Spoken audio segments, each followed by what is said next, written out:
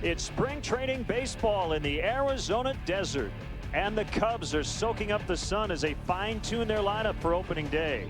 The bats were cranked up against the White Sox yesterday as they connected for 13 runs. Can they keep it going today against Seattle? Find out next here on Comcast Sportsnet.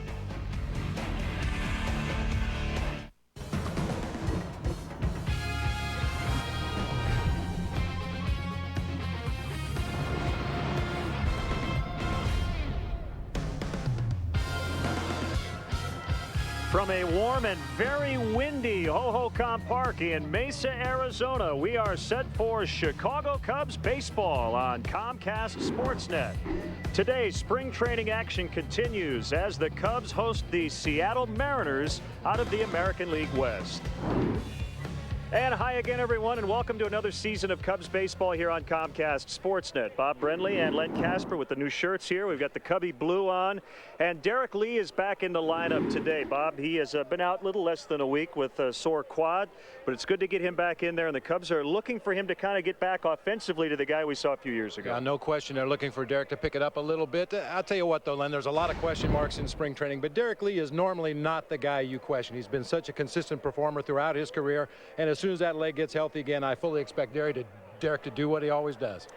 2 weeks plus a day. That's when opening day will be. It's a night game in Houston, and Carlos Zambrano will make his 5th consecutive opening day start. Well, if Derek is the constant in the offensive lineup, then Carlos Zambrano is the constant in the rotation.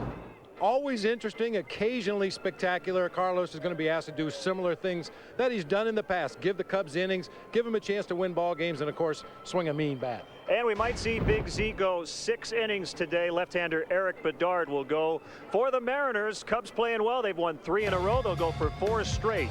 Cubs hosting the Mariners coming up next.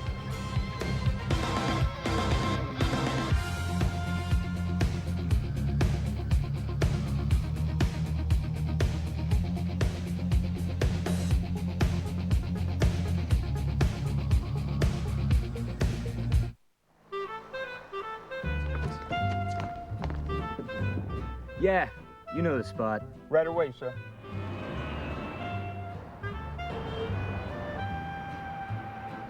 Welcome to Giordano's. Your table's ready. Thank you.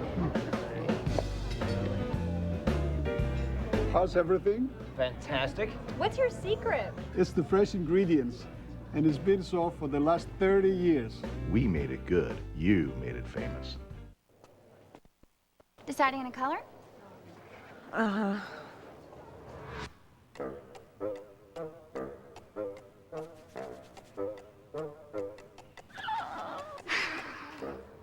Let's start with some idea cards. That'll get you to the right one. We're here because we've been there with the tools, products, and advice to get it done right. True Value. Start right, start here. Get the right products and expert advice for your next painting project at K&K True Value. Start right, start here. Are you and your gray hair facing an identity crisis? My hair says experience. My hair says energy. Touch of Gray. The best of both combs away a little gray, never too much, just right. Now I look like I know what I'm doing and can still do it. Touch of Gray. I have senior moments, but my skin shouldn't. New Gold Bond Ultimate Restoring Lotion. 7 moisturizers, 3 vitamins, plus CoQ10 to help skin renew itself. Can your lotion do that? Gold Bond Ultimate Restoring. This stuff really works. Rise every morning only on Comcast Sportsnet, fans' best friend. Well, if you were in the prediction business today, we might see some double digits in runs. The wind is blowing straight out to left center and center, and we saw balls flying out of here during batting practice, and we're told, Bob, it's only going to get more windy as the day goes on. Yeah, supposedly by the end of the afternoon, winds up to 40 miles an hour blowing straight out of Hohokam Park. Keep the ball down. Now let's check in on the Seattle Mariners starting lineup. Real rough year last year, worst record in the American League. They have a new manager, Don Wakamatsu. They have a former Cub leading off, Ronnie Cedeno at second. Gutierrez in center. Vladimir Valentin has done a nice job this spring. So has Russell Branyan. He'll be their everyday first baseman. Mike Morse is at third. Wilson in right. Jamie Burks back of the plate. Woodward is at short, and Bedard, not Bernstein, pitching. Take a look at the Cubs defensively. Soriano, Gathright, and Bradley across the outfield this afternoon. Ramirez at third, Blanco at short, Miles at second, Derek Lee back in the lineup at first base. Giovanni Soto getting some much-needed playing time after sitting the bench a lot for Team Puerto Rico in the WBC. Will be behind the plate today for right-hander Big Z, Carlos Zambrano. Making his 5th start of the spring. One of those came against Japan in an exhibition game down here in Arizona, but Big Z hoping to go 6 innings today, as skipper Lou Piniella told us today. Of course, pitch count and the Mariners offense will determine a lot of how deep into this ball game Zambrano can go today. Now the weather conditions a little cooler, and I think the wind has helped in that regard. 78 degrees. We've been seeing upper 80s throughout the last few days, and look at the wind at 21 miles an hour. Not a cloud to be found in the area, so rain is not a consideration, but just trying to keep that ball down. Michigan native Tim McClellan, who's been on the big league staff since 1983, will work home plate. Ted Barrett and Jim Wolf are on the bases. Yeah, the combination of the gusting winds here today and the high sky that you mentioned with the bright Arizona sunshine should be an adventure on pop-ups today. Now former Cub Ronnie Cedeno, who was sent to the Mariners in the deal that brought Aaron Heilman to the Cubs back in late January, and he looks at strike one from a former teammate. The 0-1 pitch. A chopper hit to the second baseman Aaron Miles. 1 out.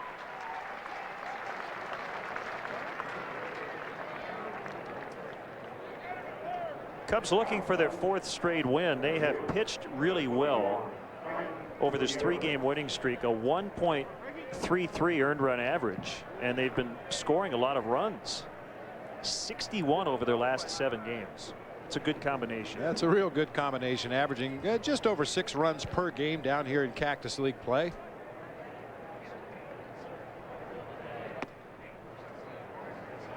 Big Z very animated out there on the mound in the early going. As we've come to know over the years, it seems like those days when he is very animated early in the game, that's when he's usually at his best, really plugged in early.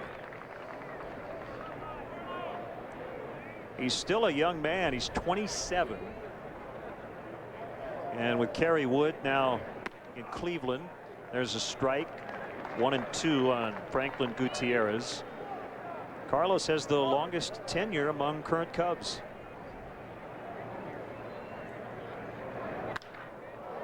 Fly ball out into left center. This is a day where you go back first as Gathright on the move makes a catch. Now, not only do you think break back first, but you also play a few steps deeper than probably you normally would. The ball carries extremely well down here in the thin desert air to begin with, but you combine that with the gusting winds blowing straight out of here to left center, and it would behoove the outfielders to back up a couple of extra steps. So 2 outs, and the fastball is outside on Vladimir Valentin, who's playing left. One guy who's going to get some time in left this season. He's not here, but Ken Griffey Jr. is back with his original club. I think he played 3 in a row, including yesterday, but did not make the trip here to Mesa. So a 2-0 on the way, and that one missed. So Z behind, 3 balls, no strikes. 10 2/3 innings, including the 2 outs in this inning, and 3 walks on the spring. Z has struck out 9. The Cubs are 13-12. The Mariners are at 500, 11 up, 11 down, and a tie. Base hit to right to keep the inning alive for Russell Branyan. Yeah, for the Mariners, not only 11 up, 11 down, and a tie, but they're 6-6 at home and 5-5 on the road. Their 1 tie did come in a road game.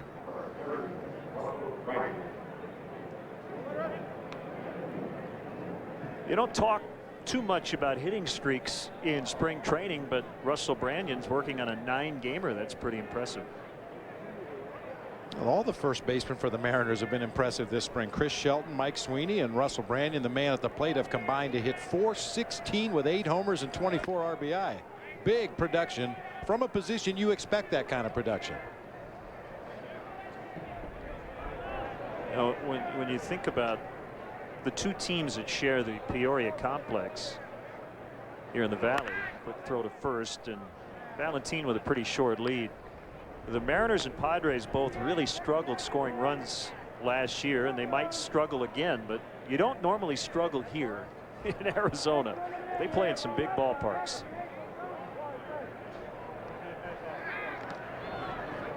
A little different move to first base that time from Zambrano, something different than we've seen from him in the past. A real short, quick step over there to first base. Those are the kind of things that players tend to work on in spring training. Maybe a little out of the ordinary, something they're not used to doing, but now is the time to try it. If you find out it's something you feel comfortable with, you know, not only do you push that runner a step closer to first base, but you may pick a guy off from time to time. 1-1 the count on Branyan. Nice knockdown by Giovanni Soto. Gio got back in the lineup on Friday after a stint with Puerto Rico in the World Baseball Classic. And he's going to get a lot of playing time, try to get a lot of at-bats, maybe drop a few pounds that he had added in the WBC. He didn't play as much as he would have played here. Yeah, Lou joked about the rice and beans that he must have been eating down in Miami as a member of Team Puerto Rico, but at the position he plays in this kind of heat, it shouldn't take Giovanni Soto very long to get back into playing shape. Swing and a miss. So Z gave up that 2-out single to Valentine, but he strikes out Branyan. Mariners done in the first. The Cubs bats coming up against Eric Bedard. Saturday, start your day off with an afternoon game at the UC as Derek Rose and the Bulls battle the Indiana Pacers. Coverage begins at 12:30 with Bulls pregame live. Bulls Pacers in HD. Saturday at 12:30 on Comcast Sportsnet. Fans' best friend. This isn't the soft kind of luxury. This is start a business, sell it, and then start another one luxury. This is advanced digital IV tech luxury. It can find you an uncrowded highway or a crowded club. Introducing the Acura TSX. A new generation has arrived. Take advantage of attractive lease rates on the 2009 Acura TSX for well-qualified customers. People who book with Hotels.com are used to special treatment. They enjoy being pampered and indulged. Or in some cases, grossly overindulged. So we designed a rewards program that meets those high expectations. It's called Welcome Rewards. Book 10 nights wherever you want, even in different hotels, and get a free night. Welcome Rewards from Hotels.com. It's not special treatment for your jacket. It's special treatment for your wallet. Relive all the greatest moments from past tournaments and catch highlights of this year's games beginning with the Sweet 16 with NCAA Video On Demand. The best of March Madness. Available through April 30th on Comcast On Demand. All programming is available in high definition and all for free. Let's check in on Lou Pinella's starting lineup against his former team. Alfonso Soriano heating up 4 home runs, including one yesterday. Aaron Miles is at second. Lee, Bradley, Ramirez, they'll be 3, 4, and 5 on opening day. Soto 6th. Blanco plays short. Joey Gathright in center. And Big Z, who hit a homer in his last start, will bat ninth. Valentin Gutierrez and Wilson across the outfield. Morse, Woodward, Cedeno, and Branyan across the infield. Behind the plate today, Jamie Burke, one of the guys battling for that backup spot behind Kenji Jojima. He'll be receiving pitches from left-hander Eric Bedard. Turned 30 on the 5th of this month. And Soriano smacks that one just foul down along the left field line. Bedard's coming off shoulder surgery. Missed time earlier this spring with muscle stiffness in his right buttocks. It's the last time I'm going to say that today. Okay.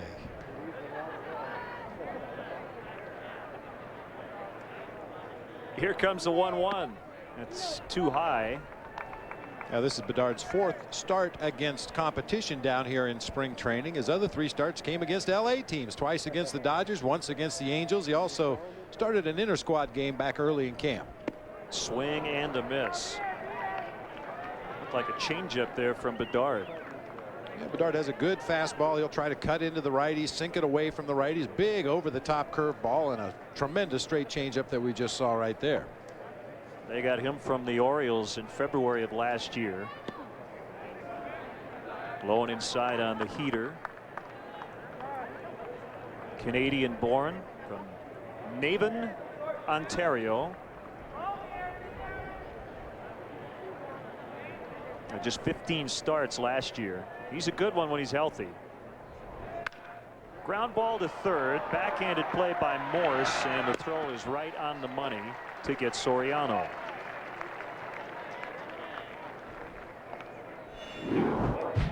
I remember seeing the Mariners last spring, and we were talking about how we thought on paper it could be one of the best rotations in baseball. They had Bedard, Felix Hernandez, Carlos Silva, Jared Washburn, Miguel Batista.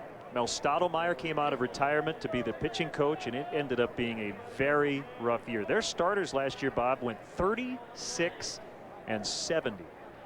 I mean, you have 162 starts, and your starting pitchers win 36 games. Well, certainly not what the Mariners and their fans envisioned coming out of the Cactus League last year, but that's why we play the games. It's a very good rotation on paper, but you still have to go out there and get it done.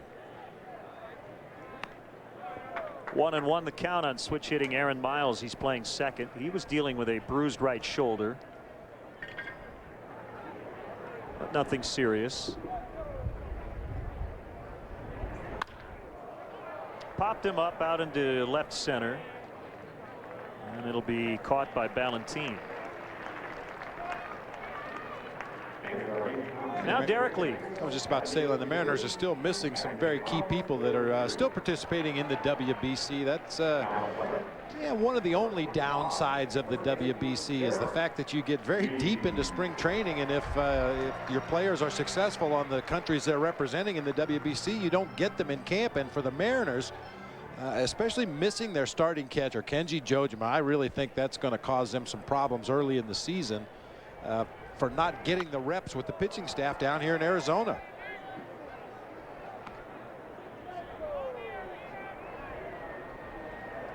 Talked about Derek in the open. Quad's feeling better. He is back in the lineup. It's his right quad, just a little sore, so this is his first action since Monday. I was talking with Derek. He didn't even remember the last day he played, and then he deposits one into right. Wilson chases after. It's going to go all the way to the wall, and Derek will have a double. He's not going to try to push it too much with the quad. That's a veteran move right there, especially with 2 outs. No sense in trying to stretch it into a triple. He said Team USA, they really wanted him to join the team for the semifinal game tonight against Japan, but the injury wasn't going to allow that, and former Cub Mark DeRosa will get the start at first for Kevin Youkilis, who's out. I was kind of surprised Davey Johnson didn't go that direction earlier before trying Adam Dunn at first base, which didn't quite work out the way Team USA was hoping. So Mark DeRosa, as Cub fans well know, you put him anywhere on the field, he's going to do a nice job defensively, and I'm sure he'll do that at first base. A nice piece of hitting by Derek Lee. A little hitch in the giddy up running the bases there because of the quad injury, but a real nice piece of hitting going down to get that change up and driving it to the opposite field. 1 ball, no strikes on Milton Bradley, who hit his first home run in a Cubs uniform yesterday against the White Sox over in Glendale. Cubs had a huge offensive day. 13 runs on 19 hits.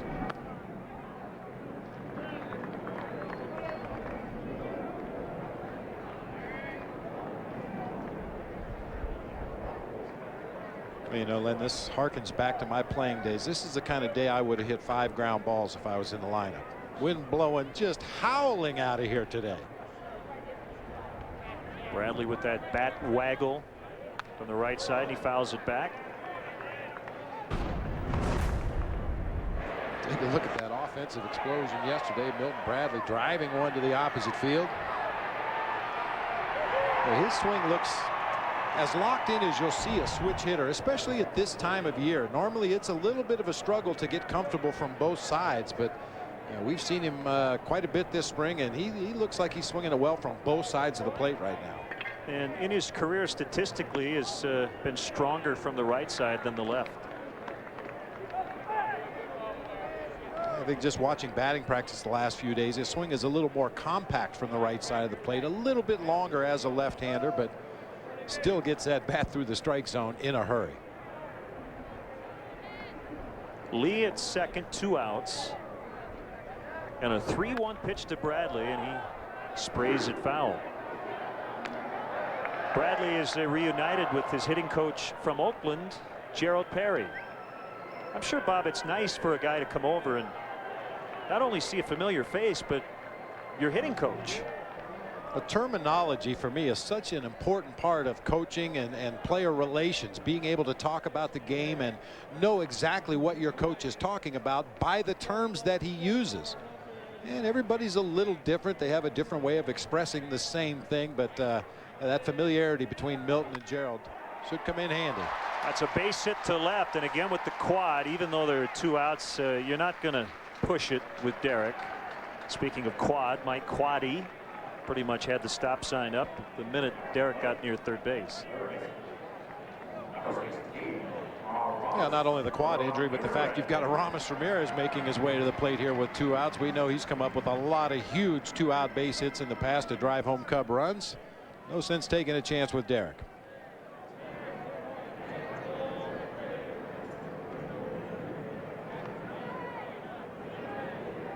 First and third, back-to-back hits with 2 outs. Slide step in the pitch. That's a get me over curve, and it's a strike. I have to say, one of the best trades not only Jim Hendry has made, one of the best trades in Cubs history. And Jim acquired Aramis Ramirez from the Pittsburgh Pirates in the middle of 2003.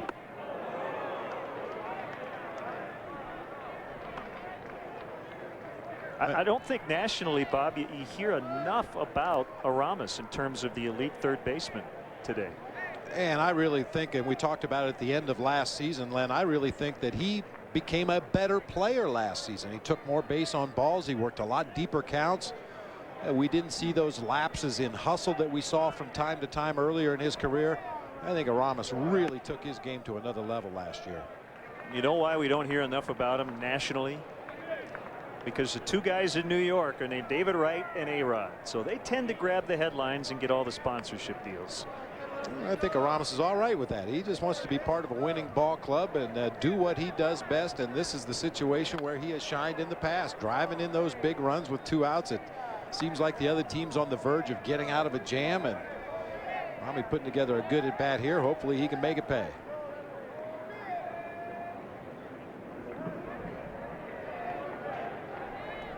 He has the most home runs and RBIs among all third basemen since 2001.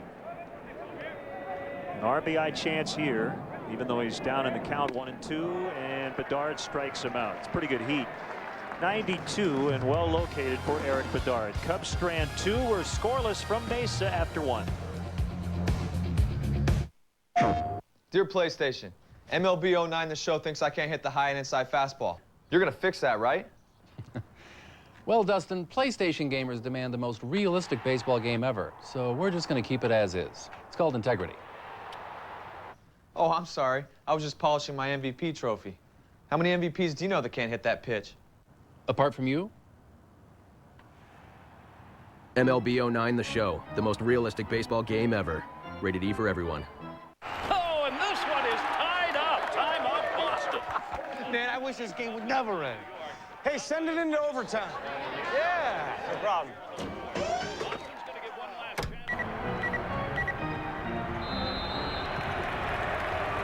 The pass up to Hampton for the win. Oh, he loses control. This one is going into overtime. Buffalo Wild Wings, you have to be here. Oh, my.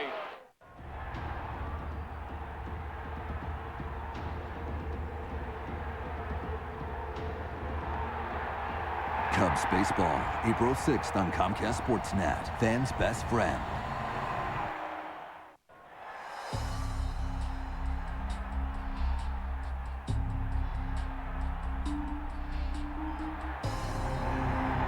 White Sox baseball, April 6th on Comcast Sportsnet. Fans' best friend.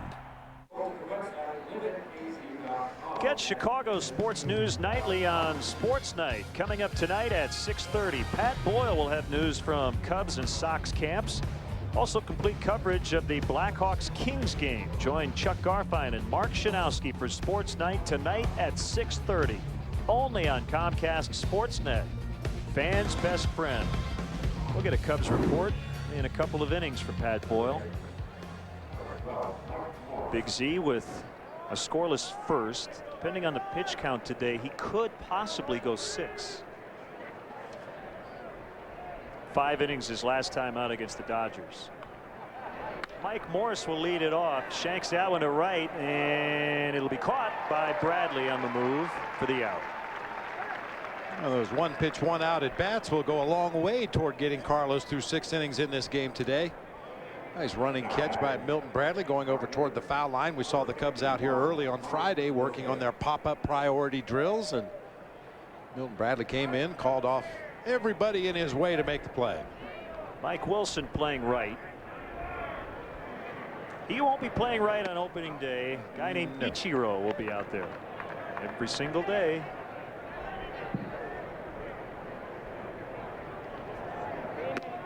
Slider missed off the outside corner. I don't know if you got an up-close look at the mustache sported by Carlos when he got to camp. I saw a picture of it in the paper, and he quickly got rid of it after he got here. There's been a lot of interesting facial hair running through the Cubs clubhouse. Yeah, spring training can get a little long, and sometimes to break the monotony, guys grow a beard or some sideburns or a Fu Manchu mustache just to kind of break up the monotony of camp. And of course his teammates really let each other know about it. Coy Hill, I mean, that's about as tame as it gets in that dugout. Called strike 3.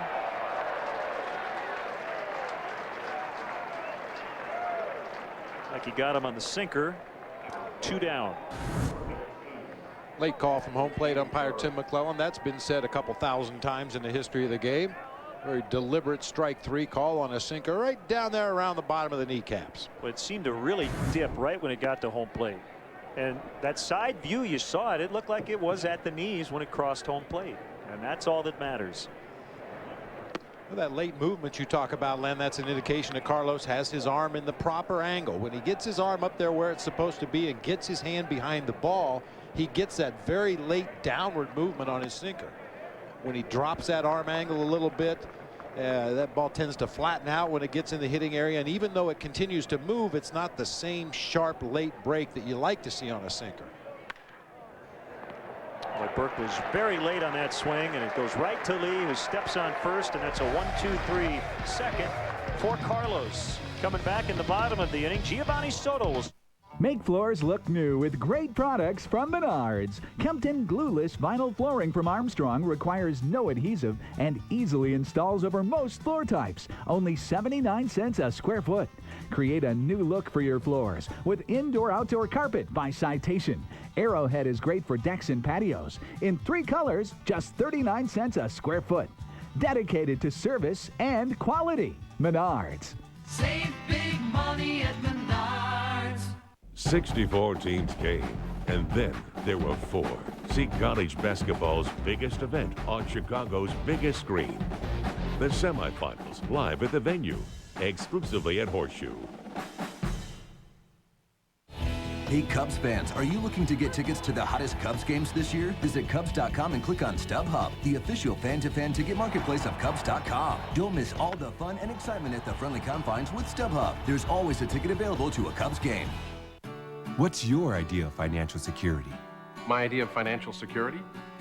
Enough for an early retirement. No matter where you're starting from, Country Financial can help you achieve it. Helping my grandkids with college. Protection for my new driver. At Country Financial, we always ask, what's your idea of financial security?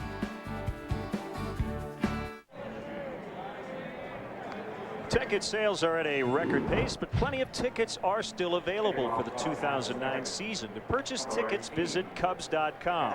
Call 1-800-THE-CUBS or visit the Wrigley Field box office.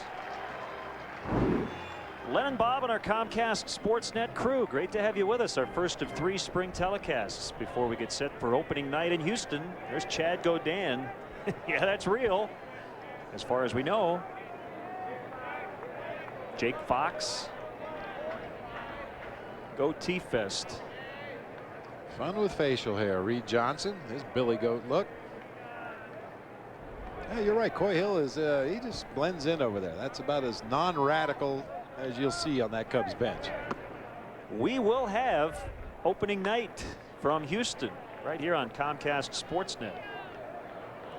It'll be at 6 o'clock Central Time, April 6th, a Monday night. Carlos Zambrano and Roy Oswalt. Swing and a miss by Giovanni Soto. His manager thinks he's pulling off the ball a little bit and wants Gio to think center and right center. And I think we heard a little of that last year on occasion as well.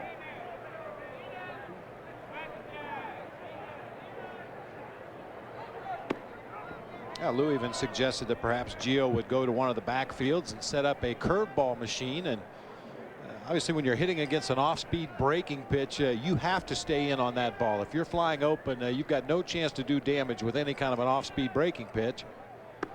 And just one of the teaching tools that Lou and his staff will use. Bring Gio out here early in the morning, send him out to the backfield, set up that pitching machine, and have him really concentrate on keeping that front shoulder in there, driving the ball back up the middle of the field. Laid off that breaking ball, and it's full 3-2.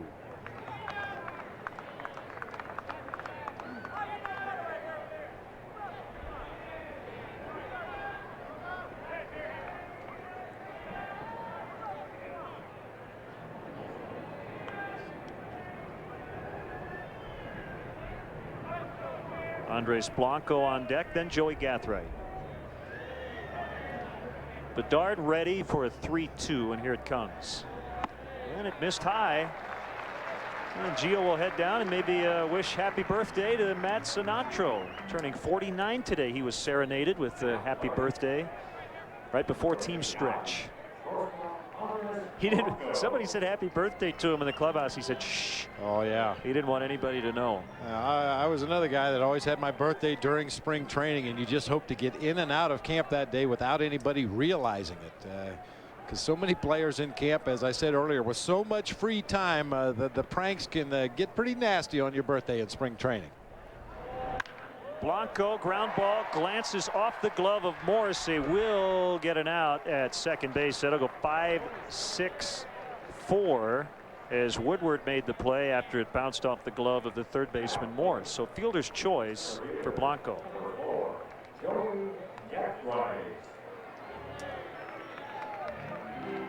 Looked like it might sneak through. Morris was drawn in to protect against a possible bunt from Blanco, and he tried to drive it past him, and the diving attempt just deflected the ball right to the shortstop. That's the first week's schedule, so we'll have games 1, 3, and 5 of the regular season. Night games in Houston and Milwaukee. And then it's back home to start the Wrigley Field schedule against the Rockies.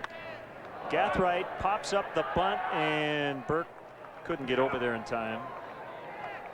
Well, the Astros are rolling.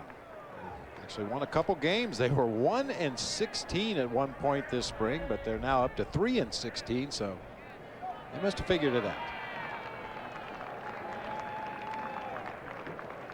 Wind still howling out of Hohokam.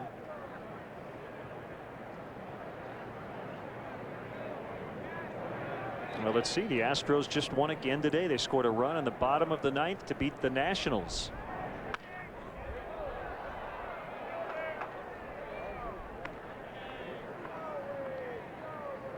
Yeah, we talk about it all the time. You'd like to win games in spring training just to get in the habit of doing things the right way, coming back if you happen to be behind late in the game, hold on to leads when you have them late in the ball game. You just like to develop those good habits and carry it right into the season. So even though it's been an extremely slow start to the Grapefruit League for the Astros, trying to turn it around here late. Up and in on Gathright, 1 and 2. A lot of shutouts today in Florida. Makes you wonder about the weather today as Cincinnati blanked the Pirates 6-0. Florida over Detroit 2-0. Tampa Bay shut out the Yankees 5-0. Boston behind Josh Beckett beat the Phillies 3-0.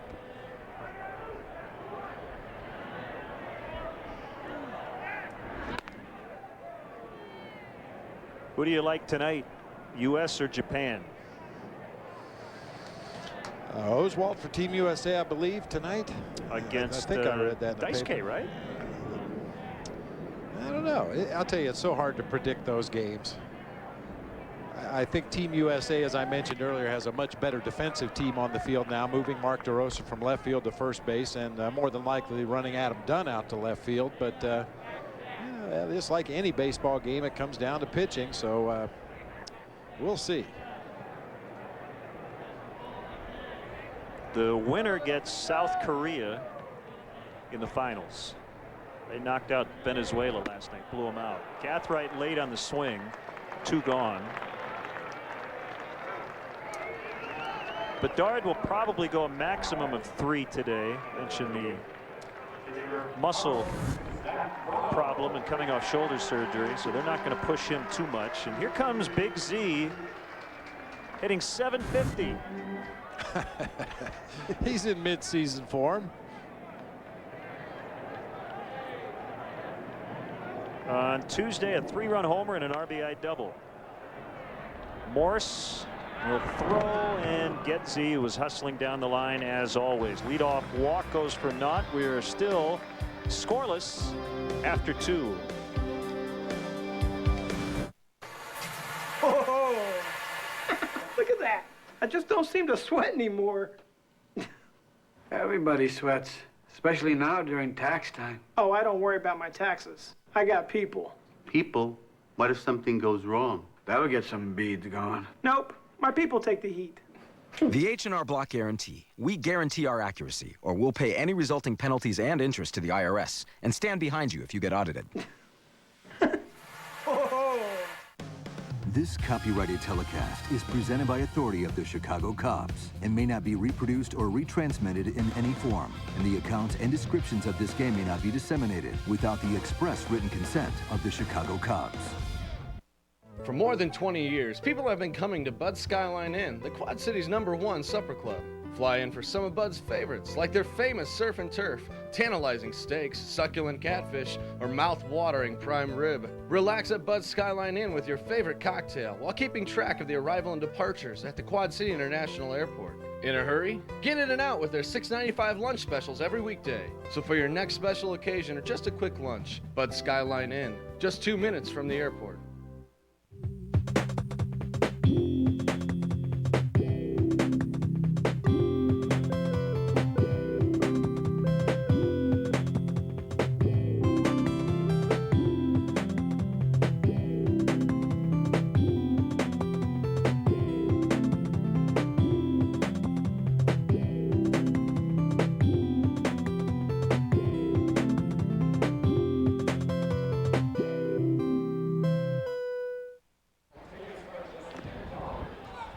Top 3, Cubs and the Mariners are scoreless, and we have with us Mike Quaddy, Cubs third base coach, also the outfield and base running instructor. Q, how you doing? Good, guys. How you doing? We're great, thanks. Hey, I want to ask a specific question because we very rarely get a chance to talk to you during a game. We're talking about the quad situation for Derek Lee. You were not going to send him in the first inning. Probably more or less the ball got to the left fielder fast, but you take the injury thing into consideration, especially here, don't you, on a play like that? Yeah, a combination of all those things. In fact, Mark O'Neill, our trainer, gets tired of talking to me, and when I see him coming up with his chin down a little bit, I know it's be careful with somebody. Now, I'm not exactly sure what be careful means all the time, but we're going to take very good care of these guys to get them out of camp healthy. That's Chris Woodward with a home run, and Q, we're probably going to see a few of those today. I mean, it is really howling out of here. Yeah, to add to the nightmare that is Arizona for our outfielders, you add this wind with, heck, we haven't seen a cloud in a week and a half, I think, and it's tough. If you can play it down here, you can play it, and obviously the pitchers are going to have a tough day too. You get a ball in the air today, and you've got a real good chance. You know, Q, for the fans that come to Wrigley Field or watch games on TV and they see the base coaches and they think you guys are just standing down there so the base runners have somebody to talk to, there's a lot that goes into every decision you make. I mean, you have to think about a lot of different things before that pitch is delivered to home plate. And maybe if you could go through like the checklist of things you would do, for example, in that situation with Derek Lee at second base, maybe go through the checklist in your mind that you do. Well, and you know what, BB, it varies, obviously. I mean, we're down here, these fields are getting quicker, thinner, the wind's blowing out. As Len said, the ball gets to the left fielder quicker. Now, when we get out of here in about 10 days, we're going to New York, Chicago. Obviously, the playing conditions are going to change. But I think for me, you start with situation. Are we early in the game, late in the game? Where are we at score-wise? Where are we at batting order-wise? Are we facing a 1-star or a 5? I mean, there are a variety of things that go on in preparation to make your decision. And then obviously there's some instinct involved and some other things, but I think you start with situation and obviously knowing who you're dealing with, if an outfielder has to make a throw, or obviously what kind of speed you've got in the bases. It's been a pleasure to have Gathright in this kind of environment. You can almost never stop him, so that takes a lot off your mind, and that's very easy. So there's a lot of things that go on, and you know, if you get an honest effort from your base runners on a regular basis, it makes your job a lot easier. I was just about to add, that certainly would make your job if you know that every runner that you get over there at third base is going as hard as he can, whether he's the fastest guy on the team or one of the slower guys, as long as he's giving you his max effort. Yeah, and you know, we had a case the other day where, you know, I'm still getting to know Milton, and he's coming off of a little flu, and he's flying into third base on that slow developing play up the middle, and I got him stopped a tick late. Eckstein makes a nice play, smothering it with 2 outs and getting the ball to third behind us. That's not something you want to happen. You're trying to keep a 2-out play alive. And if anything happens poorly, if he doesn't get to it, if he bobbles it, we're going to take a shot at scoring him. But I learned a lot on that play from Milton's effort and everything else. So I'm learning stuff down here like I do every day anyway. Here comes a 2-2 to Cedeno, and he fouls it back. And Mike, you know, I don't want to take it for granted, and because I know you don't. Being from the Chicago area, wearing that uniform, I know it's always very special for you. Yeah, it is. And, you know, having been around in the game for a long time and finally working for the Cubs and being able to come to the ballpark every day, still have family and friends in town. You know, the TV coverage is phenomenal. So it's great to get here. And I think I've said that before, to be at this level and around these kind of players is obviously special. But to do it in Chicago, I can't imagine me asking for anything else.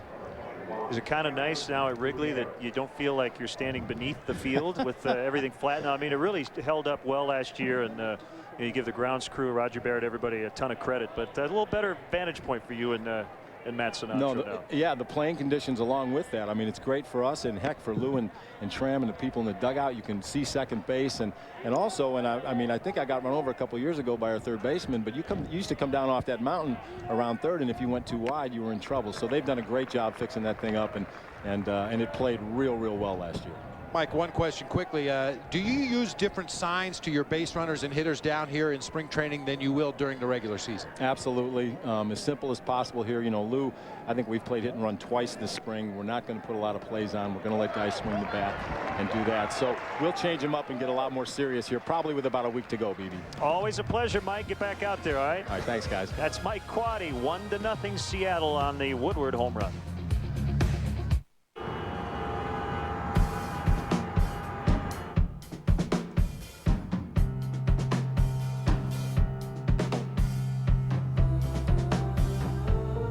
Because we can't reinvent traffic, we reinvented how the driver navigates around it. With advanced XM real-time traffic and predictive weather, suddenly, the world's not so complex. The all-new 2010 Lexus RX, at your Chicago area and Northwest Indiana Lexus dealer. Chicagoans love their pizza. That's why you come to Giordano's, some for 30 years now. We use only the finest ingredients to make Giordano's famous stuffed pizza, our equally famous thin crust pizza, plus salads, pastas, sandwiches, and more. Come on into Giordano's and celebrate 30 great years with us. Giordano's famous stuffed pizza. We made it good, you made it famous. Rascal Flatts American Living Unstoppable Tour 2009. Unstoppable. With very special guests Vince Gill and Darius Rucker. Saturday, July 18th at Wrigley Field. Tickets are on sale now. Online at tickets.com or charge by phone at 1-800-THE-CUBS. Rascal Flats, presented by JCPenney and US 99. Produced by Live Nation. Tuesday, it's White Sox baseball on Comcast Sportsnet as Ozzie Guillen and the Southsiders take a swing at the Cleveland Indians in spring training. Don't miss a preview of this season's team. Tuesday at 3 on Comcast Sportsnet. Fans' best friend. Top of the order for the Cubs in the bottom of the third. Thanks to Mike Quade for joining us. Chris Woodward with a home run. It's 1-0 Seattle.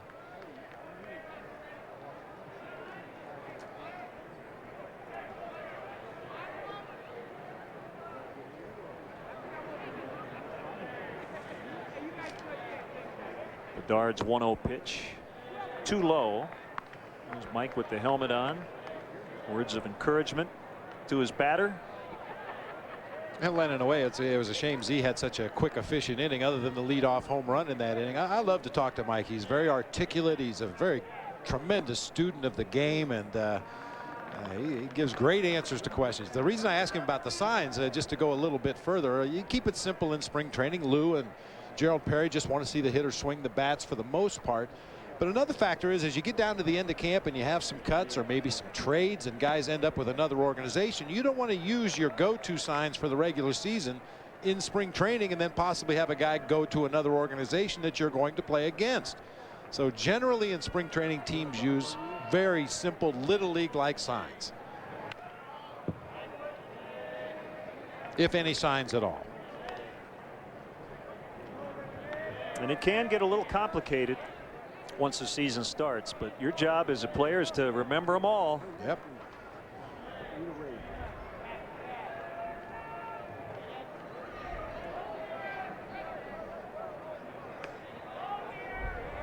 Bedard back in it after a 3-0 start, and the payoff pitch, and good to see Fonzie with a nice long at bat, and he draws the leadoff walk. I saw him get caught the other day trying to steal. He's 0 for 2 on the spring. Yeah, we just haven't seen that good first step from Alfonso Soriano yet. Once he takes 2 or 3 steps, he gets up to maximum speed, but in order to steal those bases the way Fonzie used to, you need to have that good first crossover step, get into your stride quickly to steal bases, and so far he's not quite there yet. Miles flied to left in the first inning. Curveball strike. That's an effective pitch, isn't it? The slide step curveball. Anytime you change speeds and you come quickly to the plate, that can be effective. Yeah, whether it's a changeup or in Bedard's case a big slow curveball, the batter sees that slide step and instinctively you kind of speed up your reactions, and then the pitcher throws an off-speed pitch and invariably catches the hitter out in front.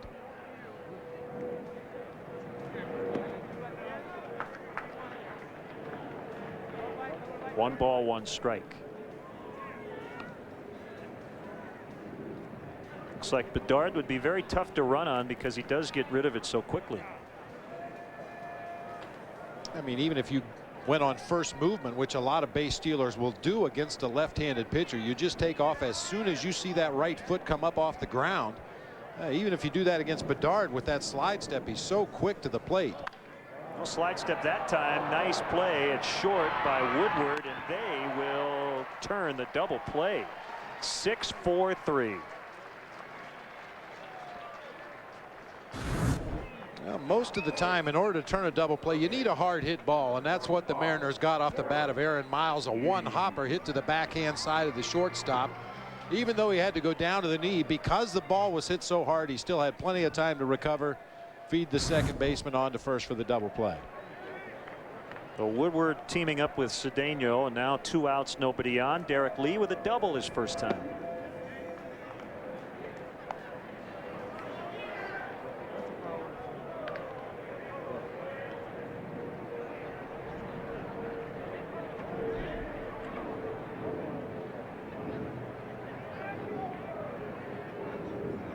.1-0 pitch, a little bit off the inside corner.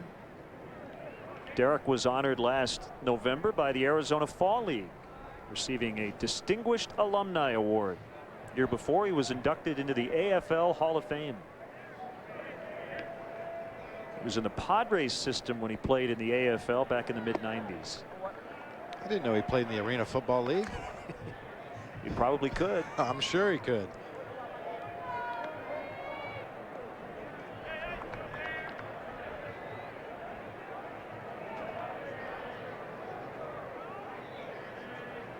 With 3-0 to Lee, there's ball 4.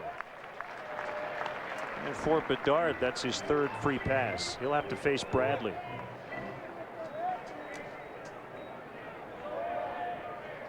Well, and I always found it interesting when you come back to spring training to see your old teammates once again and see if anything's changed. You know, some guys have a tendency to tweak their stance at the plate or their approach to the ball as it gets into the hitting area. Some pitchers change their mechanics. Derek Lee never changes anything.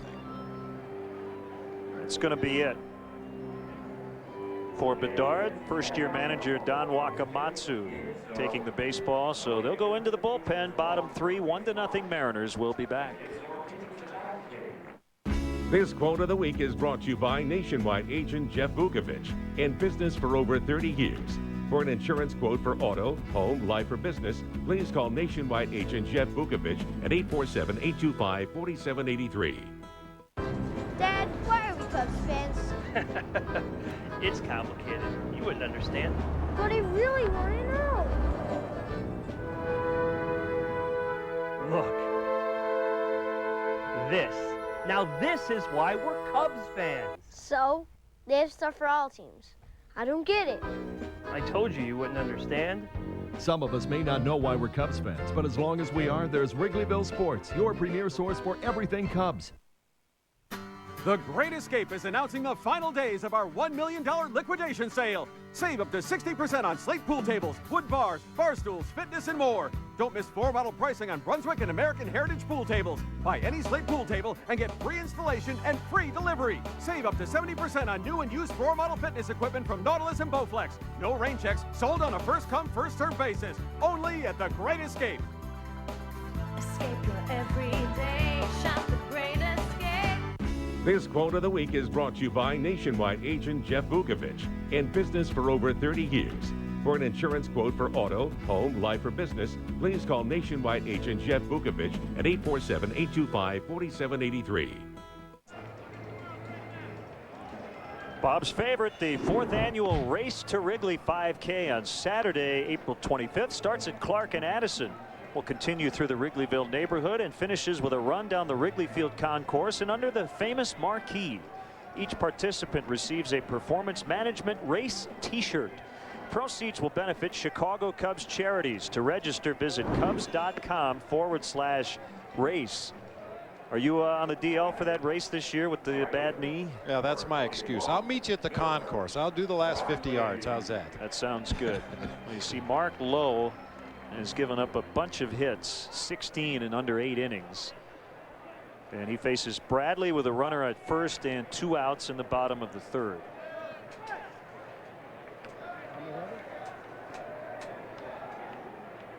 Bradley batting left-handed. Swing and a miss, strike 1. Well, when you ask those following the Seattle Mariners, who's going to replace J.J. Putz as your closer? The answer is, we're not sure.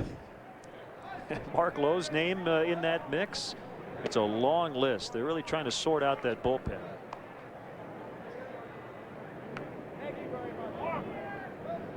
They have a young right-hander, Brandon Morrow.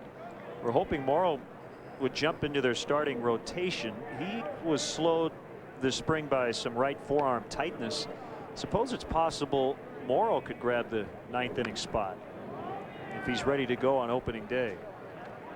He's one of those young pitchers that could fill any number of roles for this pitching staff in Seattle. As you said, no obvious candidate to take over as closer. He's a guy that certainly throws hard enough, a strikeout type of a pitcher. And not only the right forearm tightness this spring, he suffered through a bout of the flu. It seems like everybody in every camp struggling with that. Ballantine catches that laser. Bradley hit it very hard, but right at the left fielder. And that's it for the Cubs. They leave 1 and they trail 1-0. What's your idea of financial security? Financial security. No matter where you're starting from, Country Financial can help you achieve it. retire when I want. The wedding of my dreams. Your Country Financial representative can provide you with a tangible plan to protect what you have and plan for the future. Peace of mind. At Country Financial, we always ask, what's your idea of financial security? Plan your next corporate or social function in one of Wrigley Field's private party accommodations. Wrigley Field offers a variety of private, catered opportunities to host and impress your group. The Mezzanine Suites presented by Nuveen Investments has 4 convenient rental plans to fit all budgets and needs. For larger parties of 75 to 100, the Bud Light Batter's Eye, located in center field, provides a unique view of the game. All private party accommodations provide generous food and beverage packages, as well as VIP parking. Call 773-404-CUBS or visit Cubs.com.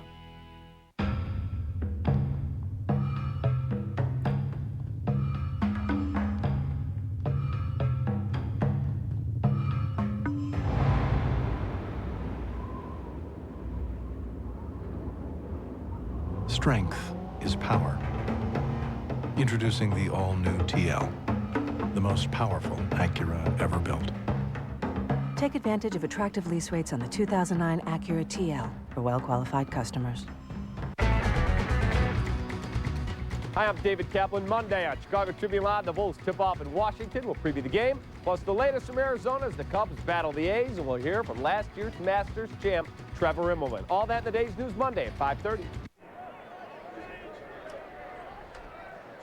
Another huge crowd here in Mesa.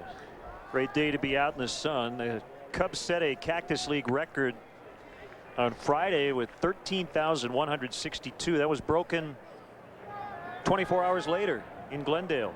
13-3-11. Cubs and the White Sox. And I'll tell you, we're going to get close to that again today. 1-1 on Ballantine. Carlos Zambrano getting the start. Breaking ball stayed high.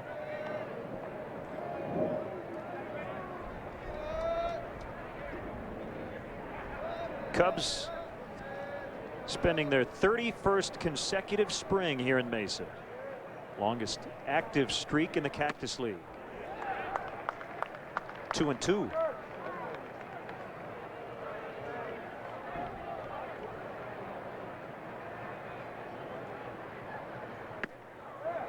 And he struck him out.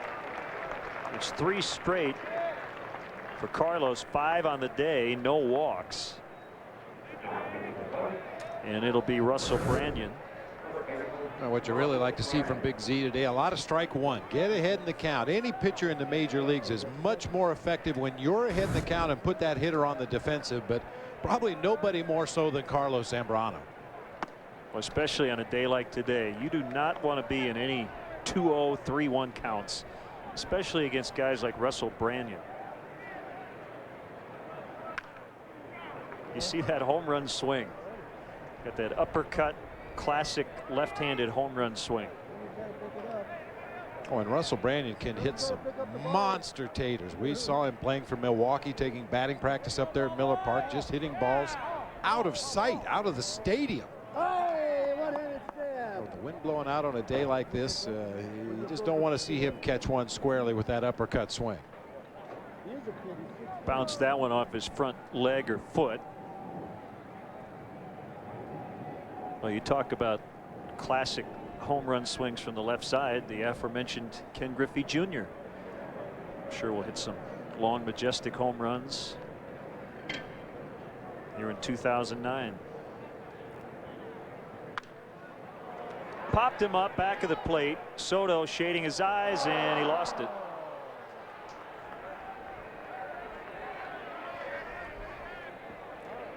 Well, the wind doesn't help, and Bob, it didn't look like that ball was hit very high. It seemed like it was right on top of him. That's a great call, and that ball wasn't hit very high in the air. I think Giovanni Soto thought he had more time than he really did, and when the wind pushed that ball back toward home plate because it wasn't as high in the air as Gio expected, just wasn't able to make that adjustment.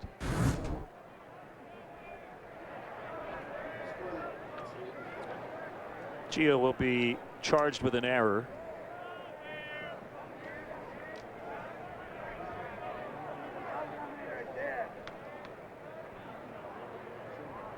So Carlos will try to get Branyan out again.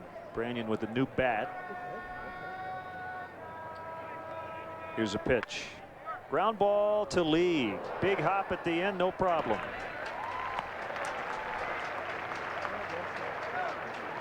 And I could be wrong about this. I think there was a time in the game, a play like Giovanni Soto made right there when he didn't come up with a pop-up. It was ruled an error on Soto. But if the batter was subsequently retired, the error went away. If the batter reached base, the error stood. I think the idea was not to penalize the pitcher for a ball that probably should have been caught. But by the same token, don't give the guy an error if the batter's retired. So I think that's a rule that has changed over the years. I'm not sure exactly when that happened, but right now Gio's still hung with an E2. I'm all for getting rid of errors for catchers. Oh yeah, any way I can. I'm trying to help, Gio.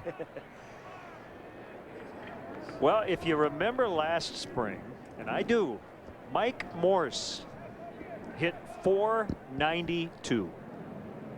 I mean, nobody could get him out. Ramirez can't get that one. Blanco does, but the throw is a little late, and Morse has an infield hit.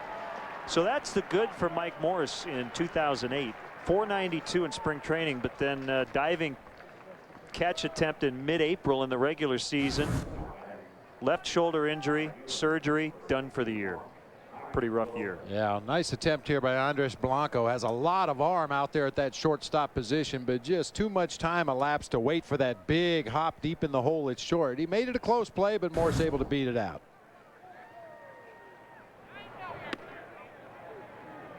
Fastball strike to Wilson. Do you remember any particular spring where, I mean, you hit like 450 or? Yeah, maybe when I was 6. Certainly not in the big leagues. I mean, you see some crazy numbers out here. Oh yeah. Ramirez will get this one. He'll have to throw to first. Close play. Got him. We'll have to dig through the record book, see what Bob Brenly hit in the Cactus League back in the 80s. 1-0, Seattle. Turn a good deal you find online into a great deal. Introducing Add It Up. Earn cash back on your online purchases. New from Bank of America. Register your credit and check cards today. People who book with Hotels.com are used to special treatment. They enjoy being pampered and indulged.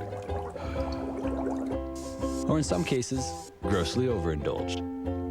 So we designed a rewards program that meets those high expectations. It's called Welcome Rewards. Book 10 nights wherever you want, even in different hotels, and get a free night. Welcome Rewards from Hotels.com. It's not special treatment for your jacket. It's special treatment for your wallet. How much sugar is in these energy drinks? Let's find out. While waiting, you should know. 5-Hour Energy contains 0 sugar and only 4 calories. Its blend of B vitamins and amino acids can help you feel awake, alert, and productive for hours without the crash or jitters. The answer is 12. Over 12 teaspoons of sugar and 200 calories in these energy drinks. 0 sugar and 4 calories in 5-Hour Energy. There's a reason people choose 5-Hour Energy 2.5 million times a week. 5-Hour Energy. Hours of energy now, no crash later. You want to save. We want to help. Come into a Bank of America banking center and open a new checking account because we're offering a $50 bonus as a head start on saving at Bank of America. Cubs baseball back on Comcast Sports. We go to the bottom of the 4th inning. Seattle leading the Cubs 1-0. I am Pat Boyle. You know, it's March Madness of a different sort right now in Mesa. The Cubs roster stands at 42, which is 2 weeks to go. They're going to begin to whittle that down over the next week and change. Tuesday, we should see our first round of cuts. Now, one of the interesting things that we'll see decided here in the upcoming days will be the backup catcher to Giovanni Soto. It's a battle between, of course, Coy Hill and Paul Bacco. If you go strictly by the numbers, advantage Coy Hill. He's batting .405, .568 slugging percentage. Meanwhile, Bacco is at the Mendoza line at .200. With Soto trying to get a lot of work in here after his stint at the WBC and get ready for opening day. Both these guys aren't going to get a ton of playing time, Len and Bob. And right now, it does look like Coy has the upper hand, and he's just a year and a half removed from that horrific accident where the saw took 3 fingers and his thumb. It's an incredible story if indeed he does become the backup catcher here for the Cubs. Well, Pat, you know, both guys, again, defensively, very good. And while Baco has more big league time, and, you know, Bob can address this too, Coy Hill has worked with all these guys before. And, Pat, I'm sure that you'll talk to a lot of pitchers this week will tell you that they love working with Coy Hill as much as they like working with Soto and Baco. I think that is certainly an advantage for Coy. You know, his stint certainly last year, he developed that rapport with this pitching staff. And, you know, there has been some problems with, you know, not seeing all the pitchers with Ted Lilly being out and Harden being in and out a little bit here and Zambrano missing some time. But Coy has the upper hand as far as, you know, having that rapport with this pitching staff. And both guys, when you talk to Baco and Hill, that stint that we saw with Giovanni having time at the WBC really helped both of them out because they were both able to get a ton of playing time back and forth behind the plate, and they really relished that opportunity. But right now, this is Giovanni Soto's gig. He's going to have the bulk of the starts, and we'll see what decisions are made by Jim Hendry and Lou Piniella. Pat, thanks for the time. Great to see you. And you're down here the rest of the week, right? And we'll see reports coming up on Sports Night. You got it. Take care, guys. That's Pat Boyle. And 2 outs in the inning. Yeah, talking about Coy Hill and his amazing recovery from that table saw accident. Not only that, but I saw Coy Hill as a member of the Arizona Diamondbacks back in '04 after I'd been fired, so I had plenty of time to watch games on TV. He got bowled over at home plate by Ty Wigginton in a ball game and broke his ankle. Stayed in the game, caught the rest of the inning, and was scheduled to hit in the next inning before they could finally drag him out of the lineup. He was going to try to continue to play a ball game with a broken ankle. I mean, there's no question this guy's got the toughness to play the most demanding position on the field, and he certainly had a bang-up spring this year. 1-0 pitch from low to Andres Blanco's fouled back, 1-1. That all being said, I think it was a great move by the Cubs to bring Paul Baco into camp. I mean, we don't know how that competition is going to resolve itself in the last couple of weeks of spring training here. Certainly Paul Baco a good option as well at the backup position. Very veteran guy, has caught a lot of different kinds of pitchers. He's seen just about every situation you can bump up against in a big league game. He also swings the bat from the left side. So I think it's always good to cover yourself at that position. Well, like I said, we don't know how it's going to resolve itself, but 2 good options to back up Giovanni Soto this year. Couple of veterans there chatting, Miles and Baco. 1-2. Cedeno can't get it, base hit.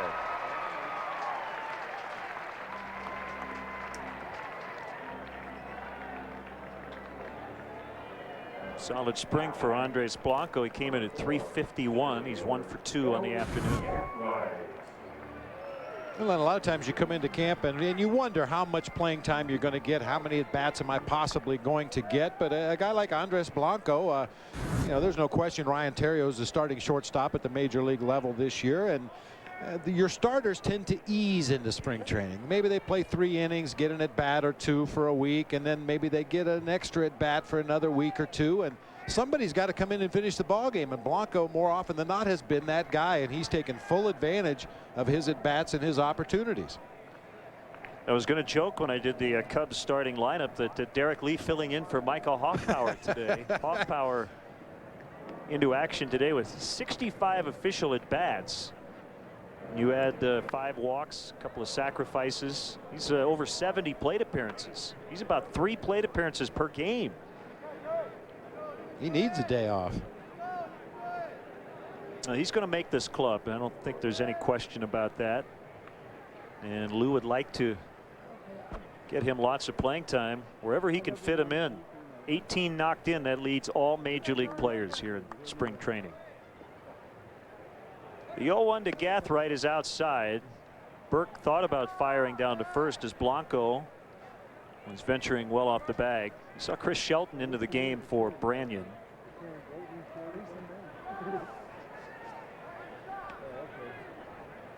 Now that foul ball off his foot while Russell Branyan was taking his at bat there in the top half of the inning, and I'm sure the Mariners don't want to take any chances with any of their players at this point. Probably getting treatments as we speak.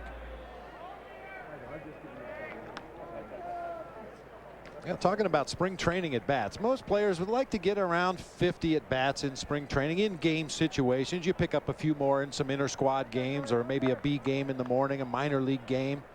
But right around 50 at bats is usually a pretty good number for guys that figure to be on your major league roster and be major contributors. Occasionally a veteran player maybe won't need quite as many at bats. A player who's played winter ball maybe won't need quite as many at bats, but Micah blew right by that 50 number in a hurry. A kick and the pitch. Gathright bounces it to Cedeno. Short toss and the out. Cubs have not scored through 4 and they trail 1-0. The next available representative will be with you in 4 hours, 10 minutes. Get your identity stolen, you'll spend day after day on the phone getting it back with calls to the bank, credit cards, the Social Security office, and on it goes. Please continue to hold. Fortunately, there's Farmers Identity Shield. For just $65 or less per year, your credit is monitored. Thank you for holding. Plus, a personal fraud advocate helps make all those calls. So make only one now to a Farmers agent. 1-800-FARMERS. For more than 20 years, people have been coming to Bud's Skyline Inn, the Quad City's #1 supper club. Fly in for some of Bud's favorites, like their famous surf and turf, tantalizing steaks, succulent catfish, or mouth-watering prime rib. Relax at Bud's Skyline Inn with your favorite cocktail while keeping track of the arrival and departures at the Quad City International Airport. In a hurry? Get in and out with their $6.95 lunch specials every weekday. So for your next special occasion or just a quick lunch, Bud's Skyline Inn, just 2 minutes from the airport.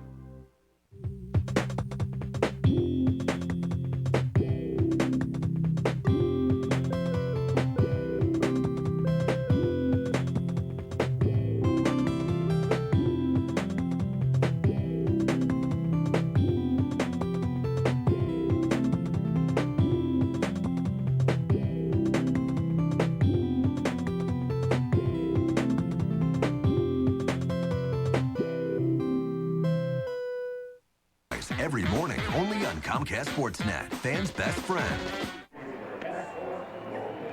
Sign up for a subscription to Vineline, the official monthly magazine of the Chicago Cubs. Only Vineline offers exclusive coverage from spring training all the way through the Cubs' next postseason run. Visit the Vineline blog at Cubs.com and order today. Cubs coming off back-to-back Central Division titles. Swing by Jamie Burke and a fly to center. Tough Sun. Ooh. Gathright fought it all the way, made the catch. That's a scary feeling as an outfielder, infielder, catcher, any position player when you're battling that sun and just waiting for that ball to come down to a position where you can pick it up again. Man. The rays of the sun burn right through the back of your brain. You see the shadows directly behind the defenders, which tells you the sun's right behind home plate.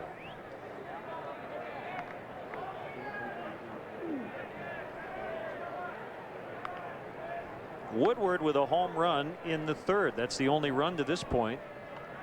As we said when we started, we'll probably see 15-14 game. It's 1-0. If you pitch well, you can get people out. We're in midseason form. I used to do that at Wrigley over the last number of years. We'd come to the ballpark and the flags would be blowing straight in. Oh boy, pitching and defense today. Runs are going to be at a premium, and it would turn into a 15-12 game. And when the flags blew out, we always predicted high scores and rarely got them. But you're right. Pitching will determine how many runs are scored in the game more so than the conditions.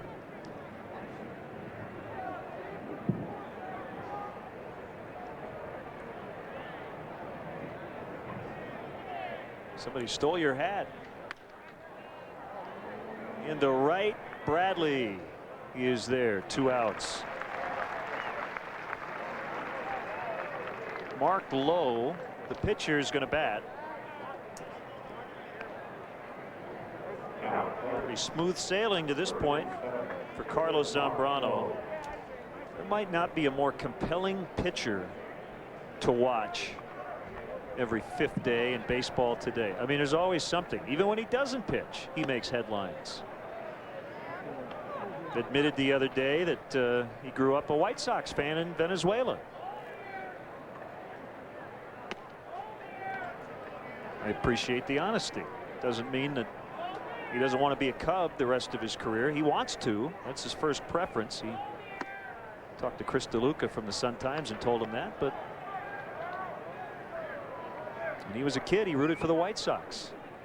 Well, I described him in the open as always interesting, occasionally spectacular. We saw that last year with the no-hitter up at Miller Park against the Houston Astros. And you'd have to say he's one of those pitchers, and there are a few of them in the game.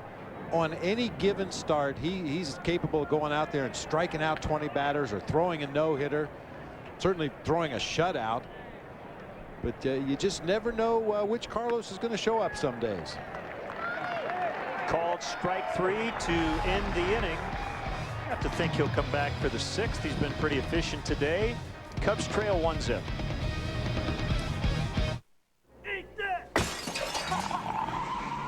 Another frozen patty? What's it say?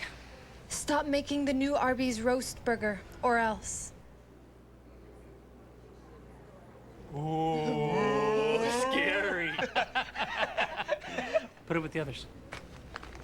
The competition's nervous because Arby's new roast burger is here. Never fried or greasy, thinly sliced roast beef with one of 3 new flavors. It's the burger done better. So good you'll say, I'm thinking Arby's.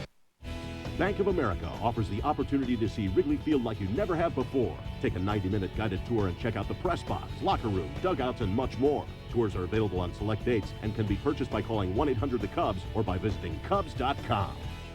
H&R Block certified tax professionals will do your taxes right.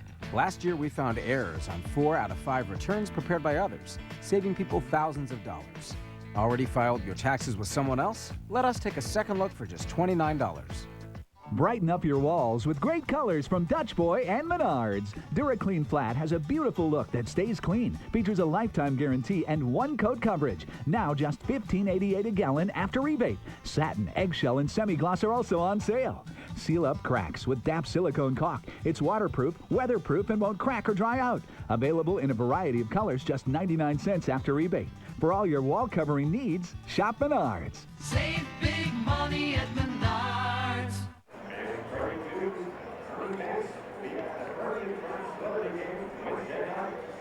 Welcome back to Hohokam Park.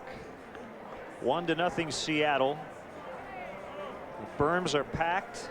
Grandstand area completely full as well. No better place to be on a beautiful Sunday afternoon in the Valley. We had a nice chat with a couple from Peoria.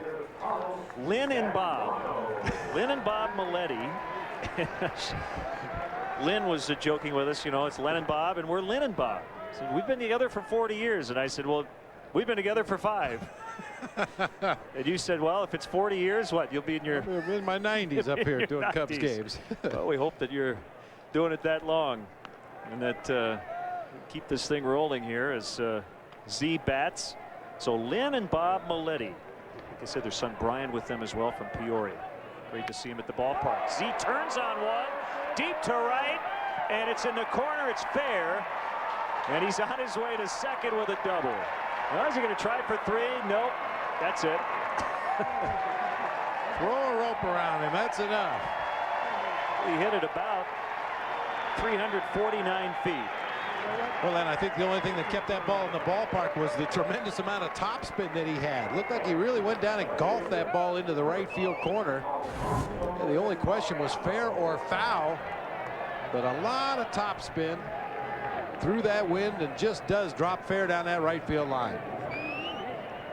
Well, actually, it hit the walls. Yeah, we couldn't see all the way into the corner. That ball hit about halfway up the wall at the 350 mark. Right there, he thought about a triple. Thought better of it. Won his 2nd Silver Slugger Award last year. Oh, there you go. I mean, we just talked about how you never know what you're going to see when Zambrano's in the game.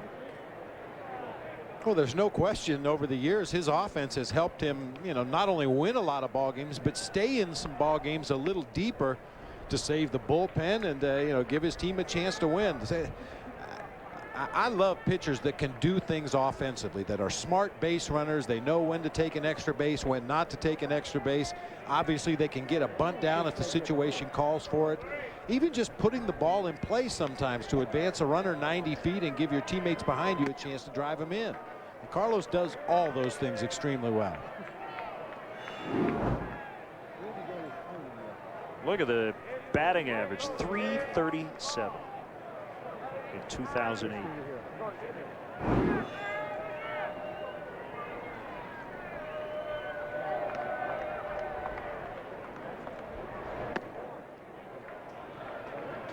This is the kind of count you want a guy like Soriano, a home run fly ball hitter, to be in on a day like this. Let's see if he gets his pitch. Second very patient at bat in a row in this ball game for Soriano. He drew a walk back in the third inning.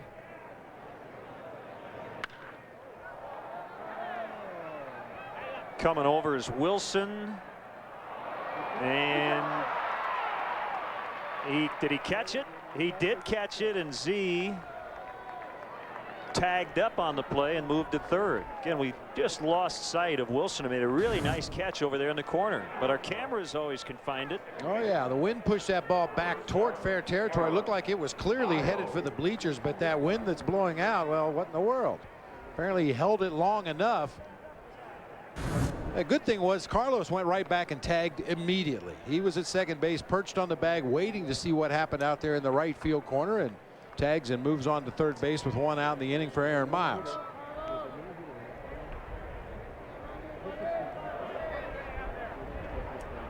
Infield in.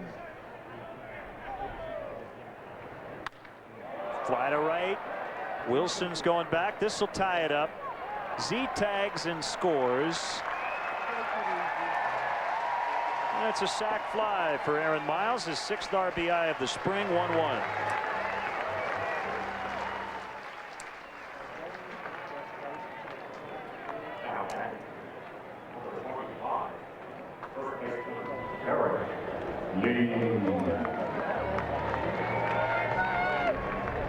It wasn't exactly a textbook get him on, get him over, get him in, but it'll work.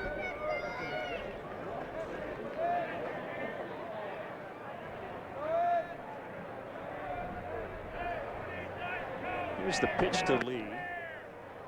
Are you scratching your head about that catch call out in right? Yeah. This is not the sac fly. This is the catch off the bat of Soriano. Now, let's see. Was he trying to pull the ball? You know what? He never had it. No, it was in his glove. He hit the wall, and the ball actually fell behind his left shoulder. But I believe that was Ted Barrett on the call down the right field line. Apparently, he felt that Wilson had the ball in his glove long enough to make it possession. That's one of those gray areas of the rule book. Yeah, basically, we've talked about this before. You have to be pulling the ball out of your glove to show that you had possession. And really, it doesn't matter how many feet on the ground or how long you have it in your glove. But the umpire obviously thought that Wilson was pulling it out of his glove before he dropped it. Well, no big deal. Cubs still did get the run, and it is spring training. Yeah, the one that used to get me, Len. I mean, according to the strict letter of the rule that you just talked about, 2 outs in an inning and a foul ball hit down the left field line, for example, and Alfonso Soriano or any left fielder comes over, makes a catch, and flips the ball into the stands directly from his glove. Now, is that really a catch? I guess technically you could argue it's not. No, he threw the ball in the stands. He never really had possession. He wasn't taking the ball out of his glove. He just flipped it from his glove to a fan in the stands. So there's some gray area there. I think common sense rules the day. Hot shot foul.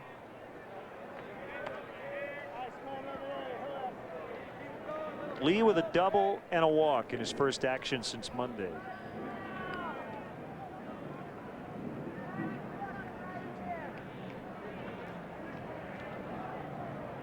The kick and the 2-2 pitch. He's run it full, 3-2 with Bradley on deck.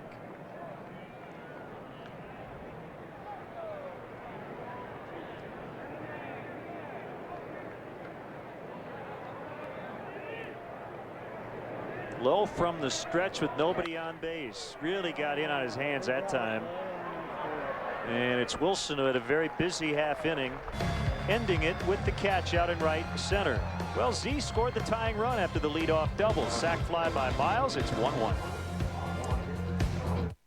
I completely understand, Dave. That's why I asked you to come in. I've just been watching the news, following the market, and, well... You're concerned, of course. Just don't let your emotions get in the way of your long-term goals. Yeah, I know. My experience in this kind of a market, we should take a look at your portfolio and make sure your investments still fit your goals. Thanks, Bill. And thanks again for meeting so early.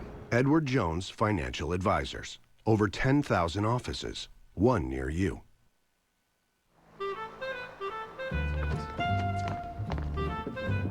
Yeah, you know the spot. Right away, sir.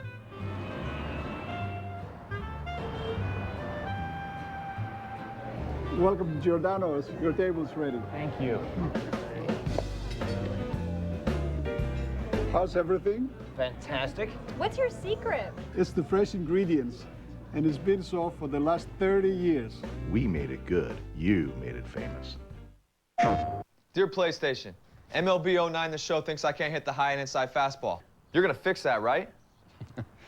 Well, Dustin, PlayStation gamers demand the most realistic baseball game ever, so we're just going to keep it as is. It's called integrity. Oh, I'm sorry. I was just polishing my MVP trophy. How many MVPs do you know that can't hit that pitch? Apart from you? MLB 09 The Show, the most realistic baseball game ever.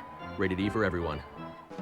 Hi, I'm Dan Jiggins. And I'm Mike North. Next week on the Monsters in the Morning, we'll recap the first weekend of the NCAA tournament. And we're joined by Tom Waddle, Dan Aykroyd. Wake up with us next week on Comcast Sportsnet.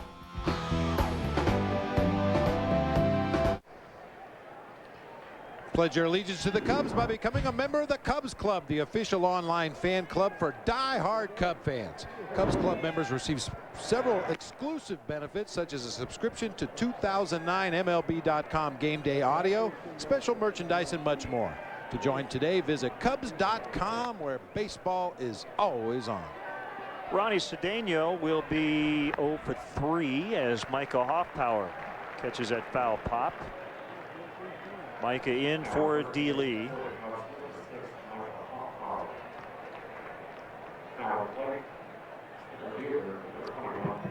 Zambrano's been very impressive today. Tough conditions for a pitcher. Very efficient pitch count. He's pitched in on offense. And he faces Franklin Gutierrez, who will play center for the Mariners this season.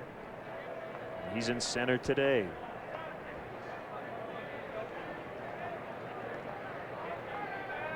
Cubs have Z locked up through 2012. There's a vesting option for the year following that.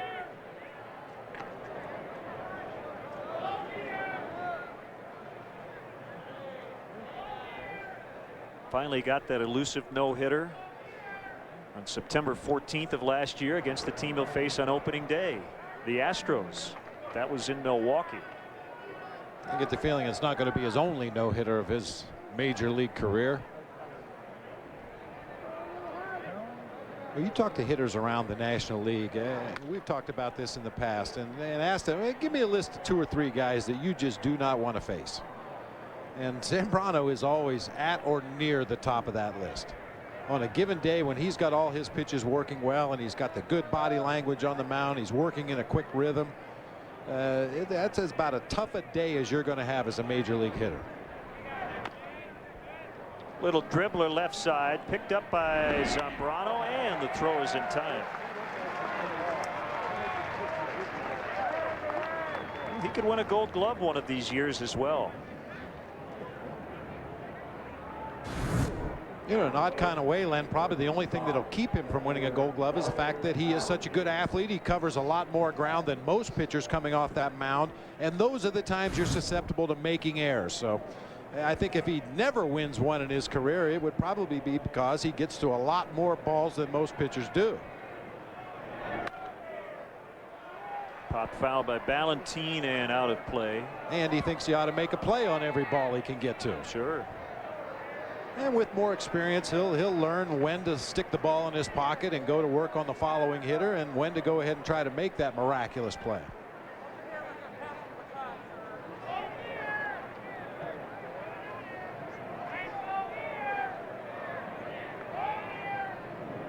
Here's his 0-1. Called strike. So now he looks for that put-away pitch. He has already struck out 6. He has retired 6 in a row.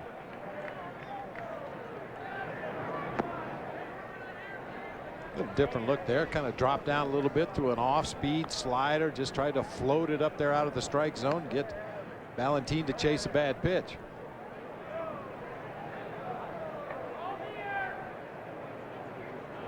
Rocks and fires on a 1-2. That was that emergency just stay alive swing. Yeah, after the off-speed slider, comes back with a hard, nasty slider right out of the same arm slot. Just did get a piece.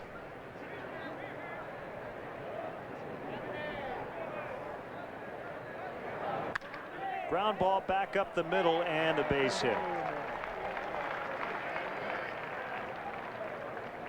You know, Len, that's something you never would have seen from Carlos Zambrano 4 or 5 or 6 years ago.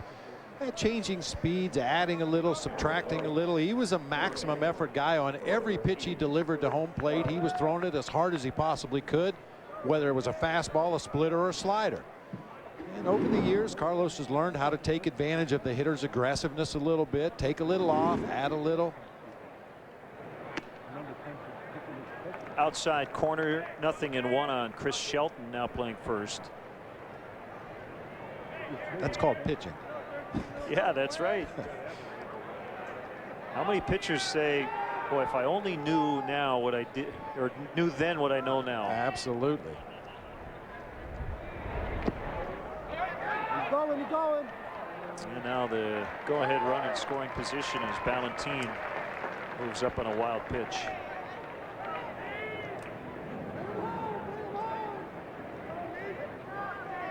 In a certain way, Len, same thing can be said about catching. My old buddy Ron Hassey, great catcher in the major leagues for a long time. I think he was the one that had the quote, "By the time I figured out what I was doing, I couldn't do it anymore." Sure. High fly ball out into right center. Bradley with a beat on it, and he hauls it in. And Z today, 6 strong innings, 4 hits, only 1 run. We're tied 1-1.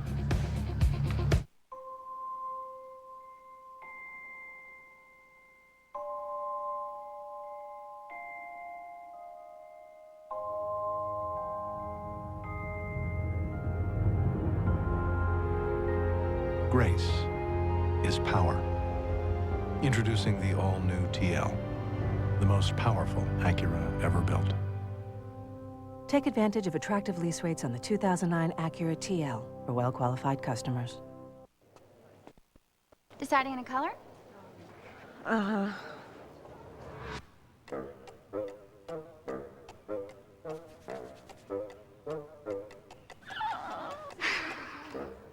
Let's start with some idea cards. That'll get you to the right one. We're here because we've been there with the tools, products, and advice to get it done right. True Value. Start right, start here. Get the right products and expert advice for your next painting project at K&K True Value. Start right, start here. I'm dedicated to being involved in my community. I'm dedicated to helping area businesses grow. I'm dedicated to keeping your deposits secure. Many things have changed in the financial services industry, but one thing has not changed and won't change, and that's my dedication, that we serve the needs of our customers in the communities where we have facilities. I remain dedicated to see that we are locally owned and operated, and that we are not for sale. At Blackhawk Bank and Trust, we are safe, solid, and secure. Live weeknights at 5:30 on Comcast Sportsnet, fans' best friend. 1-1 the score. Carlos Zambrano done for the day, his longest outing of the spring, and he was very sharp. No walks, had every pitch really working today. Good movement on the sinking fastball. Gave up the home run to lead off the 3rd inning, but that was it on a day the wind was blowing straight out. Z with 6 innings, 1 run, and Marmol's going to pitch in the 7th. And also Carlos with the leadoff double in the bottom of the 5th, and he would eventually score the tying run.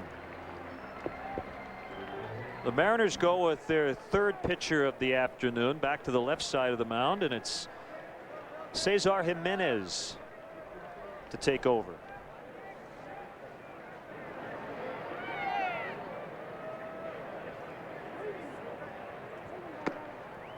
Ball 1 to Bradley.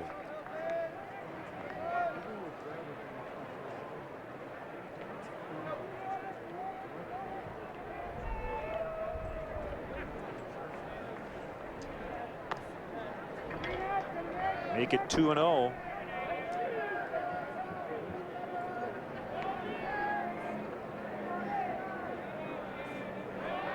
Last year, the Cubs led the National League with a .354 on base percentage, and they hope to do that again this year, and Milton Bradley will help a lot in that regard.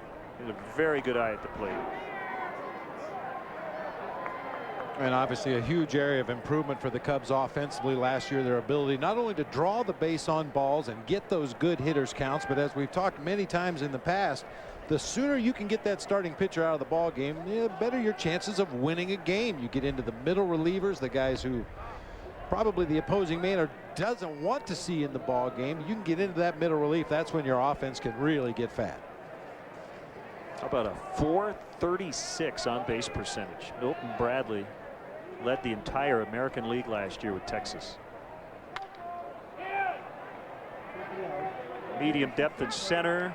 Gutierrez couldn't find it, and Bradley on his way to second. He'll get in there safely. It'll be a double, kind of a gift double, but hey, you hit a ball there today and you've got a shot. Just further illustration of what a nice play Joey Gathright made, catching a very similar pop-up to center field about an inning ago. See Gutierrez battled as long as he could, but the ball just wouldn't come out of the sun for him. At the last instant, he realizes that one might hit me in the mug. I'm getting out of the way. Drops for a double. Sam Fuld will run for Bradley.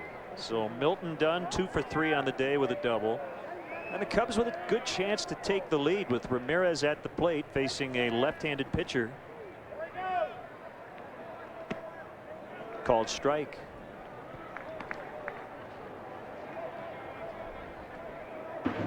And we want to wish Corey Koski the best. Corey decided yesterday to retire. He felt lightheaded the other day after a dive on defense. Made a very brief comeback with the Cubs this spring training. He was also with Team Canada in the World Baseball Classic. But the concussion he suffered 2.5 years ago with Milwaukee took him a long time to get over it. He's not even sure if what happened the other day had anything to do with the concussion, but he just didn't want to take any more chances, and we wish Corey the best.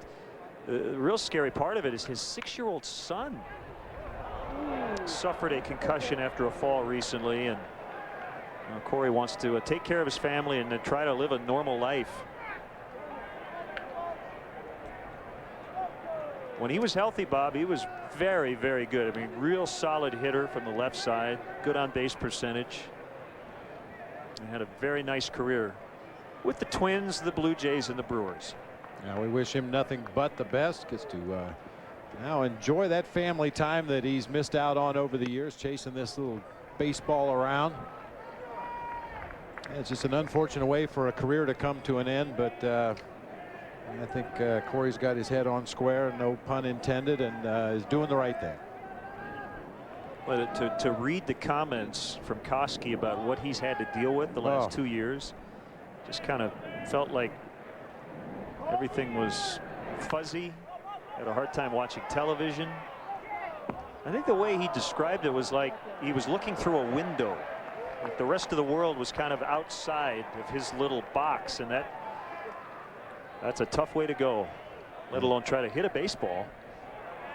That post-concussion syndrome affects different people differently. I've told the story in the past about a Rubio Durazo, a former player of mine in Arizona, that took an elbow to the face in a rundown, and there were days he would come to the ballpark and be the guy we expected him to be. Nice, short, quick swing, could, tell pitches right out of the pitcher's hands, just like he'd always had. And then other days he couldn't even get up out of his locker. The nausea, the dizziness, just a very unusual medical condition, and terrible thing for anybody to go through. No balk on that no pitch because time had been called.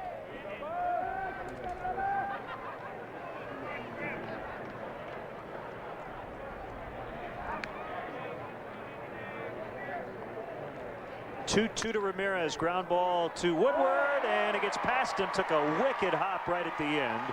Folt's going to end up at third.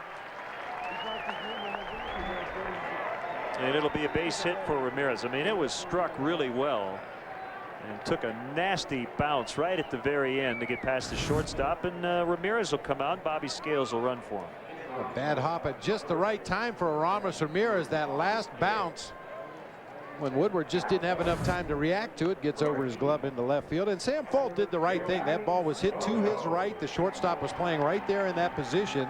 As a base runner at second base with nobody out in the inning, you don't want to get thrown out at third base as the first out of the inning. So he properly retreated to second base. And then once the ball got through into the outfield, he was able to easily reverse engines and make it to third.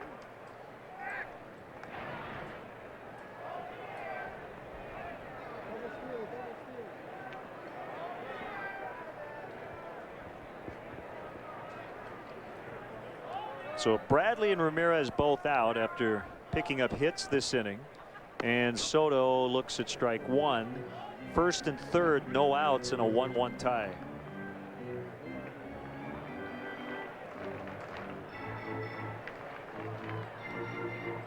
Cubs are seeking their fourth straight win, be their first 4-game winning streak since they won the first 4 of the Cactus League about 4 months ago. It seems like that. This is their 26th official game, plus the game against Japan. It didn't count in the standings.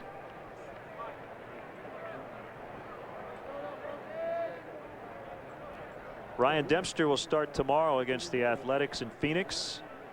Chad Godin will pitch on Tuesday. That drifts outside 1-2.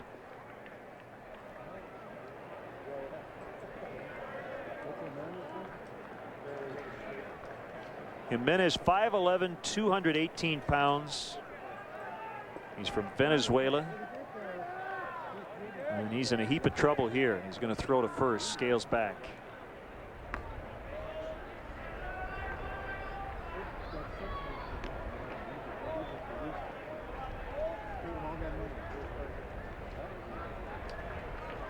Made his major league debut in 2006.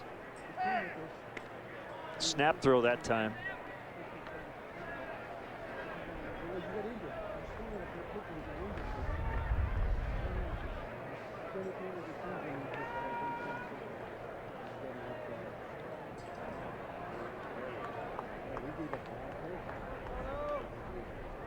Long look at his catcher Burke.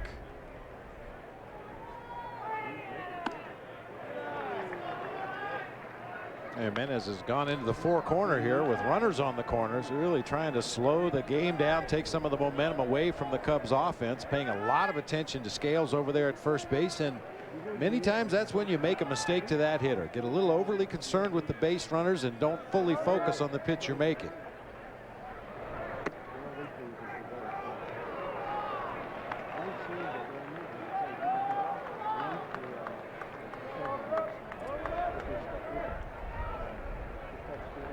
They're shaded the other way in the outfield.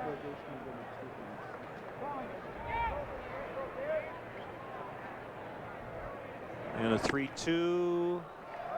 Ball 4. Bases loaded.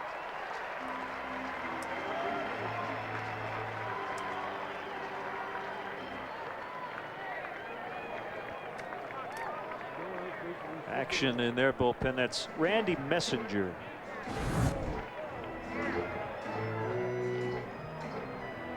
And thinking about Giovanni Soto and his lack of spring training up to this point because he was participating in the WBC. I think the thing is just the quickness of the game. You can take all the batting practice in the world, but until you actually get out there in game situation, you're facing an opposing pitcher that's trying to get you out rather than just working on something.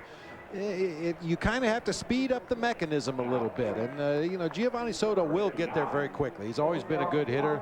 That's probably the least of his concerns at this point in spring training. But just that game speed action, the quick explosiveness that you need, the quick recognition you need of the pitch as it's coming to the plate. And you just can't simulate that in batting practice. Well, the pitching coach, Rick Adair, probably went out and said, okay, Cesar, get a ground ball to third and turn a triple play. Here's a pitch to Andres Blanco. Foul. Line shot. Sam Fold had to duck out of the way.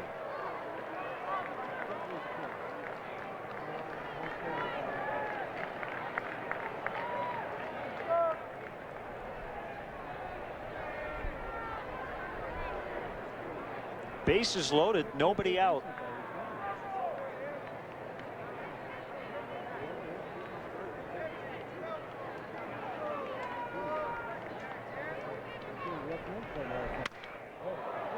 Another one hit foul, and he cracked his bat. Hey, while we have the chance, Bob, we mentioned their new manager, Don Wakamatsu.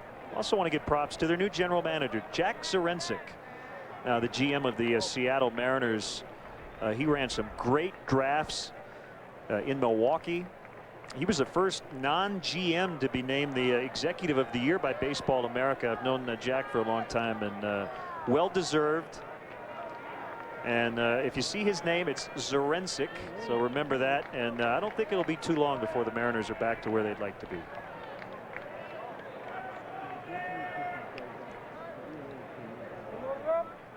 Now an 0-2.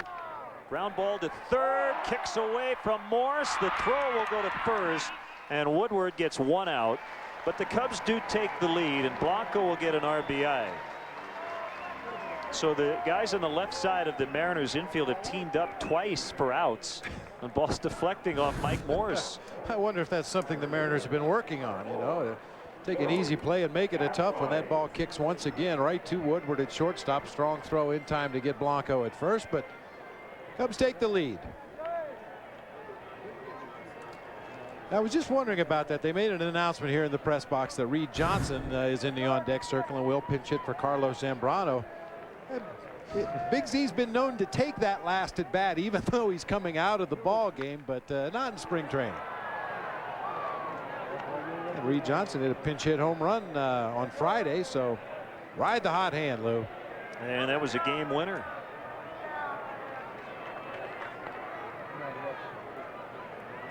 I mean, Z probably is all the way up in the clubhouse with his jersey off, you know, maybe starting to think about his post-game workout and realize, geez, my spot's coming up and I'll have a chance to hit with men on base. So probably run back to the dugout and plead his case to get one more at bat.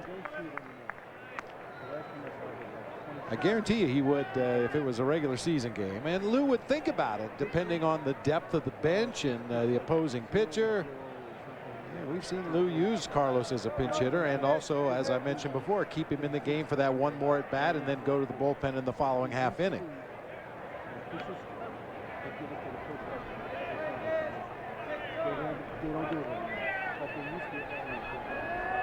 Second and third, a run in. The Cubs have their first lead. They tied it in the fifth and have scored one in the sixth. They're trying to get more, and Big Z can get the win today. If he does, he would improve to 2-1.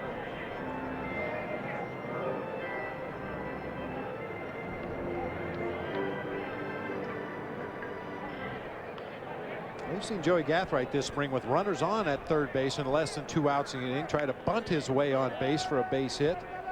Almost play it like a safety squeeze. The runner at third base just reads the bunt, sees where it is on the infield, and then tries to score if he thinks he can make it. In a suicide squeeze play, the runner is coming from third base, and it's on the hitter to get that ball down on the ground somewhere to protect that runner. But on a safety squeeze, the runner has to read the bunt, know where the defense is, and determine whether he thinks he can score or not.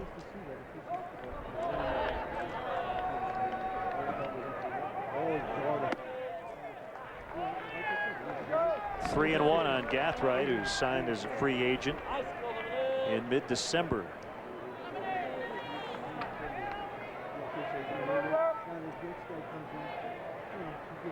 One of the fastest players in baseball. He has been clocked in a 60-yard dash at 6.1 seconds. You want to know how fast that is? Whoever's watching, time yourself. Just run a 60-yard dash and time it, and you'll be amazed at how much larger the number is in 6 seconds. Oh, even average runners We'll go into the mid sevens probably on a 60 time, maybe the low 7.71, 7.2 for an average runner. But man, it's a blur. Have you seen the YouTube video of Joey a half decade ago jumping over cars? Yeah, I have seen that.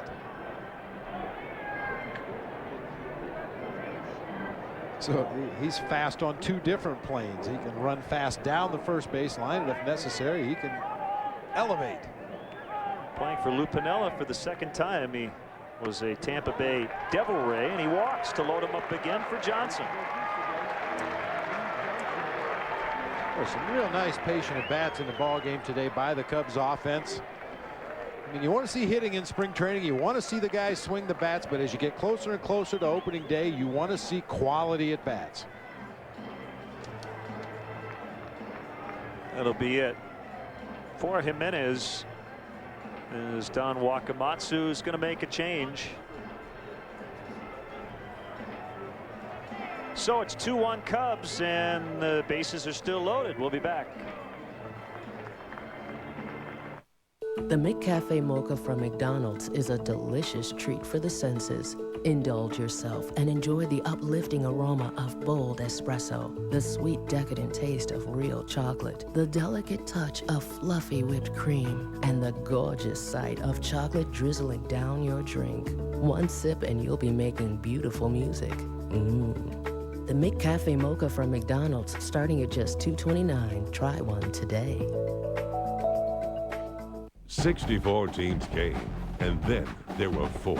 See college basketball's biggest event on Chicago's biggest screen. The semifinals live at the venue, exclusively at Horseshoe. Call the flooring experts at Luna. Luna installs around your schedule, and they guarantee installation for life. With a low price guarantee and 2 rooms for the price of 1, there's no need to shop at a big box store. 773-202 Luna. Chicagoans love their pizza. That's why you come to Giordano's, some for 30 years now. We use only the finest ingredients to make Giordano's famous stuffed pizza, our equally famous thin crust pizza, plus salads, pastas, sandwiches, and more. Come on into Giordano's and celebrate 30 great years with us. Giordano's famous stuffed pizza.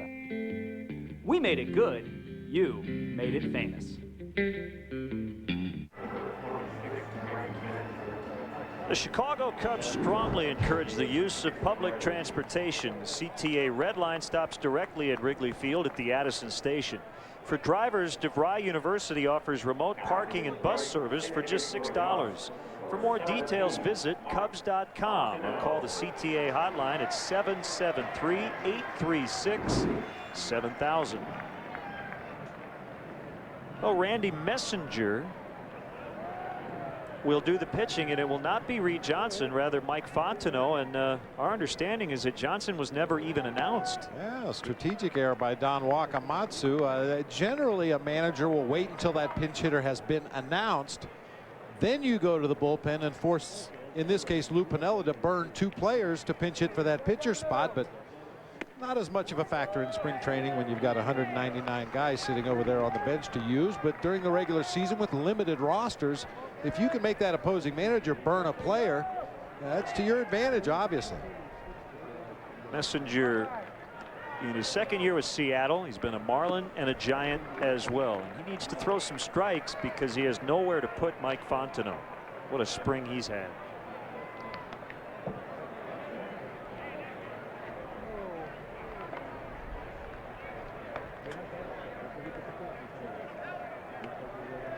Scales, Soto, and Gathright on the bases, 3rd to 1st respectively.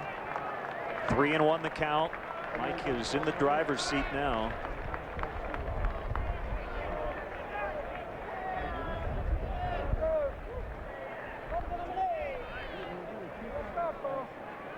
The kick and the pitch. Went after it, didn't get it. 3-2.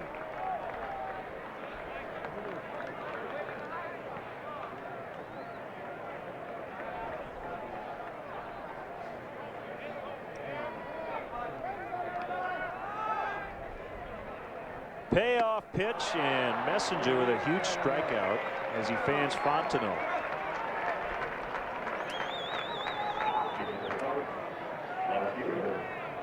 Well, the Mariners are looking for a guy to pitch in the ninth. Pretty good audition here. Randy Messenger. Bases loaded, one out, and he just struck out one of the better hitters in the entire Cactus League. Yeah, and Fontenot got a couple pitches that he was looking for right there ahead in the count. Pitches up in the zone that, you know, at worst you lift in the air to the outfield for a sac fly. At best you drive it in the gap and clean the bases, but Fontenot came up empty both times.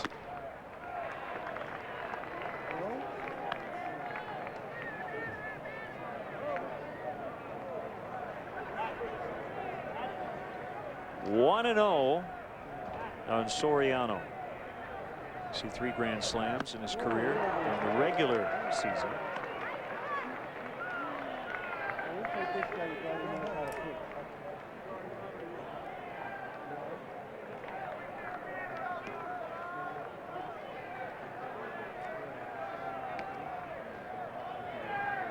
One offering, base hit, left center. Cubs are going to get a couple.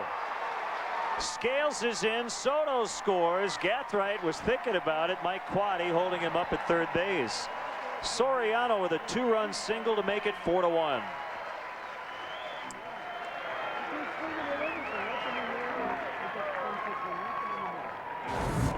Messenger went to the well once too often. He's been getting by this inning since he came into the ballgame, throwing a lot of high fastballs up around the belt and higher. And that time, Alfonso Soriano just sent it right back up the middle of the field. Drive home a couple of teammates. So they stretch their lead to 3. 9 ribbies for Soriano this spring. First and third for Miles. Aaron lays down a bunt. They're going to let it roll, and it's foul. Mike Morris had no choice. Nobody's told Aaron yet that he has to go back to the plate. Now he knows.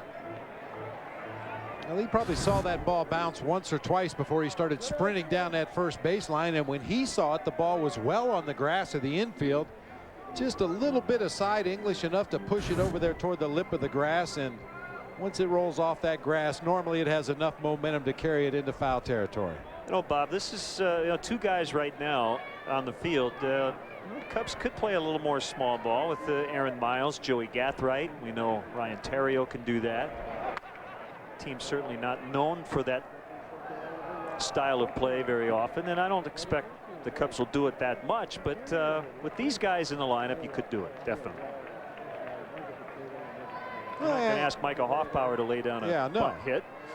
And Lou has shown the willingness if he's in the right spot in the lineup, in the right game situation, you got the right personnel out there on base or up at the plate. I think Lou is the kind of manager that loves to push buttons. He loves to play a little hit and run, start the runners, open some holes in the defense, play a little bunt and run. But as you said, he's probably not going to do it past that 2 spot in the lineup. A lot of thunder in the middle of this Cubs offensive lineup.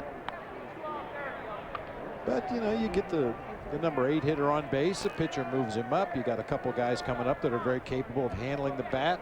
Put down a bunt for a base hit or push the ball the other way. Try to make some things happen. Backhanded play, Woodward. He sets, throws to first, and gets Miles by a half a step. Good inning for the Cubs, however. They grabbed the lead and fact scored 3 times, and it's 4-1 with Marmol coming on in the 7th. People who book with Hotels.com are used to special treatment. They enjoy being pampered and indulged. Or in some cases, grossly overindulged. So we designed a rewards program that meets those high expectations. It's called Welcome Rewards. Book 10 nights wherever you want, even in different hotels, and get a free night. Welcome Rewards from Hotels.com. It's not special treatment for your jacket. It's special treatment for your wallet. 64 teams came, and then there were 4. See college basketball's biggest event on Chicago's biggest screen. The semifinals live at the venue, exclusively at Horseshoe. Get interactive on CSNChicago.com with in-depth local stories, videos. If you're not willing to handle the fire, then you shouldn't do this job. Show clips. I never say anything to my players, to the media. I don't say to my players first. People talk about my movie career, and I just keep on saying, you know, hey, Clark Gable didn't get started with Gone with the Wind. Give me some time. It's all on CSNChicago.com, the most interactive Chicago sports website. Opening day doubleheader. This is always the most exciting day of the season. Opening day doubleheader. There's a deep drive to left, and it's a two-run homer. White Sox, Royals, Cubs, Astros. Opening day doubleheader. White Sox, Royals, Cubs, Astros. April 6th on Comcast Sportsnet. April 6th on Comcast Sportsnet.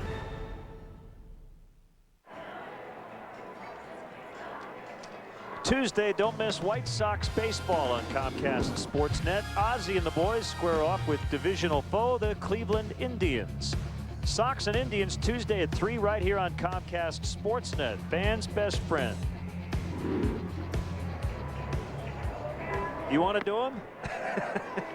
There's a bunch of new guys on the field defensively for the Cubs. That's So Taguchi taking over in left field.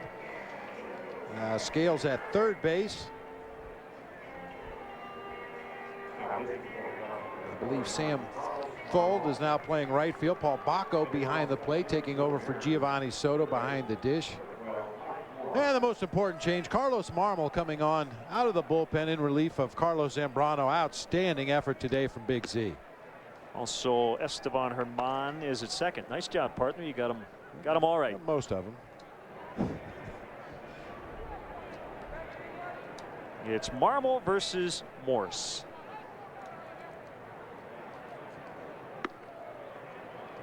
Fastball tails inside.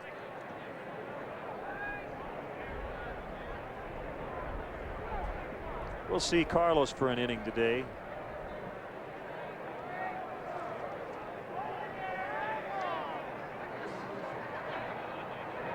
With 2 scoreless, hitless innings against San Diego Friday.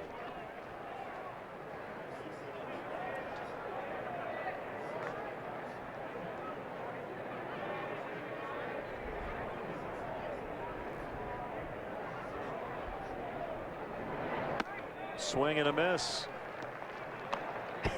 It's funny to say that his slider's his best pitch when he just threw a letter-high fastball at 96.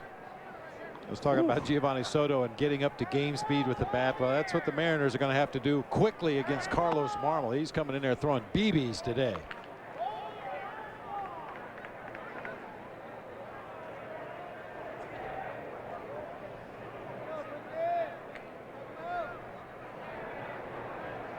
So many times you hear in spring training pitchers going through that dead arm period.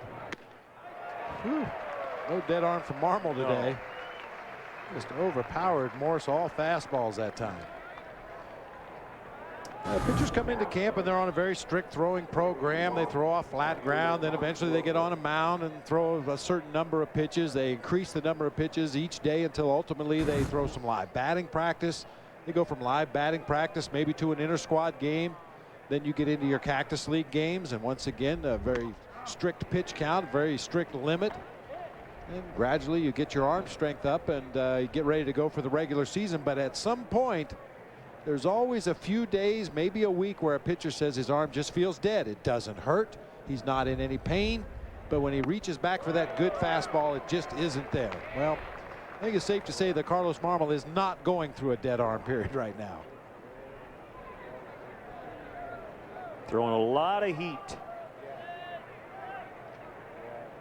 2 strikes to Mike Wilson.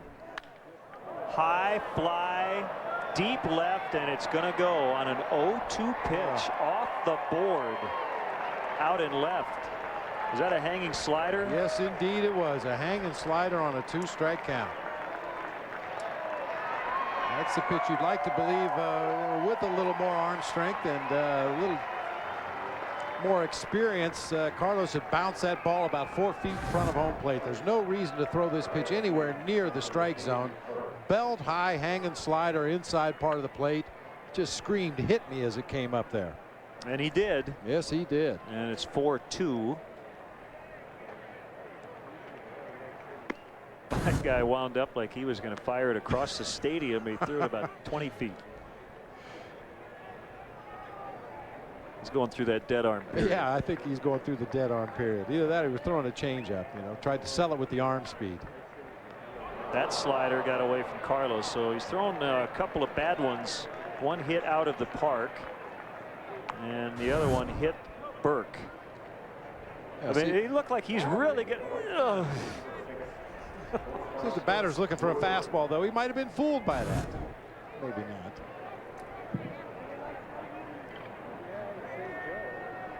It used to be a lot easier when I was 18 to just wind up and fire the ball 300 feet, but not quite as easy now, is it? Without any stretch or warm up. Yeah. Tying runs now at the plate, and Woodward has already homered. He's hit 3 this spring. It tells you, though, how tough it is in this game, doesn't it? I mean, Marmol looked untouchable to the first 2 batters. He was 0-2 on Mike Wilson. And he gave up a home run. He hit Burke, and now a single to Woodward. How quickly things can change. Oh, yeah.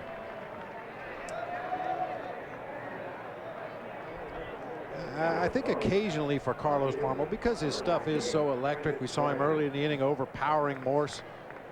I think sometimes he doesn't always have a purpose with every pitch he's throwing. And occasionally he can get away with that because he is overpowering with his fastball up in the zone. And when his slider is down low in the zone, it's an unhittable pitch. But you have to have a purpose for every pitch. You have to pick a target, try to be more fine with your command. And I'm sure Carlos will get to that point. He's a little behind the curve here in spring training and still trying to catch up. But it's just so tempting because he is so physically talented to just stand out there and throw as hard as you can for the middle of the plate all the time. But these are big league hitters. Prentice Redmond. Slider caught the outside corner. 1-1. The closer decision has not yet been made. It'll either be Marmol or Kevin Gregg. Gregg has a lot more experience doing it. Check swing, strike 2. Marmol has the electric stuff, the mentality to do it, the talent to do it. He's going to do it at some point in his career. It's just a matter of when.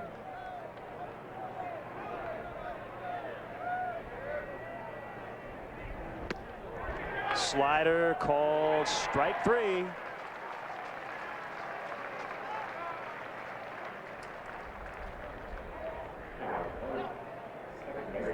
That was a knee buckler. Yeah, indeed it was. Really got on top of that slider. Got that good downward movement. Dropped it right on the outside corner of the plate. Just froze the hitter. Now going back, Bob, to the home run Wilson hit on the 0-2. I mean, he was late on the fastballs earlier in the count. I mean, he's not sitting on a slider. I guess it's almost like it was not a good pitch, but you almost wonder if it could have been so bad it was good. But in that case, it wasn't. So how does that happen? Well, I think, we can think ourselves in circles in this game sometimes. But, for me, if a hitter hasn't shown that he can catch up to your fastball, why do him a favor and speed up his bat by throwing him something off speed, especially a hanging slider? Now, a lot of people would say that's the wrong pitch. You shouldn't throw him a slider in that situation. I disagree. A good slider would have been a good pitch in that situation. One that hangs up around the belt, now that's a different story. That's a bad pitch, period. But I think you can throw any pitch in any situation if you execute it properly and put it in a good location. I think the guy we just showed you, Larry Rothschild, would wholeheartedly agree. Now, there may be times when common sense would tell you this guy can't catch up with my fastball. I'm not even going to mess around with an off-speed pitch until he shows me he can. But you still have to execute that fastball as well. You have to put it in a good spot. 2-2, and Cedeno hits a slicing drive down the right field line. It's going to land barely foul.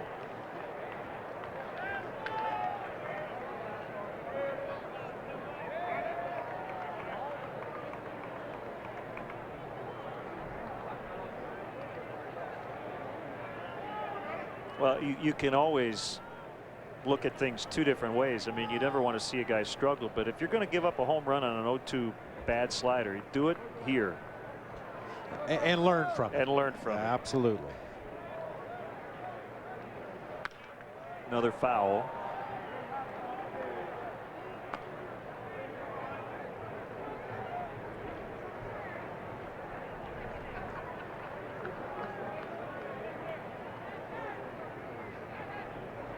There are a lot of tremendous major league careers that if you based it on what the guys did down here in the Cactus League, they probably wouldn't have made the big league roster. All the outs were strikeouts. He did give up the home run and a couple more base runners, but they'll get up and stretch here in Mesa. The Cubs lead 4-2.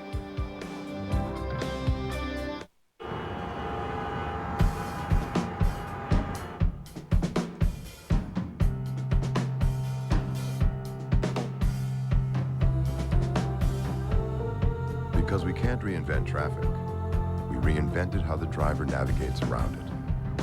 With advanced XM real-time traffic and predictive weather, suddenly, the world's not so complex. The all-new 2010 Lexus RX at your Chicago area and Northwest Indiana Lexus dealer. Rascal Flatts, American Living Unstoppable Tour 2009. Unstoppable. With very special guests, Vince Gill and Darius Rucker. Saturday, July 18th at Wrigley Field. Tickets are on sale now. Online at tickets.com or charged by phone at 1-800-THE-CUBS. Rascal Flatts, presented by JCPenney and US 99. Produced by Live Nation. Chicagoans love their pizza. That's why you come to Giordano's. Some for 30 years now. We use only the finest ingredients to make Giordano's famous stuffed pizza, our equally famous thin crust pizza. Plus salads, pastas, sandwiches, and more. Come on into Giordano's and celebrate 30 great years with us. Giordano's famous stuffed pizza. We made it good. You made it famous. Experience a Cubs game at historic Wrigley Field. Individual tickets are available for upcoming games. Get your tickets now by calling 1-800-THE-CUBS, visiting the Wrigley Field box office, or by logging on to Cubs.com. See you at beautiful Wrigley Field. Visit the official online shop of the Chicago Cubs at Cubs.com. Browse the largest selection of authentic spring training gear, including clubhouse caps and t-shirts, jerseys, sweatshirts, and more. Get your spring training gear straight from the source. Shop the Cubs.com shop. 13,002. Not a record, but one of the largest crowds of the spring in all of baseball. Reggie Corona is now playing second. Check that, Reggie Corona, as Hoffpower fouls it away. Bottom 7, 4-2 Cubs. And very few teams draw crowds like this. There's a couple major league teams that don't draw crowds like this at their home ballpark during the regular season. I'll tell you, Len, it's just amazing the popularity of the Cubs organization. As you well know, the Cubs played over against the White Sox yesterday as Hoffpower lifts a high fly ball. Watch out. Tough son. But I went to over to Oakland, or rather over to Phoenix, to watch the Oakland minor league A-ball clubs play against Peoria and Daytona, the Cubs A-ball clubs, yesterday, and there were a number of fans, I would say probably a dozen fans there, that couldn't get tickets to the big league game. So rather than stay at the hotel or play a round of golf or lay by the pool, they found out where the minor league teams were playing, and they came to watch the Cubs low minor league affiliates play some baseball. The Cub fans are just unbelievable. Broken bat, foul, pop, and Fold will get another chance. Yeah, it's great to see. Which is why the Cub fans are so well informed with the guys in the system. When those guys ultimately get their chance to come here to spring training, either as a non-roster player or as a 40-man roster player, they've already seen them play some games in spring training. They've seen them play some games during the regular season down in Peoria or over in Kane County. They do their homework.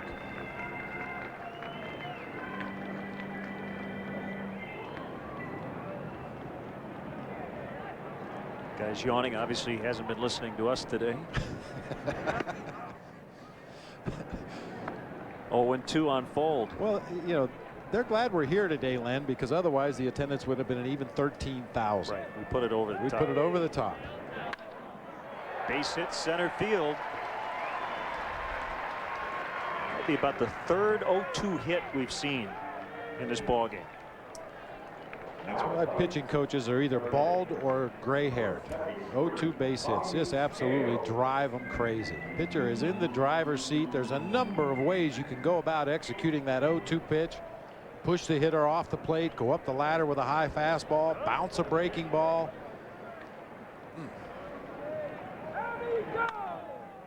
Pop foul by Bobby Scales.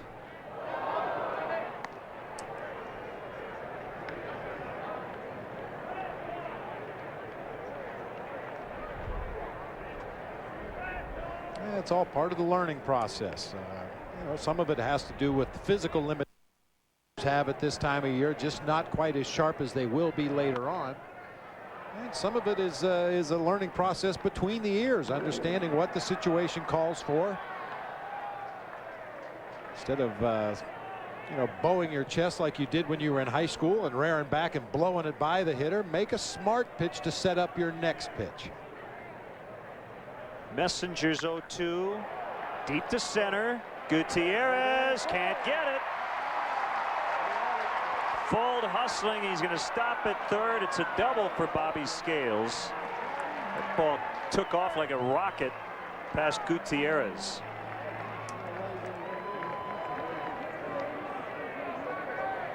What's the count there, Len? 0-2. That was an 0-2. You were right. Oh, another one. Wow. Yeah, look at the location of this pitch. You know, up and out over the plate where Scales could extend his arms, make good solid contact. I mean, the hitter's already in a defensive mode. You're up there battling. You're just looking for something that you can drop the barrel of the bat on and try to put the ball in play hard somewhere, and then the pitcher does you a favor by floating one up and out over the plate where you get a real good look at it.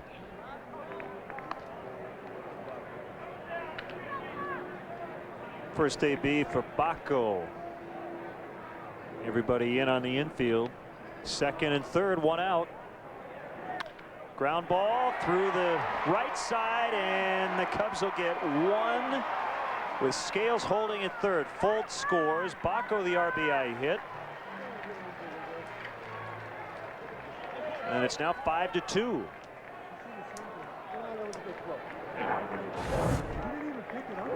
Good at bat by Paul Baco. You've got that drawn in infield. Once again, you're just looking for something you can get the barrel on and hit it hard and hope it's not right at one of the Mariners defenders. And that time it found the hole in the right side to drive home another run for the Cubs.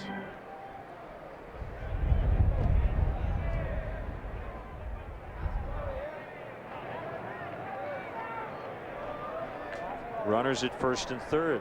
Mariners want to turn two to get out of the inning. Blanco stepped out and kind of shook his head there. A bird flew between Messenger and home plate just as that ball was released by the Mariners pitcher, and rather than stay in there, his concentration was obviously broken. He just backed out of the box. Fortunately, no Randy Johnson type incident there. Woodward will get an out at second, and they turn it nice double play. That's a tough one with the shortstop headed toward third. Made a good toss to second, and they're able to turn it. Cubs do get that run back, however, and their lead back to 3, 5-2. H&R Block certified tax professionals will do your taxes right. Last year, we found errors on 4 out of 5 returns prepared by others, saving people thousands of dollars. Already filed your taxes with someone else? Let us take a second look for just $29. Want to see all the action from the front row? Now you can with the CBOE Front Row Seats auction. Front row seats will be auctioned off to each game all season long. For more information, visit Cubs.com and click on the CBOE Front Row Seats auction. The best seats are always a click away. How much sugar is in these energy drinks? Let's find out. While waiting, you should know. 5-Hour Energy contains 0 sugar and only 4 calories. Its blend of B vitamins and amino acids can help you feel awake, alert, and productive for hours without the crash or jitters. The answer is 12. Over 12 teaspoons of sugar and 200 calories in these energy drinks. 0 sugar and 4 calories in 5-Hour Energy. There's a reason people choose 5-Hour Energy 2.5 million times a week. 5-Hour Energy. Hours of energy now, no crash later. This April, a perfect storm of Chicago sports hits Comcast Sportsnet as the Bulls, Blackhawks, Cubs, and Sox all swirl into action at the very same time. While the Bulls and Blackhawks make their final push for the playoffs, your Central Division champion Cubs and White Sox return for repeat playoff runs. And with over 40 live professional sports telecasts, Comcast Sportsnet will shatter the record for games in a month, making it clear to all. Comcast Sportsnet is truly a fan's best friend. Every weekday morning starts your day with Monsters in the Morning, presented by Next Step Medical Staffing. Traffic, weather, sports, and a whole lot of fun.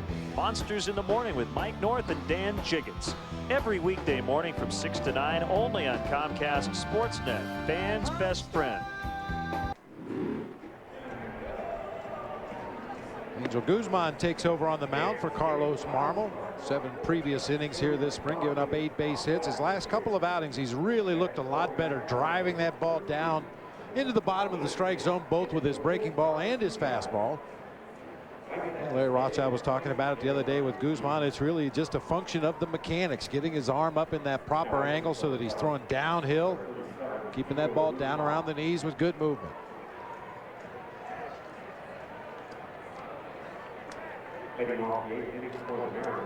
He'll face Gutierrez to start it. I want to give a shout out to Mary Novello, a 92-year-old Cub fan who never misses a Cubs game on television.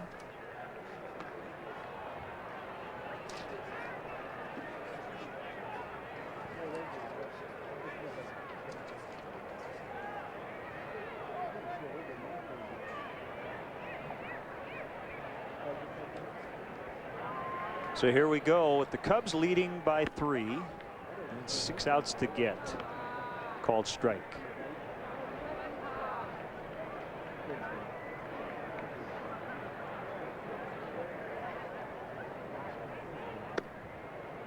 A little bit inside on the fastball.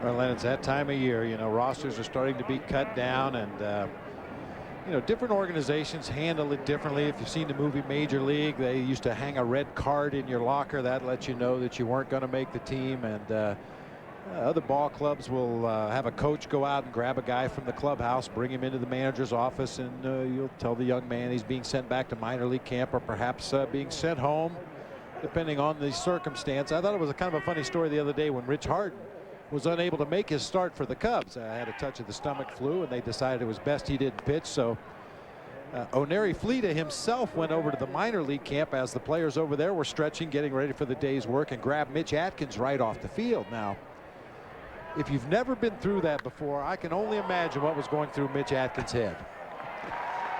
In front of the entire minor league organization, here comes your minor league director to take you off the field. Oh, geez, what did I do? I can just imagine his head must have been going 1,000 miles an hour. But of course, it was good news in this case. They wanted Mitch to come over and fill in for Rich Harden in the start on Friday. But this is a tough time of year for those bubble guys. I know when I was with the San Francisco Giants, longtime clubhouse attendant Mike Murphy was the guy that would come out as you were stretching on the field before practice and kind of walk up and down the rows of players, and you were just hoping he didn't stop behind you and say, GM wants to see you up in his office. Ooh. Oh, man.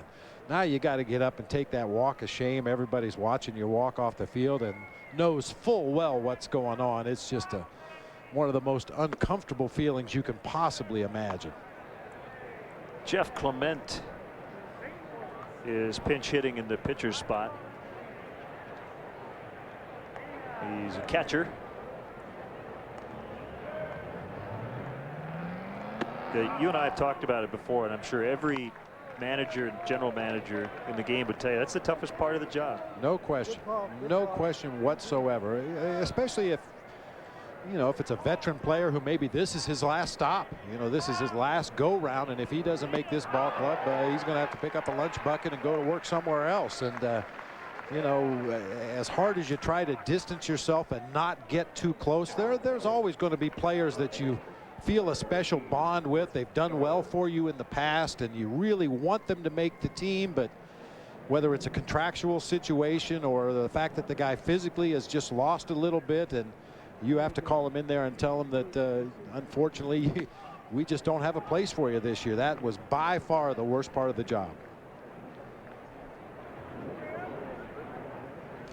And you know, for some guys, that the early cuts, you're going to send them back to minor league camp to work on the things you need to work on. I know I'm going to see you back here again. Well, you know, that's almost accepted. The players know it's coming, but with that last round of cuts to get down to 25, and a lot of times, as I said, it involves veteran players. Those are extremely tough.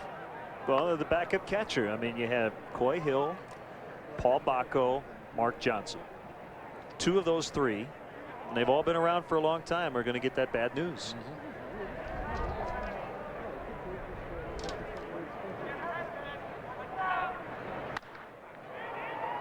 Rainbow to center.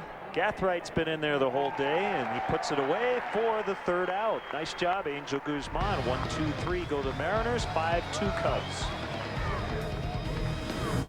Oh, and this one is tied up. Timeout Boston. Man, I wish this game would never end. Hey, send it into overtime. Yeah, no problem.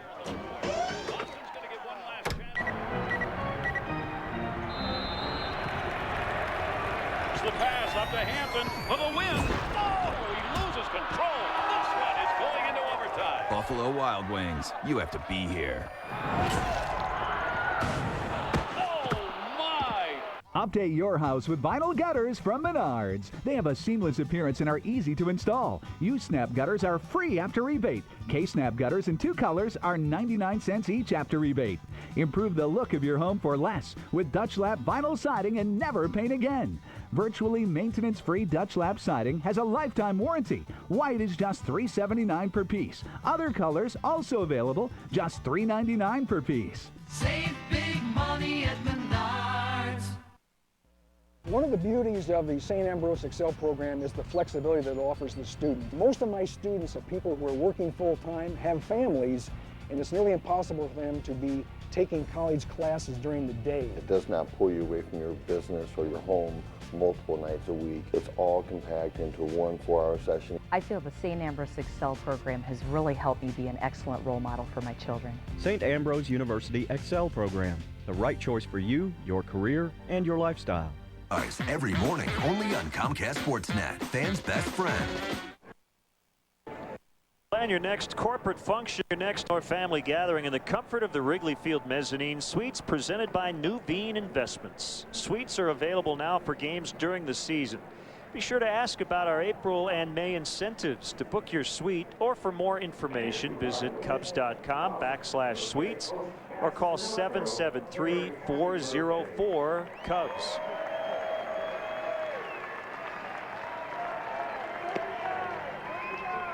Right-hander Sean Kelly has given up a bunch of hits, but he has thrown strikes. No walks. 9 strikeouts against no walks. It's still very early in the season, middle of spring training here, but those kind of numbers would tell you if you're going up there with the bat in your hands, be ready to swing it.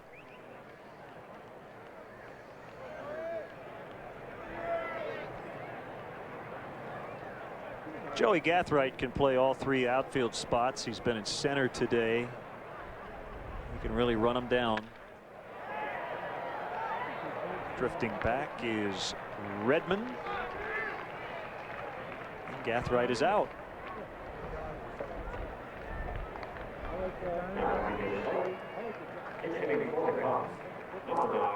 Well, here's Reed Johnson. Thought we would see him earlier, but he was pulled back when the Mariners made a pitching change and went with a righty. And he was not announced. And we talked about that situation at the time. Had Don Wakamatsu waited until Reed Johnson was announced, technically he would have been in the ball game, and when Mike Fontenot subsequently pinch hit, Reed Johnson basically would have been a burned player, and he wouldn't have been available to take this at bat here.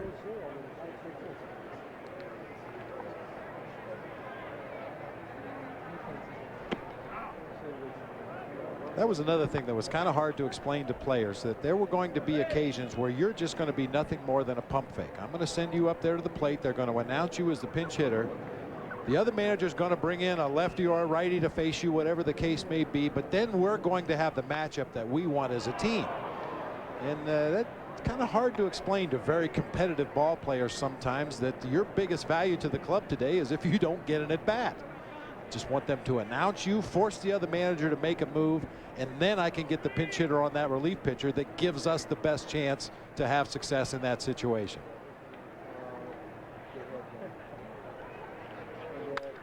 Breaking ball is hit in the air to center field. And Ezekiel Carrera with the grab. I thought that's who that was. Yeah.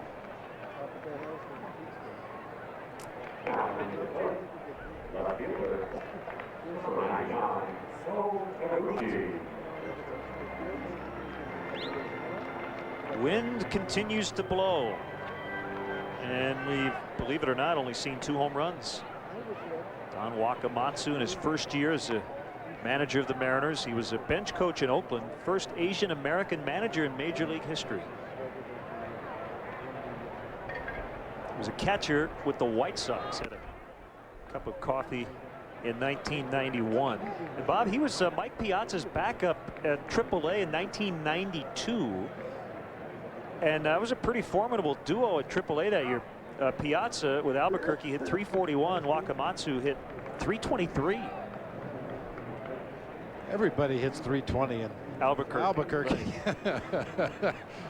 So Taguchi, 1 ball, 2 strikes. No, not to take anything at all away from Mike Piazza or Don Wakamatsu. You still got to put the ball in play, but that's one of those Pacific Coast League fields that, I'll tell you, it plays like a parking lot by the end of the season. 1-2 pitch, popped him up. Jason Phillips now catching, has plenty of room, and that's it for the Cubs. Not a bad idea for the Mariners to hire Wakamatsu. He has worked for all the franchises in the American League West. 5-2 Cubs. Saturday, start your day off with an afternoon game at the UC as Derek Rose and the Bulls battle the Indiana Pacers. Coverage begins at 12:30 with Bulls pregame live. Bulls Pacers in HD, Saturday at 12:30 on Comcast Sportsnet. Fans' best friend. People who book with Hotels.com are used to special treatment. They enjoy being pampered and indulged. Or in some cases, grossly overindulged. So we designed a rewards program that meets those high expectations. It's called Welcome Rewards. Book 10 nights wherever you want, even in different hotels, and get a free night. Welcome Rewards from Hotels.com. It's not special treatment for your jacket. It's special treatment for your wallet. Update your floors with help from Menards. Take the chill out of your tile floors with the Warm Tile system from Easy Heat. It's simple to install and operates for just pennies a day. Cover 19 to 26 square feet for just $89. Larger kits are also on sale. Add style underfoot with Shaw New Horizons laminate flooring. It provides the look and feel of wood with the exceptional performance of premium laminate. In 6 eye-pleasing colors, it's easy to install and only $1.96 a square foot. Save big money at Menards. Relive all the greatest moments from past tournaments and catch highlights of this year's games beginning with the Sweet 16 with NCAA Video On Demand. The best of March Madness. Available through April 30th on Comcast On Demand. All programming is available in high definition and all for free. Well, let's look ahead. The remaining spring training contests for the Cubs. In blue, that's the road schedule. In red is the home schedule. And we'll have the games on the 30th. That's a week from tomorrow, 3 o'clock Central Time from Surprise, Arizona. And then notice we'll also be at Yankee Stadium the 3rd and the 4th of April, opening the new ballpark. And we'll have game 2 of that quick series at straight up noon on Saturday, April 4th. Looking forward to seeing the new ballpark. Yeah, no question. And as far as Cactus League ballparks go, that one over in Surprise is one of my favorites. They put a little second deck on the ballpark. It's just a beautiful facility for spring training games. Right-hander Randy Wells will try to lock it up here as he is in a save spot with his team leading by 3. He's had himself a nice spring as you get a look at Angel Guzman getting his running in out there on the warning track while the game is in progress here. That's a very common sight in spring training games. Pitch to Mike Morse. Missed the inside corner. Again, great to be back on the air here on Comcast Sportsnet. Hope you've enjoyed the new look. Bright new graphics. The new golf shirts working. New music. New music. The whole deal. We're excited. Our producer today, Michelle Godwin. Always great to see Michelle. And Bob Albrecht directing. Tamara Anderson, our associate producer. Ball 4. Leadoff walk. Morse double take there with Tim McClellan to make sure it was ball 4. I look forward to working with Dave Turner as well once we get going in the regular season. He's on Chicago Blackhawks duty at the moment. See, Bulldog told me he just didn't need a spring training. Just ring that bell and he's ready to go. Is that so? That's it. Pressure's on. Dave's watching. Game 1. He better be on his game. Well, he will be. We know he will be. Mike Wilson up and in, and Baco's going to go out and chat with Wells. Well, we saw this the other day on Friday. It was Kevin Hart who hit a couple of batters. Got a big double play ball to get out of it. He had a 3-run lead, and the last thing you want to do is walk guys or hit guys. Or make the top of the 9th any longer than it has to be in a spring training game. Get out there, get your work done, throw the strikes, let the defense work behind you. For the most part, Randy Wells has done that this spring. This is his 8th overall appearance. One of those was an exhibition game, but he's thrown the ball extremely well.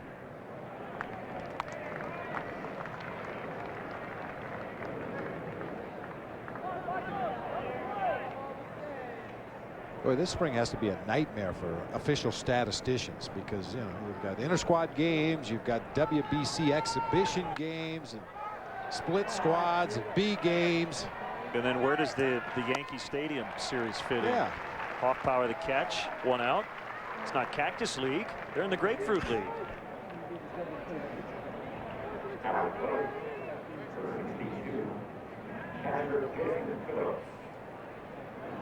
And only official statisticians would really worry about that. I don't think the fans are too concerned with the numbers in the Cactus League and the Grapefruit League, just so their team comes out of camp healthy and ready to start the season. Well, like we say every year, you might hear a few spring training stats on opening day, and then that's it. That's it. Had himself a good camp. Yep.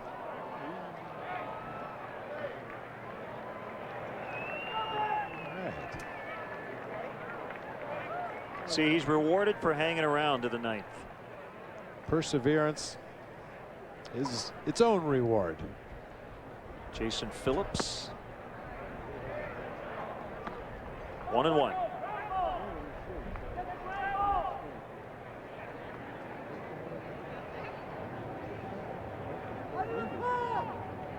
Runner at first, 1 out.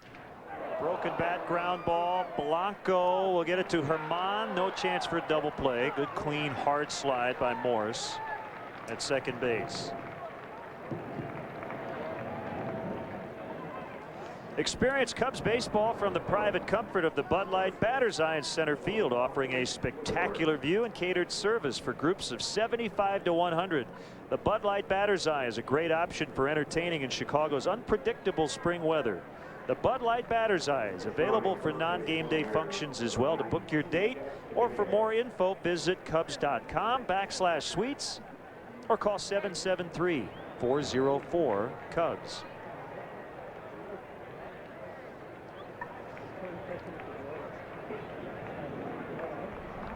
We know who's pinch running. I believe it's Jeff Dominguez, if my sheet is correct here. Backup infielder, number 92, came over from minor league camp today to help out Don Wakamatsu and his team. Okay, we'll go with it. Sounds good to me.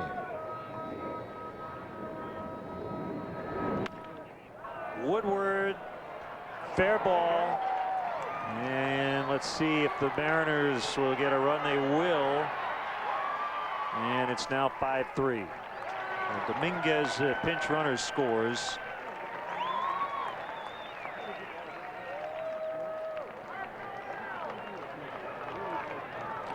Good day offensively for Chris Woodward today. Homered back in the 3rd inning.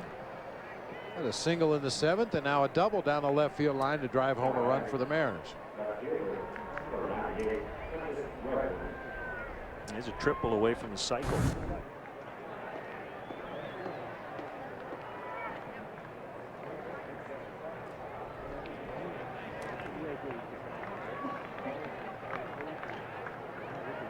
It's Prentice Redmond with 2 outs. Runner at second.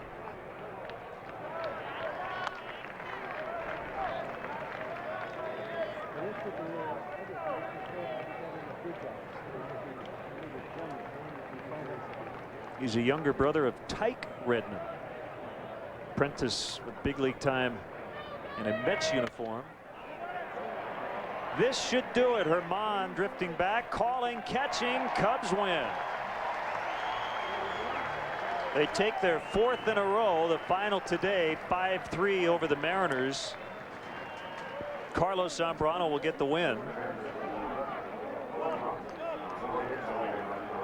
In a crisp 2 hours and 33 minutes as the Cubs take this one, and we didn't see the power we thought we might see with the wind blowing out today. That just goes to show what we know. We figured this would be about a 22-21 ball game with the wind howling out at 30 to 40 miles an hour, but a very well pitched game, especially by Big Z starting it for the Cubs. So that'll wrap it up. Cub fans will head home happy today. And now for Bob and our entire crew, this is Len Casper saying so long from Mesa, Arizona. Your final score today, the Cubs 5, the Mariners 3.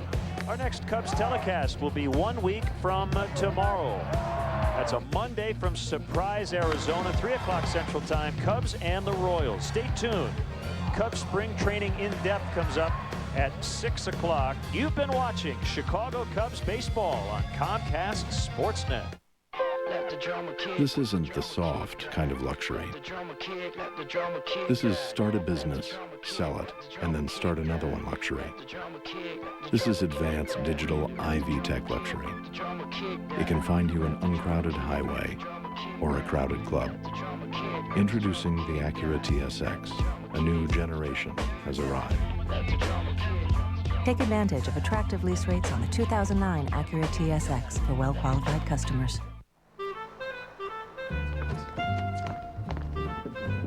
Yeah, you know the spot. Right away, sir.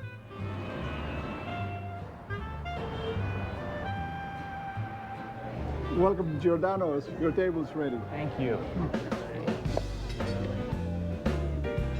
How's everything? Fantastic. What's your secret? It's the fresh ingredients, and it's been so for the last 30 years. We made it good. You made it famous. Opening day doubleheader. This is always the most exciting day of the season. Opening day doubleheader. There's a deep drive to left, and it's a 2-run homer. White Sox, Royals, Cubs, Astros. Opening day doubleheader. White Sox, Royals, Cubs, Astros. April 6th on Comcast Sportsnet. April 6th on Comcast Sportsnet. There is no hockey without fighting. Violence is wrong. My goal, moderate when necessary. Moderate this, cat. Yeah. Many goals, one network, Comcast Sportsnet, fans' best friend. My goal is to multitask.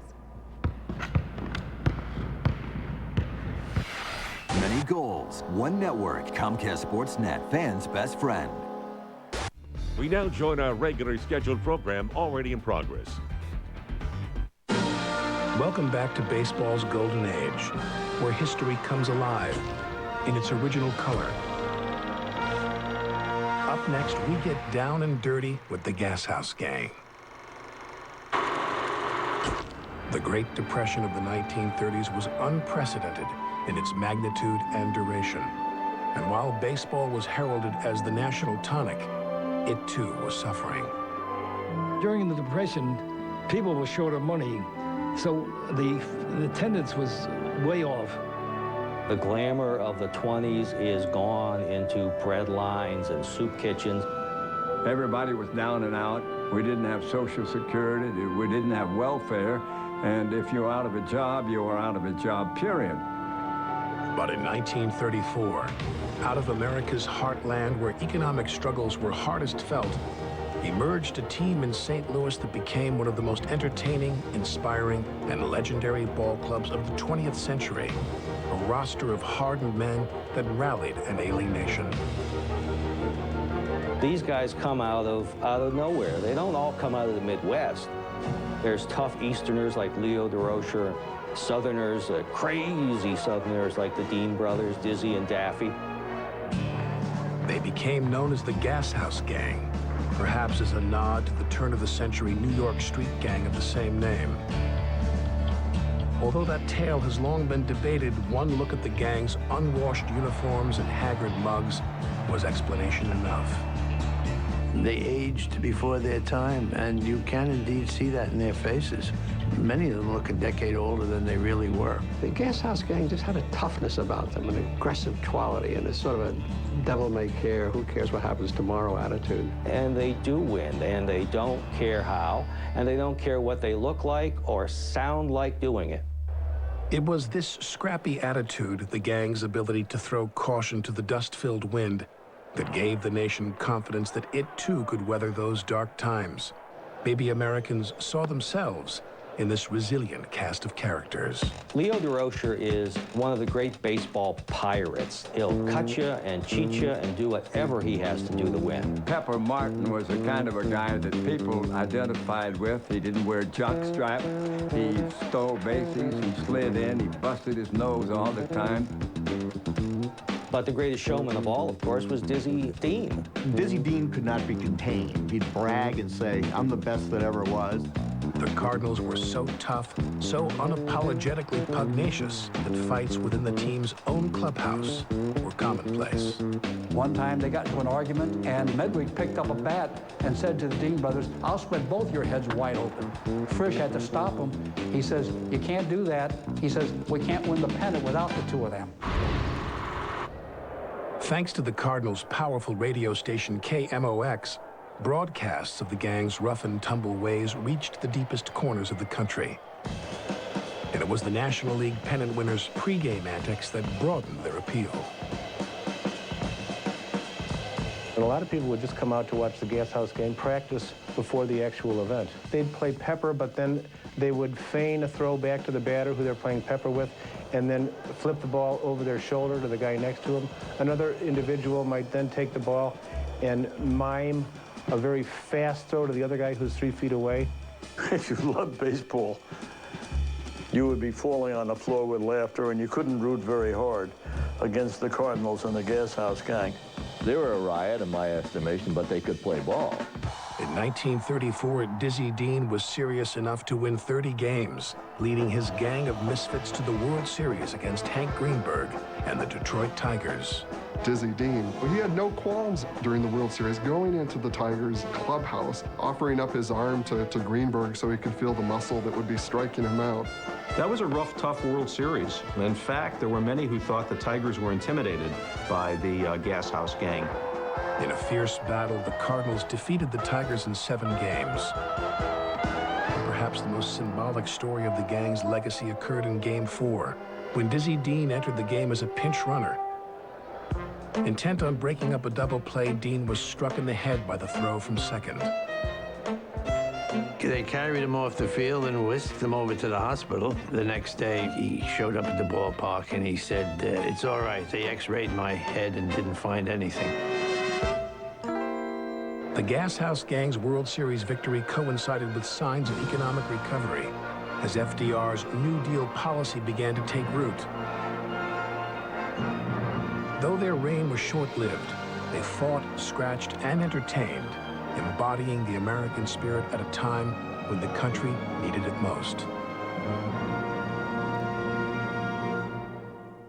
When we return, Yankee Stadium. As it faces its final days, we delve into our archives to explore baseball's legendary cathedral. 64 teams came, and then there were 4. See college basketball's biggest event on Chicago's biggest screen. The semifinals live at the venue, exclusively at Horseshoe. 5 trucks, 10 days. Hundreds of overstocked hot tubs only at the Great Escape and only for 10 days. Save 30 to 70 cents on the dollar on hundreds of overstock and floor model hot tubs from Jacuzzi, Cal Spas, Viking, and more. Save thousands on new hot tubs with full warranties. No rain checks, sold on a first-come, first-served basis. And don't miss no payments, no interest until 2010 or instant cash back. Only at the Great Escape. Escape your everyday. Shop the Great Escape. Hey. Oh, hi. You know, it's pretty quiet. I think I'm just going to take my lunch now. At Lowe's, you can refresh your home with the same style of items you'd find in a specialty store. Is this the right price on that lamp? It sure is. For a lot less. What'd you get at Lowe's? Chainsaw. My husband's a logger. Lowe's, let's build something together. Shop at Lowe's and have your in-stock or special order carpet installed throughout your home for just $139. You're watching the home of the Bulls, Blackhawks, Cubs, and White Sox, Comcast Sportsnet. Welcome back to baseball's golden age. Your ticket back to day games and doubleheaders through the greatest collection of color home movies ever assembled of Major League Baseball from the 1930s through the 60s. Next up, a colorful look at Yankee Stadium. Soon it will join the list of the game's bygone ballparks. But during the golden age, no structure better symbolized baseball's burgeoning popularity than the massive, awe-inspiring Yankee Stadium. Before renovations in the 1970s altered its godly dimensions, Yankee Stadium was big, bold, and brash, like the team that played in it, as much a part of Yankee lore as the legends who dignified its grounds. When I first went to Yankee Stadium as a kid, it would be 1932, the emotion was, wow, just wow, what a place. Yankee Stadium was like a cathedral of baseball. Being at Yankee Stadium is like being in a kind of like a baseball Hall of Fame. You went there the way you went to the courthouse. It was that kind of place. You spoke in hushed tones in Yankee Stadium. It had a glory to it. It had a grandeur to it. Coming into Yankee Stadium through the darkness and then seeing that emerald green field seemed magical. And you thought it was the center of the baseball universe.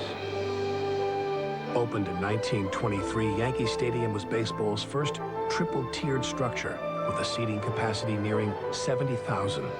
Other teams played in parks and fields. It was the Yankees who played in a stadium. There are big parks before Yankee Stadium, but Yankee Stadium was the first stadium built of that glistening granite facade and meant to look regal, imperial, like the Colosseum of ancient Rome. If you read accounts of people who came to see it for that first day in April 1923, there are many descriptions of people just walking around with their mouths open, their eyes staring upward towards the upper reaches of the grandstand roofs. On that roof was the stadium's most distinguishable feature, a finishing touch of white painted copper spreading wide atop the grandstand, as if to celebrate the history that was to be written inside. The term that everybody likes to use is the wedding cake frieze that adorned the old Yankee Stadium. It does make it look like 19th century gingerbread architecture, Carpenter Gothic. It makes it look like a sweet 16 party of ballerinas coming out. It's a lace doily of a ballpark as big as Godzilla. Yankee Stadium's extravagance went beyond its grandstand adornments. It featured an outfield big enough to capture long fly balls and the imagination. The vastness of the Yankee Stadium outfield, I mean, you could build 12 or 14 private homes in that outfield, and to think that just 3 guys covered all that territory was amazing to me. It was 461 feet to center field, 457 left center, 440 right center. And this was a ballpark that seated 70,000 people when they let them sit on the stairs. And the noise that came from the fans, I mean, if you wanted to hear somebody talk, forget it, you couldn't. And of course, it scared a lot of other teams that came in. We knew when we went into Yankee Stadium that we were going to have a tough time, just because it was Yankee Stadium. My players were awed by the fact that they were playing where Babe Ruth played. My first time I went in there was 1953. I got chills just walking on the field, knowing that I walked on the same field as Babe Ruth. You heard about Yankee Stadium, you heard about all these great ball players, and you can't wait to get there, go out there, look at the monuments.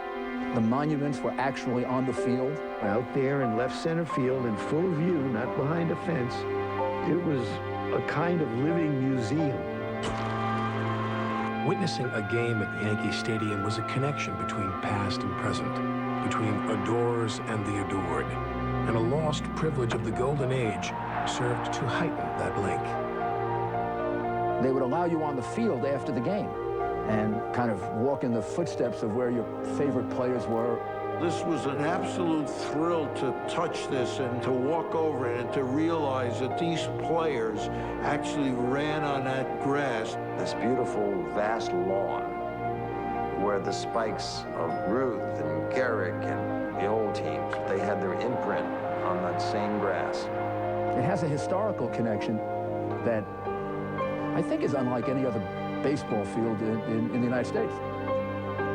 As the Yankee Stadium we know today becomes a lost ballpark of tomorrow, fond memories are all that remain. And while the mind may forget certain details, the heart clings to the emotion, creating a place in your soul as sacred as this regal landmark of the Golden Age. Coming up, they were deities in knickered uniforms, Golden Age ball players rising to the mythic level of the gods.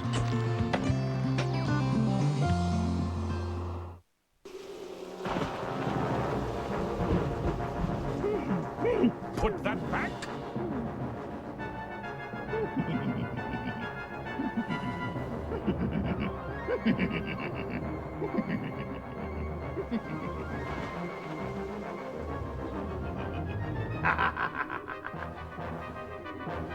The switch, Igor. The switch. Wrong switch.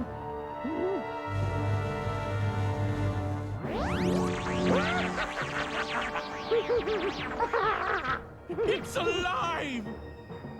It's alive! Special allocations. Special grand opening deals.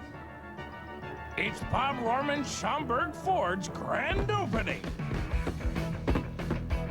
09 Flex, 0 APR, 0 down. 0 APR for 72 months on new Fusions and Mustangs with 0 down. Hybrids. Order your Fusion Hybrid. Estimated 41 miles per gallon city by March 31st, and we'll guarantee you a full $3,750 federal tax credit. There's only one Bob Rorman. The new Bob Rorman Schaumburg Ford, just 8 blocks west of Woodfield Mall on Gulf Road. It's alive and well. It's alive and well. Welcome back to baseball's golden age. Baseball has always been a source of inspiration for America's great storytellers. Each week, we combine our film with a work of baseball prose. Next up, a literary take on the meaning of heroes in the golden age. This week's call to the pen, Donald Honig. I'm Donald Honig, and this is a passage from my book, Baseball America. Arguably, the most abundant suppliers of heroes in America have been its athletic arenas, with baseball turning them out more prolifically than all the other sports put together. We're talking about heroes who are at once life-sized and outsized, who showed up for work every day and performed their wizardry before the eyes of thousands of witnesses. They were deities in knickered uniforms who hurled not thunderbolts but baseballs. Mercuries in spiked shoes.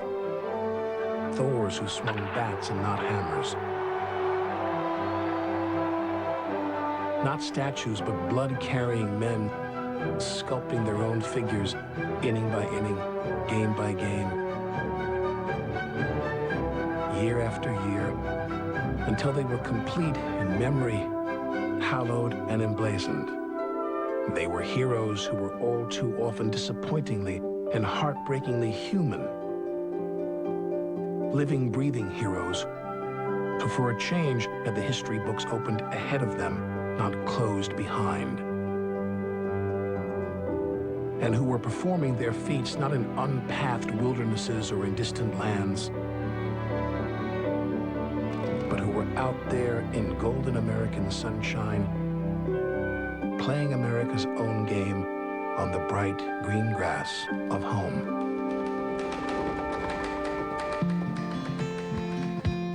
Each week, our incredible film library will transport you back to when baseball was truly America's pastime. Tune into every episode of Baseball's Golden Age.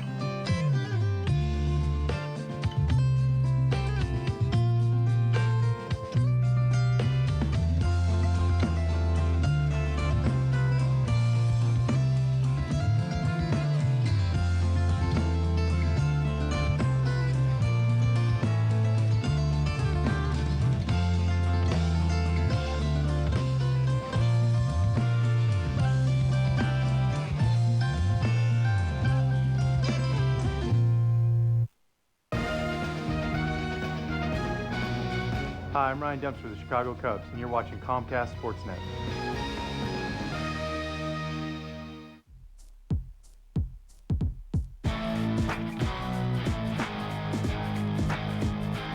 It wasn't that we got beat. It was that we got swept again. I felt like we just didn't show up and play the baseball we were capable of playing. What happened happened. Now it's 2009 and just try to take care of this season now. To feel more pressure from the fans or the organization, I don't think I will. You know, you want to go out there and produce and win games so you can put yourself in that position, you know, to excel in October.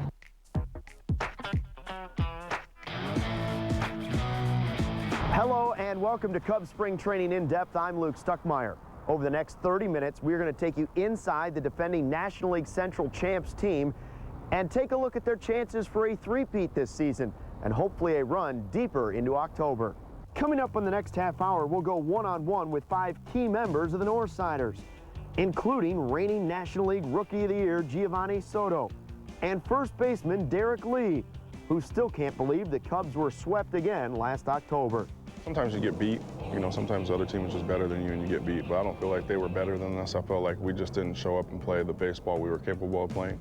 The Cubs turned over more than a third of their roster, adding Kevin Gregg to the bullpen and Milton Bradley's left-handed bat to the lineup, hopefully enough to spark the team to a long playoff run. I got to be in a winning environment. I don't function well in losing environments. I don't like it. You know, everybody here is going to go out and play ball the right way and, you know, try to win, and that's all it's about. And we start the show with Sweet Lou.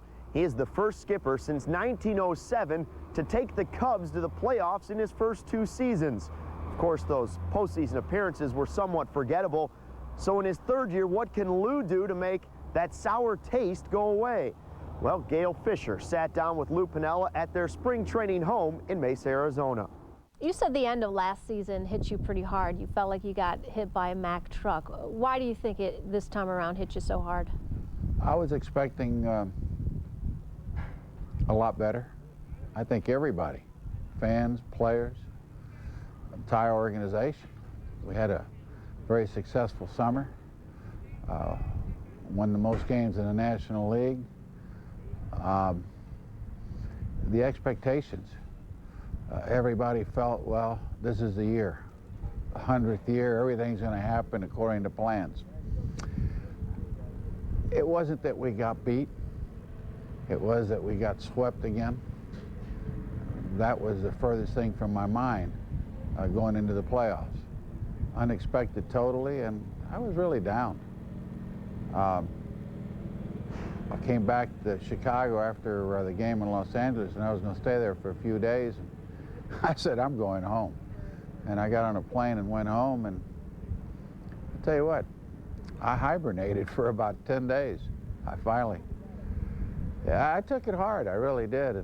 But, you know, you should. I mean, you care. How confident are you with the changes that were made this offseason? Is this team built to win now? Our team last year was built to win. We had a good baseball team. I thought we had good, solid pitching. We had a very nice defensive team. I think the players tried a little bit too hard in postseason. The first 2 ball games, we couldn't have played worse. But after losing 6 games in postseason in a row, and at the same time scoring 2 runs a game for 6 games, you had to try to do things a little differently. And Jim's gone out and done a real nice job adding a little more versatility to the club, a little more left-hand hitting, a little switch hitting, things that'll help us. Now, I don't want to put the cart before the horse because we got to play good baseball. Everybody in our division is going to be shooting at us. So we've got to play good ball during the summer. But I think that this year's ball club here, if we are fortunate enough to get back in the postseason, we'll be better equipped. Lou Piniella has to answer a lot of serious questions at spring training, but he also provides a lot of levity. You never know what Lou's going to say, and a lot of times it's pretty funny, especially when he's talking about Carlos Zambrano's mustache or the Cubs' #1 fan, Ronnie Woo Woo.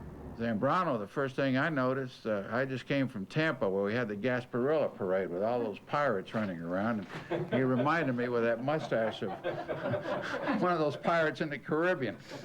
You gotta get him a Cub hat over there. I'm telling you, we really do. Maybe we can sneak Chief Wahoo over there. Who is this? Ronnie Wahoo over there. All right, one last question for you. You're 2 years with the Cubs now and everything you've experienced. Would you say this has been the biggest challenge for you managerial-wise, in a good and a bad way, maybe? I'll tell you, it's been fun. I've enjoyed the city of Chicago. I've enjoyed going to Wrigley Field. It's a wonderful, wonderful experience, and it's something that when my career is over, I'm going to look back and really appreciate that fact. It's difficult. This is a little harder than what I thought it would be coming in. I'd be lying if I say I didn't. But it is a heck of a challenge. And like I told the players today, the more you knock on the door, the sooner you're going to get in. So our job is to knock again this year and give ourselves another chance. Jim Hendry's biggest task this offseason was trying to find a left-handed bat to balance the Cubs lineup. He did just that by signing slugger Milton Bradley to a 2-year, $20 million deal. But he comes with question marks. Will Bradley be able to stay healthy? And how will he control his infamous temper under the pressure of Wrigley Field? Gail Fisher went searching for answers. Our new right fielder and middle lineup hitter, Milton Bradley. Is there a little bit extra excitement for you heading into the spring? Yeah, I mean, you know, I'm somewhere where I'm wanted, and I'm going to be here for a while. So, you know, it's unlike any other situation I've been in. So, you know, I feel like, I can work a little harder than I normally did because, they made that commitment to me. So I owe it to them. People say you're going to be a difference maker on this team, and hopefully what could get this team over that playoff hump. Do you feel like you're the key to this, or is that too much pressure to put on you? No, I mean, I don't believe in pressure either. I think that the team is a difference maker for me. I got to be in a winning environment. I don't function well in losing environments. I don't like it. Everybody here is going to go out and play ball the right way and try to win, and that's all it's about. I've been a lot of places, and guys just go out there and go through the motions and collect their check, and that's not what I'm about. This team's won 2 divisional titles in a row. I heard you saying that it's for the first time you're coming into a team that the expectations are high and could possibly win a 3rd divisional title. That obviously gets you amped up a little bit more. Yeah, I don't even get started till October. So, the season, you want to go out there and produce and win games so you can put yourself in that position, to excel in October. And, I'm all for October baseball. What are the 2 questions you're most sick of hearing? Just, about talking about my health, or talking about how do you expect to fit in, all that stuff. Is like, you wouldn't ask, Aaron Miles that, so why would you ask me that? Do you think it will take something, or does it even matter if you needed to clear up misperceptions of yourself? I mean, I don't need to clear it up with media. I mean, media is going to put out there what they want because, you know, a guy that, you know, you can say is whatever kind of way is a hot story. So, you know, I'm pretty basic and simple and plain. I go out and I play ball hard, and, you know, it's not a whole lot to talk about. You know, the more teams I go on, the more people I get to meet, the more guys I play with, the more word of mouth goes around, and people, you know, realize they got it completely wrong. How prepared are you to play at Wrigley Field and everything you've heard that comes with it? I mean, it's a great atmosphere. You know, the fans are going to be in it. Whether you're doing good, they're going to cheer. You're doing bad, they're going to boo. I mean, I'm used to that. I'm ready for that. You know, I just know that they're passionate about it, so that, you know, their feelings are genuine. All right, finish this sentence for me. I really want fans to know. You know, I mean, there's not a whole lot to know. You know, see it for yourself. After the break, we go one-on-one with Derek Lee. Despite back-to-back playoff appearances, the Cubs made a lot of changes in the offseason. But D. Lee sees that as a good thing. It just kind of shows the commitment the front office has to winning. You know, they're basically saying, look, winning 97 games in the regular season is not enough. We have bigger goals. One of those players they let go was fan favorite Kerry Wood. His departure opens the door for a new closer on the north side. Kevin Gregg is looking to fill the role. I don't think anybody's going to replace Kerry. I mean, what he's done for the city of Chicago and the organization is unmatched. We will have to fill his position because we can't play without a closer. That and more as Cubs spring training in depth continues. Plan your next corporate or social function in one of Wrigley Field's private party accommodations. Wrigley Field offers a variety of private, catered opportunities to host and impress your group. The Mezzanine Suites presented by Nuveen Investments has 4 convenient rental plans to fit all budgets and needs. For larger parties of 75 to 100, the Bud Light Batter's Eye, located in center field, provides a unique view of the game. All private party accommodations provide generous food and beverage packages, as well as VIP parking. Call 773-404-CUBS or visit Cubs.com.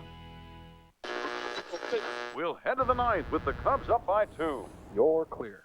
Partner, that sweater is uglier than Shea Stadium. Surprised you didn't say that on the air. It's time for a new wardrobe. I assume you have somewhere in mind. Wrigleyville Sports. Oh no, that place is so intimidating. Too many choices. Too many choices? Ever hear of asking for help? Their staff is the best. Okay, say they help me pick out a new wardrobe. What do I do with this sweater? Easy. Burn it. Just like your hairpiece. People who book with Hotels.com are used to special treatment. They enjoy being pampered and indulged. Or in some cases, grossly overindulged. So we designed a rewards program that meets those high expectations. It's called Welcome Rewards. Book 10 nights wherever you want, even in different hotels, and get a free night. Welcome Rewards from Hotels.com. It's not special treatment for your jacket. It's special treatment for your wallet. The ruggedly re-engineered Polaris Ranger XP. The all-new unstoppable Sportsman XP. Extreme performance, extreme deals. Right now, get as low as 1.99% APR or up to $1,000 in rebates on every trail-dominating, stump-pulling, rock-crawling, hill-climb, corner hug load, trophy-taking, pulse-pounding Polaris vehicle. The Polaris XP event. Get as low as 1.99% APR or up to $1,000 in rebates. And be sure to see Extreme Performance, now playing at your local Polaris dealer. The 2009 Ranger XP takes on the competition in Ranger Rodeo 3. And the 2009 Sportsman XP dishes it out in the Sportsman Shootout. The Polaris XP event. Extreme performance, extreme deals. Get as low as 1.99% APR or up to $1,000 in rebates at your local participating Polaris dealer.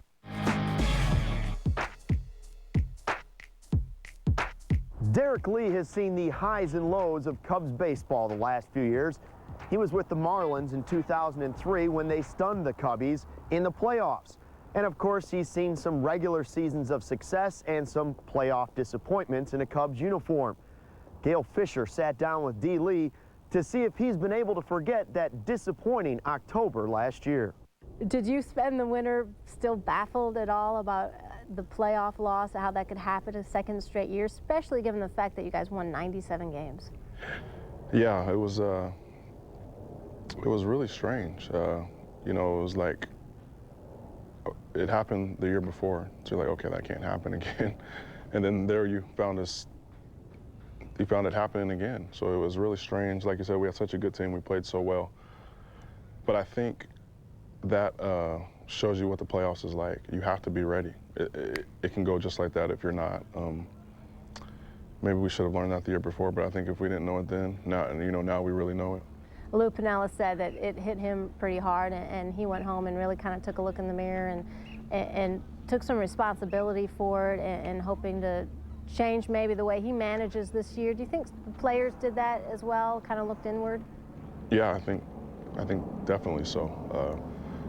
The talent was there. The front office did the job of putting the team together. We were able to win 97 games. So when you play, I mean, sometimes you get beat. Sometimes the other team is just better than you and you get beat. But I don't feel like they were better than us. I felt like we just didn't show up and play the baseball we were capable of playing. So when that happens, you have to look at yourself, look yourself in the mirror and say, what can I do better next time I'm in this situation to perform better for the team. Do you think that's why so many changes were made this winter? I mean, for a team that won so many games, you don't usually see a 40% turnover rate. Yeah, I think it just kind of shows the commitment the front office has to winning. They're basically saying, look, winning 97 games in the regular season is not enough. We have bigger goals. So although some of the guys that are gone, you hate to see go. These were great players and good friends. But at the same time, you like the commitment they're showing to winning. It's kind of do whatever it takes attitude.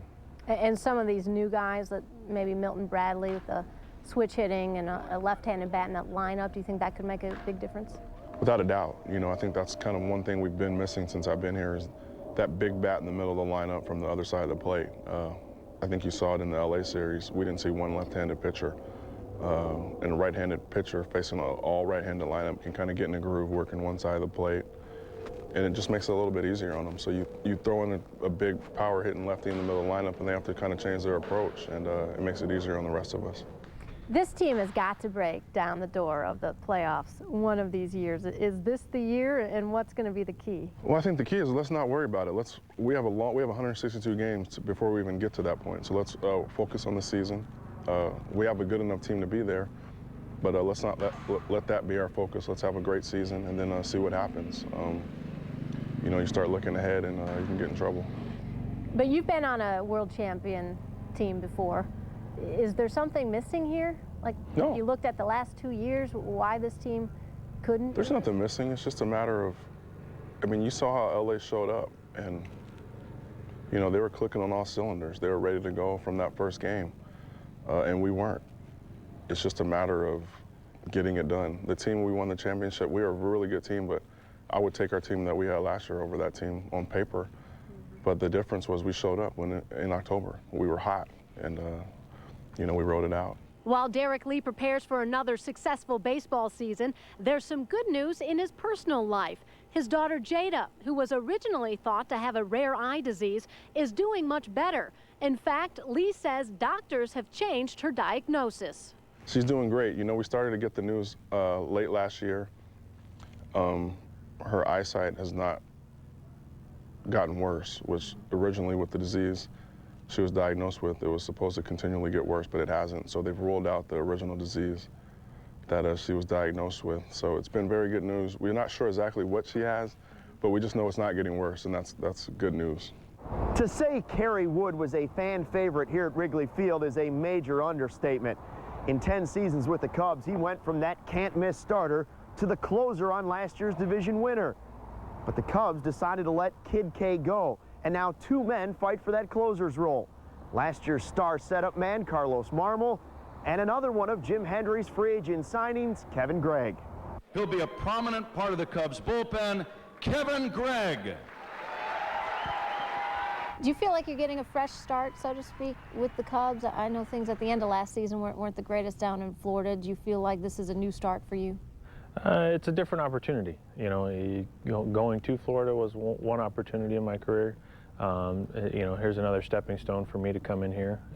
Only have a 1-year contract right now, and just look forward to coming here and playing and being on a championship-style team.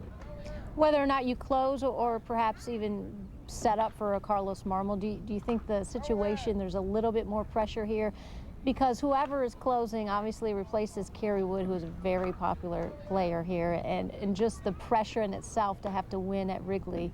The Cubs fans have been on the Cubs to start winning more in the postseason. Yeah, I mean, I don't think anybody's going to replace Kerry. I mean, what he's done for the city of Chicago and the organization is unmatched. We will have to fill his position because we can't play without a closer. And I think that's what I'm going to try to do, and I think that's what Marmol will try to do if he's in that situation. So we'll see what comes of it. I mean, I'm looking forward to the year. What have you heard about playing at Wrigley? Obviously, you've played there as an opponent, and being in Florida, no offense, I've been to some Marlins games. The fans there, you might get 10,000. You're talking about 42,000 every day at Wrigley Field. I'm excited. I mean, it's one thing being in Florida where the fan base wasn't coming out in record numbers by any means, but I'm excited to get to a city that there's 40,000. Where I started in Anaheim for 4 years, parts of 4 years, there was 40,000 every night, and so I kind of got used to that, and then had to take that step back. It was kind of, a gut check really to like, wow, this really happens around here, and then so to come back to that, I'm excited about being back and being a part of an organization that has that kind of fan support. At the same time, though, there's a lot of pressure now. Are you prepared for the pressure cooker of it all? Yeah, I expect to win. It doesn't matter if I'm in Florida in front of 2,000 people or 3,000 people, or if I'm in a spring training where there's a few hundred people, or pitching on a backfield and there's nobody there. The pressure that I'm going to put on myself as a player just to compete myself is going to be the same on all levels. So to feel more pressure from the fans or the organization, I don't think I will. Coming up after one final break, Giovanni Soto had a rookie season we'll never forget, but his team fell short of their goal. We had a really, really good year last year, and I want to think of it as we had a bad week. It was a bad moment to have a bad week, but what happened happened. Can Soto improve on his stellar 2008? And more importantly, can he help guide the Cubs to a long-awaited title? We'll sit down with the Cubs catcher as Cubs spring training in depth continues.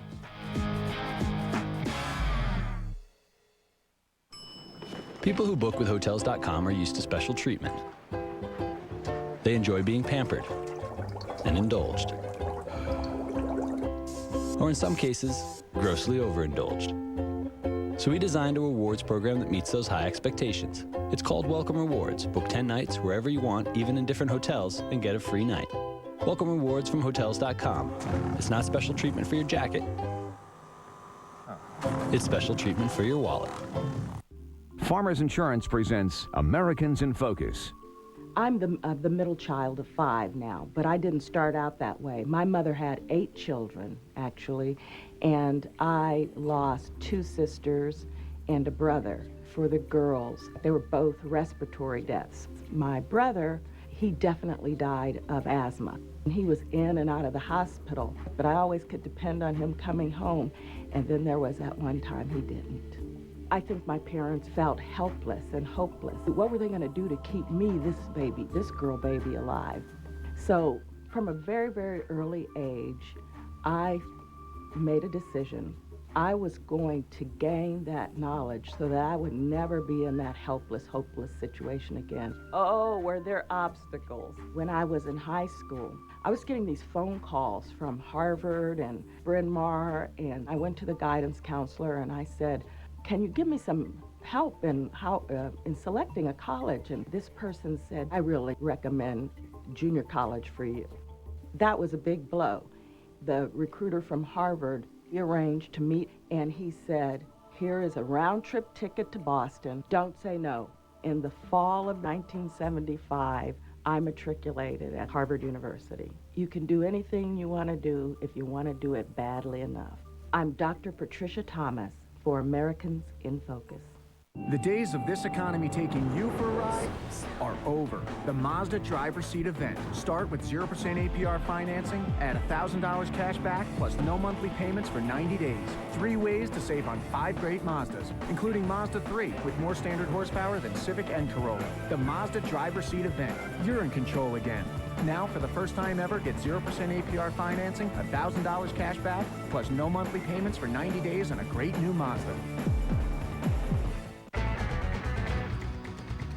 Hi, I'm David Kaplan. Monday on Chicago Tribune Live, the Bulls tip off in Washington. We'll preview the game, plus the latest from Arizona as the Cubs battle the A's, and we'll hear from last year's Masters champ, Trevor Immelman. All that in the day's news Monday at 5:30.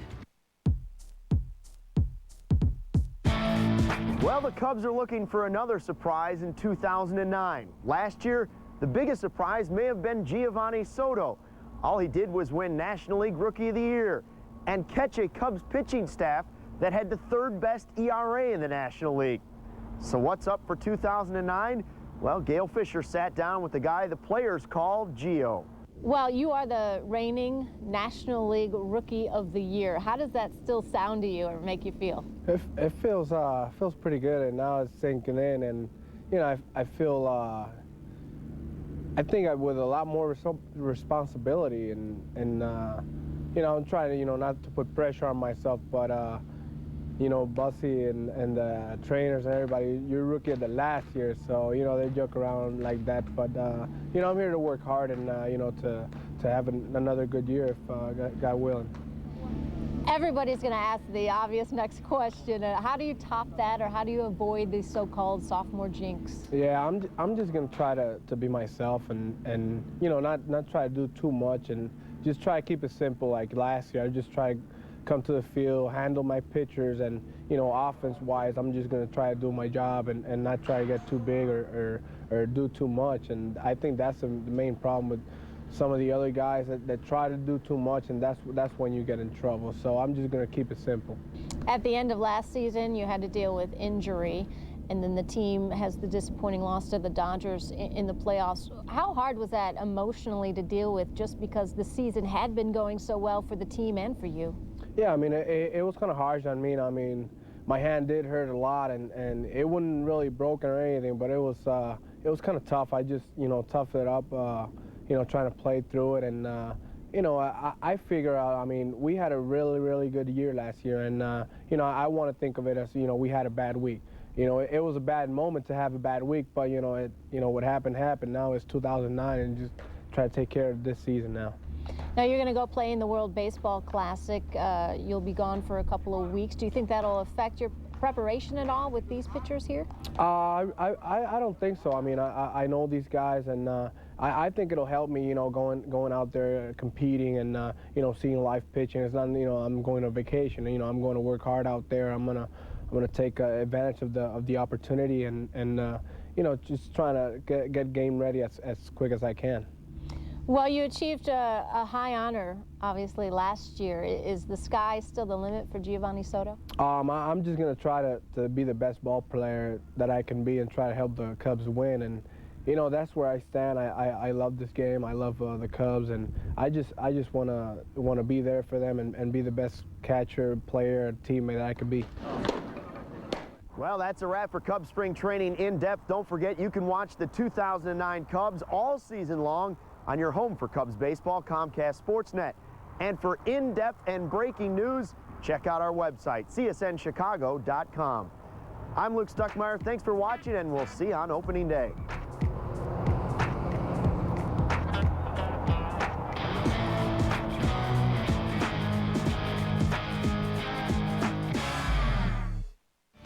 Plan your next corporate or social function in one of Wrigley Field's private party accommodations.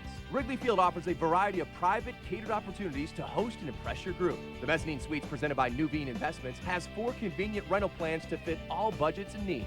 For larger parties of 75 to 100, the Bud Light Batter's Eye, located in center field, provides a unique view of the game. All private party accommodations provide generous food and beverage packages, as well as VIP parking. Call 773-404-CUBS or visit Cubs.com. People who book with Hotels.com are used to special treatment. They enjoy being pampered and indulged. Or in some cases, grossly overindulged. So we designed a rewards program that meets those high expectations. It's called Welcome Rewards. Book 10 nights wherever you want, even in different hotels, and get a free night. Welcome Rewards from Hotels.com. It's not special treatment for your jacket. It's special treatment for your wallet. Eliminate or reduce your dependency on contacts and eyeglasses when you have LASIK eye surgery at Verde Eye Clinic. Besides treating nearsightedness, farsightedness, and astigmatism, other LASIK procedures can help those who need glaucoma or cataract surgery. To see if LASIK eye surgery is right for you, stop by our new location in Rock Island or one of our offices in Geneseo and Muscatine. Or for more information on Verde Eye Clinic, go to Channel 1 Mediacom On Demand. Then visit Marketplace and click on Health and Wellness. Your wish is on demand. Thanks again, Quad Cities. Sexton Ford is your volume Ford dealer, the only area Ford dealer to earn the President's Award. We're number one in sales and service. Sexton Ford is the only area Roush dealer. Come see the 2009 Roush 429 Mustang. Get an 09 Focus up to 35 miles per gallon, only $12,966. Get drastic used car discounts, like an 07 F-150 XLT Crew 4x4, only $19,995. Oh yeah, Sexton Ford is the talk of the town. The original Osaka Japanese Steakhouse is now in Davenport. Our skilled hibachi chefs will dazzle you with their culinary expertise, entertain your family, and delight your taste buds. At Osaka Japanese Steakhouse, your meal is prepared before your very eyes. The sights, the sounds, the aromas, a feast for all your senses. For a special treat, select your favorite sushi from our vast menu. Our sushi is made to order with only the freshest ingredients. The original Osaka Japanese Steakhouse, where meals come to life, now in Davenport. I'm Brian Campbell of the Chicago Blackhawks, and you're watching Comcast Sportsnet. Coming up on Sports Night. Sharp moves in, shooting! Patrick Sharp is finally back in the Blackhawks lineup. Could he help his teammates snap a 5-game losing streak? We needed to win badly. Meanwhile, a flurry of turnovers cost the Bulls another home court win last night. Miller couldn't hang on. Here's Farmar for three, and he buries that. Still, rookie point guard Derrick Rose made quite an impression on the reigning MVP. I like everything about him. Gavin Floyd makes a decision about his future with the White Sox, while Big Z and the Cubs welcome back their starting first baseman. We're celebrating in style on Sports Night. This is Sports Night, live from the Comcast Sportsnet studios in downtown Chicago. Good evening, everyone. Welcome into Sports Night with Chuck Garfien. I'm Mark Shanowski. Gavin Floyd gets a brand new contract from the White Sox, and we're down to the Sweet 16 in the NCAA tournament. Those highlights in just a bit. But first, after missing the last 5 weeks with a lower body injury, translation, bad knee, Patrick Sharp returned for the Hawks, looking to bring the Kings to their knees. Hawks coming in losers of 5 straight, but they're glad to get their sharp shooter back in the lineup. There he is. First period, Hawks on the power play. And they work around to Sharp. Gets a good look, but he is denied by Jonathan Quick. Later, the Hawks with a 2-on-1, and it's guess who? Sharp this time. Nothing but net. Hawks on top, 1-0. He is pumped up as well. Check out the replay. It's his first goal since February 11th, and they are fired up at the UC. Second period, Sharp and Marty Havlet with a game of give and go. Sharp feeds Marty, and he lights the lamp right there. Havlet's 23rd of the season. It is 2-0 Hawks. Later in the second, the Hawks looking for more. Troy Brower. He's got a breakaway, but Quick is there. What a save by the goalie of the Kings. Taking their look. He deflects the puck with his pad and then snatches out of the air with his glove hand. We go to the third. Andrew Ladd tries to wrap around, but the puck stops just short of the goal line. It stays, look at that. It stays 2-0. 3 minutes to play. The Kings on a power play. Drew Doughty finally gets the Kings on the board past Nikolai Abibulin. The lead is cut to 1. So the Kings pull their goalie, and check this out. It's Sharp. The spot shadow it here. He's just trying to clear the puck and to prove that it's his day. It's headed for the net, and bing, bang, boom. And he meant to do that. The Hawks had another empty netter by Havlet, and they get a much needed win, 4-1. Here's Josh Mora from the UC.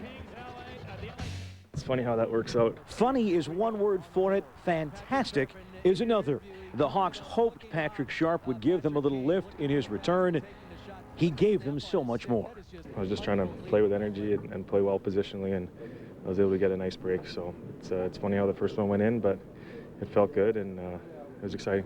even if he wouldn't score tonight, it was great to have him in the lineup, and you can see that we can have more, create more offense with him in the lineup. So I think he had a great first game. So I think you know, you get another goal scorer in the lineup, and you know, he's such a talented goal scorer, and he can skate so well. So you know, he had speed, and you know, that creates energy for the rest of the team. Sharp's assist on Marty Havlet's first goal gave the Hawks their first 2-goal lead in 9 games, and that allowed the Hawks to return to a simple defensive mindset as they held the Kings to just 5 shots in each period. I think we didn't try and do too much, kept it simple, and probably the biggest thing was we didn't give them any easy goals.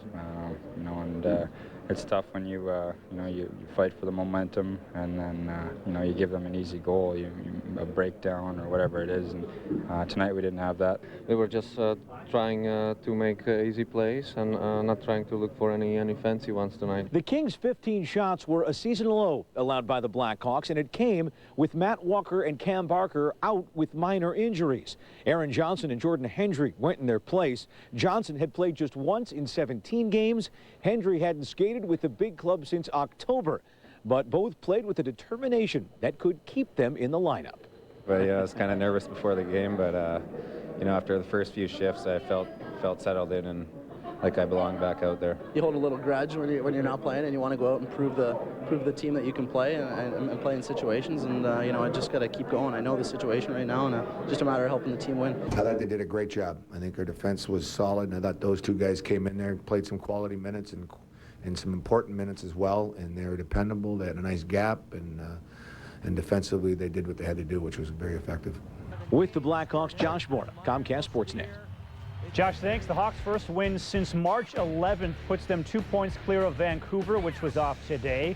Calgary was idle as well. The Hawks back on the ice Wednesday. Big game at home against San Jose. Now Bryant again. Back to Farmar, driving and dunking. Oh my goodness. Get out the way.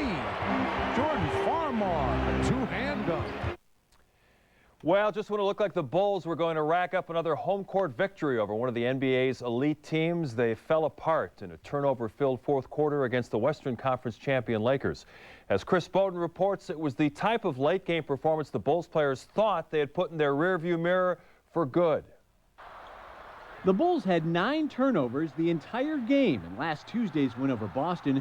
They had 9 in Saturday's fourth quarter alone against the Lakers. If there's a how-to book about blowing 15-point second-half leads, that's your opening chapter, whether you call it bad offensive execution or the other team's defensive intensity. Our turnovers really hurt us because it got them some momentum, some confidence, and some energy. And then we couldn't catch up or match that as the game went on. You got the steals, you got control of the game, got some momentum of the game, and all of a sudden those shots become a lot easier to take and knock down.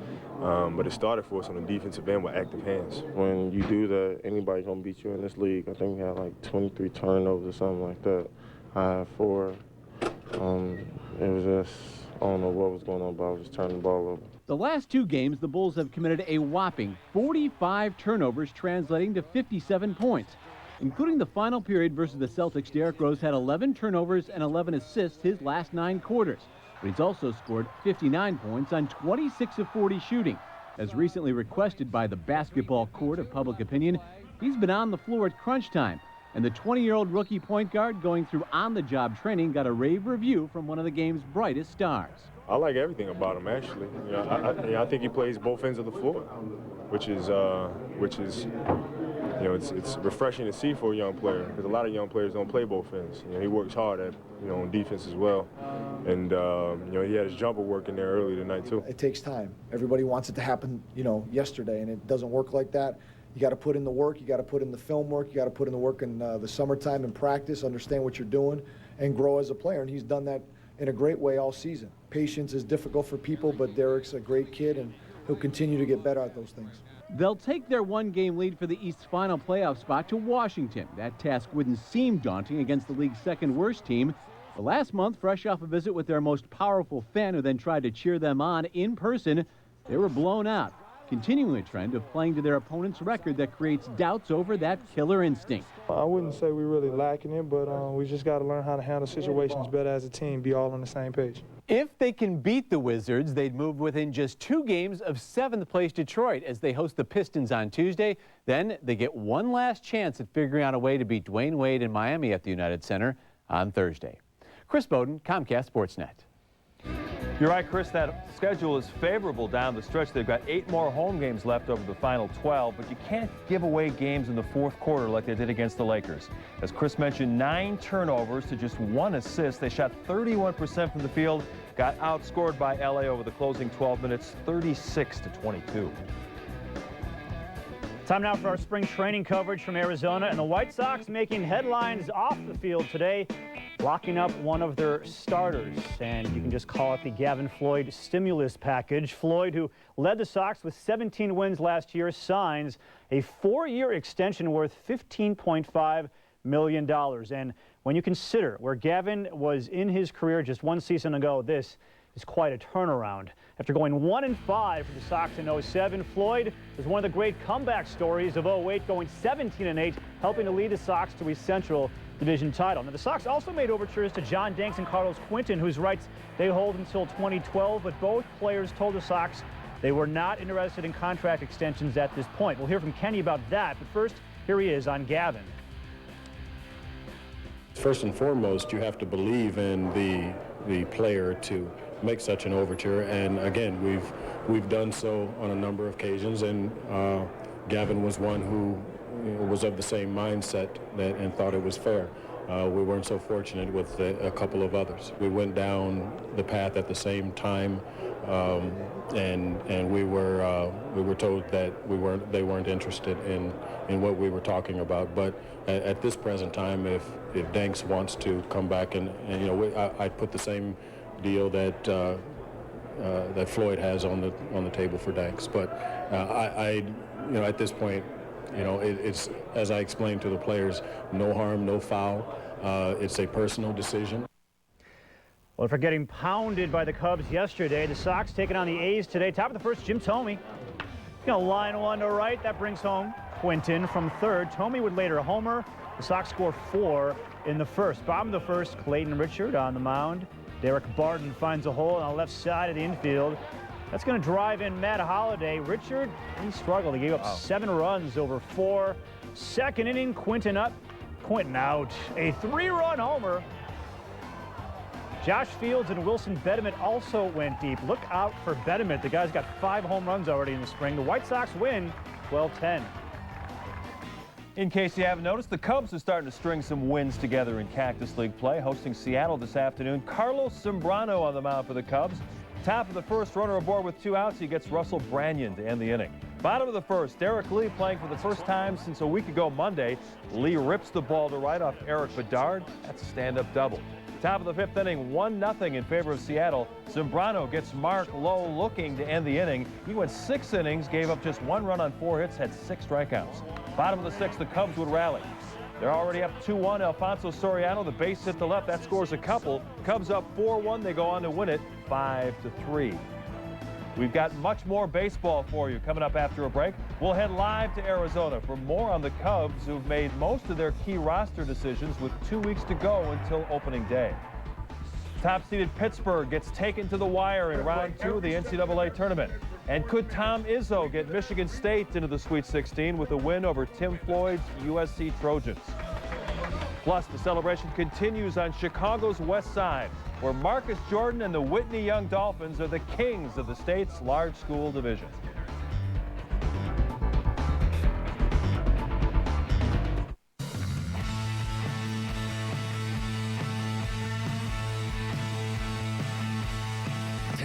Ago, Victory set out to build the industry's best bikes. Bikes built to be ridden, bikes built to last.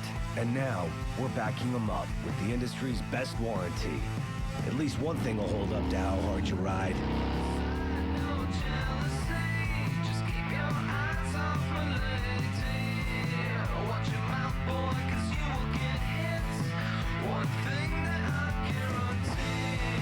Check out TestRideVictory.com to set up a test ride and lock in your 5-year warranty at one of 300 dealers nationwide.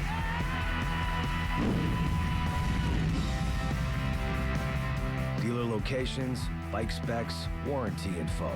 It's all at testridevictory.com. Victory, the new American motorcycle. How much sugar is in these energy drinks? Let's find out. While waiting, you should know. 5-Hour Energy contains 0 sugar and only 4 calories. Its blend of B vitamins and amino acids can help you feel awake, alert, and productive for hours without the crash or jitters. The answer is 12. Over 12 teaspoons of sugar and 200 calories in these energy drinks. 0 sugar and 4 calories in 5-Hour Energy. There's a reason people choose 5-Hour Energy 2.5 million times a week. 5-Hour Energy. Hours of energy now, no crash later. Relive all the greatest moments from past tournaments and catch highlights of this year's games beginning with the Sweet 16 with NCAA Video On Demand. The best of March Madness. Available through April 30th on Comcast On Demand. All programming is available in high definition and all for free. Welcome back. The final 8 spots in the Sweet 16 on the line today in the NCAA tournament. We're going to start in the East. Top seed, Pitt, taking on Oklahoma State. Second half, Cowboys down 4. James Anderson on the wing. He is going to knock that down. Oklahoma State within 1. Later, Cowboys up 1. Sam Young for the open 3.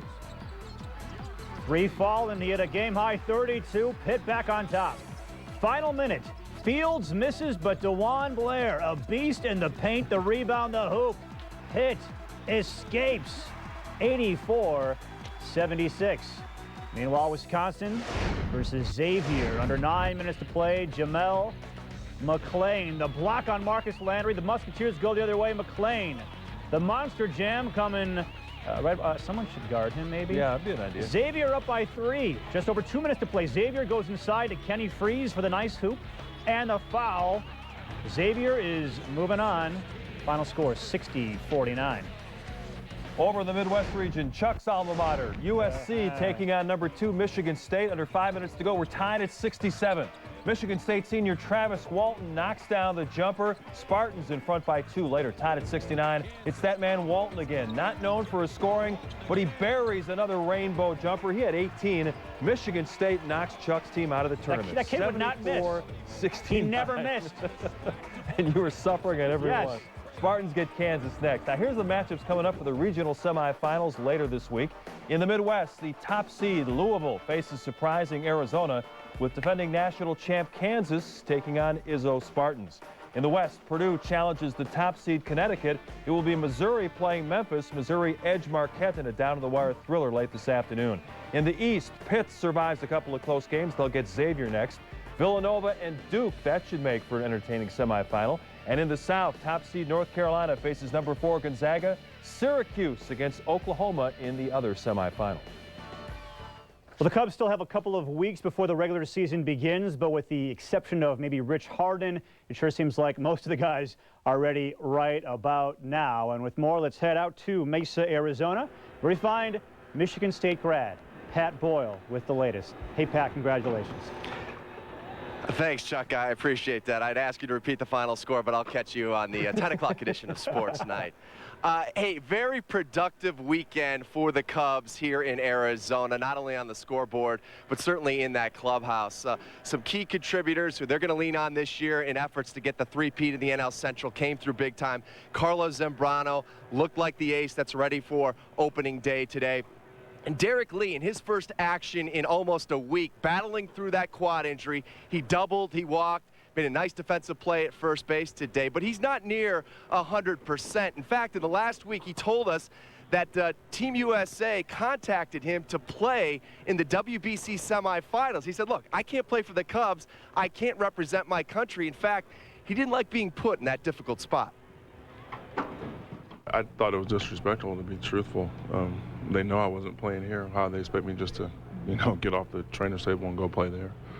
But also at the same time, you understand they're trying to win. And I was the guy that was on the roster, so I guess they figured they'd give it a shot. As for Big Z, he went 6 innings today, giving up just 4 hits. He had 6 strikeouts against the Mariners. The only run he gave up was a solo homer. Zambrano also contributing at the plate as he usually does. Doubles in the 5th inning. He eventually scored. Z is looking and feeling good with just 2 weeks to go in camp. I felt good, you know. Felt good today, and thank God that I did a good job, and I was able to use all my pitches, and all my pitches was good today.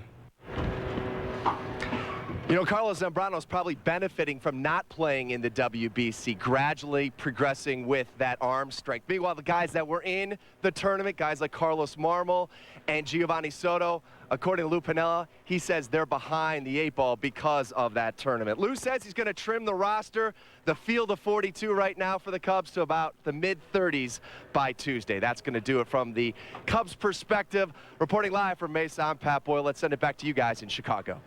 All right, Pat, we're counting down the days now to opening day here on Comcast Sportsnet. We've got both season openers for both Chicago teams on April the 6th. The Sox and Royals from U.S. Cellular at 1:05. The Cubs and Astros from Houston at 6. A special doubleheader only here on Comcast Sportsnet.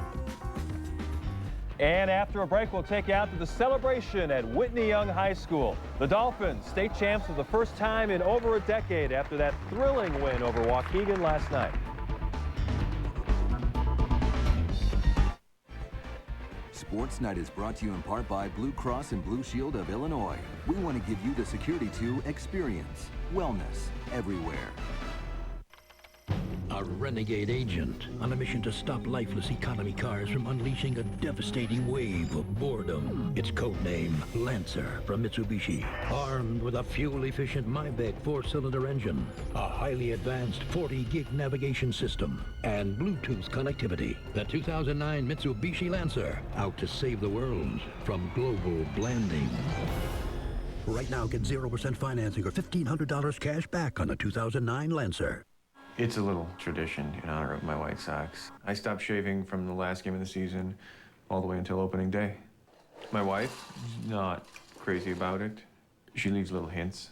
See, once it gets down to my belt, I know it's time for the pitchers and catchers to report. And when it gets down to my zipper, it's opening day. I don't need a calendar anymore. It's like a sundial. It's like a hair dial. 64 teams came, and then there were 4. See college basketball's biggest event on Chicago's biggest screen. The semifinals live at the venue, exclusively at Horseshoe. Guy is paying booking fees on his flight? I'm on it. Let's go, no fee. So, I see you're paying booking fees on that published price flight. Yeah, it's no big deal. What are you doing? It's no big deal, right? Nofi doesn't like it when people pay booking fees. It makes him angry. Hey, okay, I'm gonna go to Priceline. Hey, no booking fees. You've made Nofi very happy. No booking fees on published price flights at Priceline. At U.S. Bank, we support athletics, the arts, and anyone with a dream. Support that's not just about money. It's about investing our time and our care to make the most of the places we call home. That's the power of U.S. Bank. 5-star service guaranteed.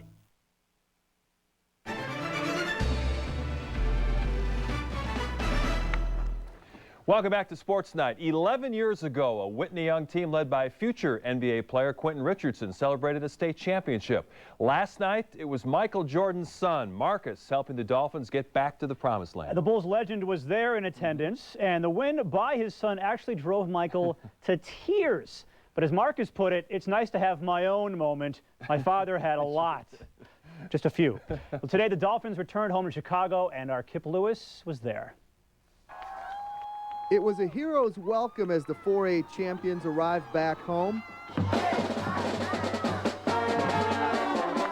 it's an incredible feeling. These young people have been through so much this year, and to come out as the ultimate prize as a state champion is overwhelming. We had a great bond here. It's been a great 3 years here for myself, and I'm just happy that we got a chance to do this. The Dolphins had to fight and scratch to hold off Waukegan for the 69-66 win. It was sealed thanks to 4 clutch free throws by Michael Jordan's son, Marcus. We worked on free throws all year because we knew it would come down to that. And I made the last 4 in the game, and it was just great. The title was Whitney Young's second. The first came in 1998. This year's team wanted nothing more than to join that team with a banner. Members of the 98 squad were on hand for the rally. This morning I woke up and I just kept telling myself, like, man, I'm a state champion. Like, it didn't hit me until we got on the bus and it's the pep rally. You got 2,000 students who come through Whitney Young every year, but it gives them a bragging right once they go on into the real world and say, you know what, we all won the state championship. The Whitney Young players say they are most proud of the fact that they worked hard together to accomplish their goal. The Dolphins have 6 seniors on the roster. For them, there is nothing sweeter than closing out their high school careers with a championship trophy. From Whitney Young High School, Kip Lewis, Comcast Sportsnet. All right, Kip, congratulations to the Dolphins. We're coming right back to wrap things up. I'm calling a T for trade-in, maximum value trade-in. We give more, you get more at Bob Rohrman's Libertyville Mitsubishi.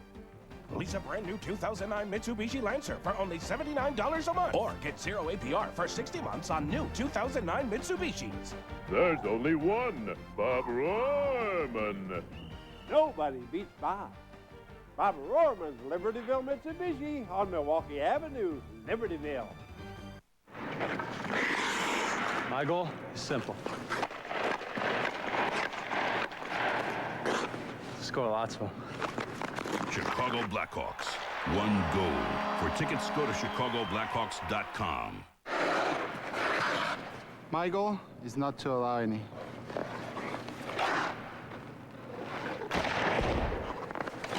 Chicago Blackhawks. One goal. For tickets, go to chicagoblackhawks.com.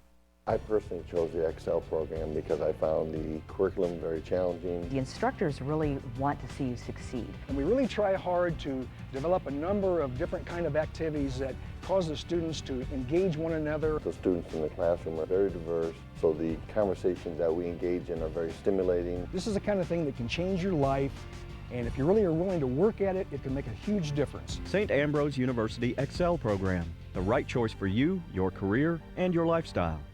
Clones versus droids. Jedi versus Sith. Good versus evil. I will deal with the Jedi myself. And a few laughs in between. You've just taken your first step into a larger world. Star Wars: The Clone Wars. A new adventure every Friday at 9 p.m. on Cartoon Network. 1 in 3 Americans has cardiovascular disease. Many times, risk factors can be reduced with a healthy change in diet and increased exercise. By participating in the American Heart Association's Lifestyle Change Challenge at Gold's Gym, I'm reducing my risks of heart disease and stroke, and having fun. Be inspired to make changes in your daily life to reduce your risk of heart disease and stroke. Did you know walking vigorously for 1 hour can add 2 hours to your life expectancy? Find out how you can get fit by checking out START, the American Heart Association's physical activity program.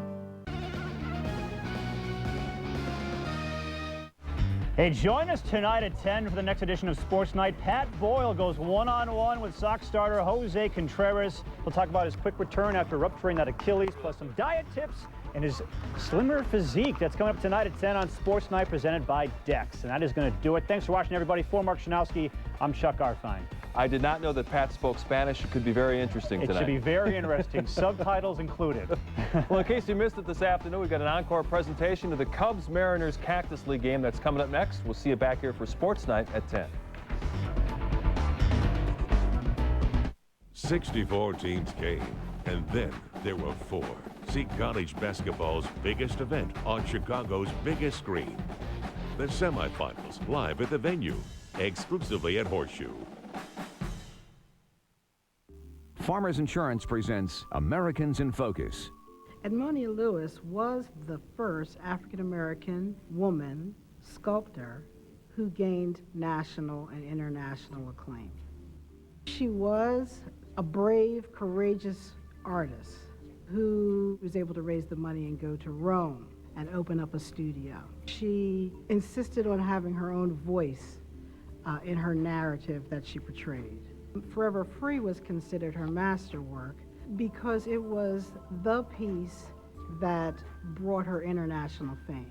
It is the first piece of sculpture that celebrates the freedom of African Americans, the death of Cleopatra.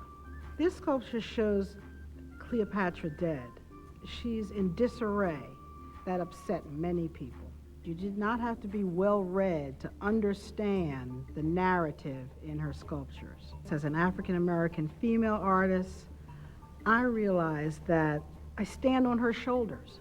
If she had not done what she had done, I would not be able to be an artist myself today. If I could talk to her, I would just say thank you and let her know that every African-American artist knows her name. She did not live, she did not work in vain. For Edmonia Lewis, I'm Denise Ward-Brown for Americans in Focus. How much sugar is in these energy drinks? Let's find out. While waiting, you should know. 5-Hour Energy contains 0 sugar and only 4 calories. Its blend of B vitamins and amino acids can help you feel awake, alert, and productive for hours without the crash or jitters. The answer is 12. Over 12 teaspoons of sugar and 200 calories in these energy drinks. 0 sugar and 4 calories in 5-Hour Energy. There's a reason people choose 5-Hour Energy 2.5 million times a week. 5-Hour Energy. Hours of energy now, no crash later. Enjoy the best pie in town with DiAgostino's Pizza. Order by phone or online. Find Dax Pizza at 3 locations, Wrigleyville, River West, and Glenview, or just visit DaxDelivers.com. Chicago Tribune Live, weeknights at 5:30 on Comcast Sportsnet, fans' best friend.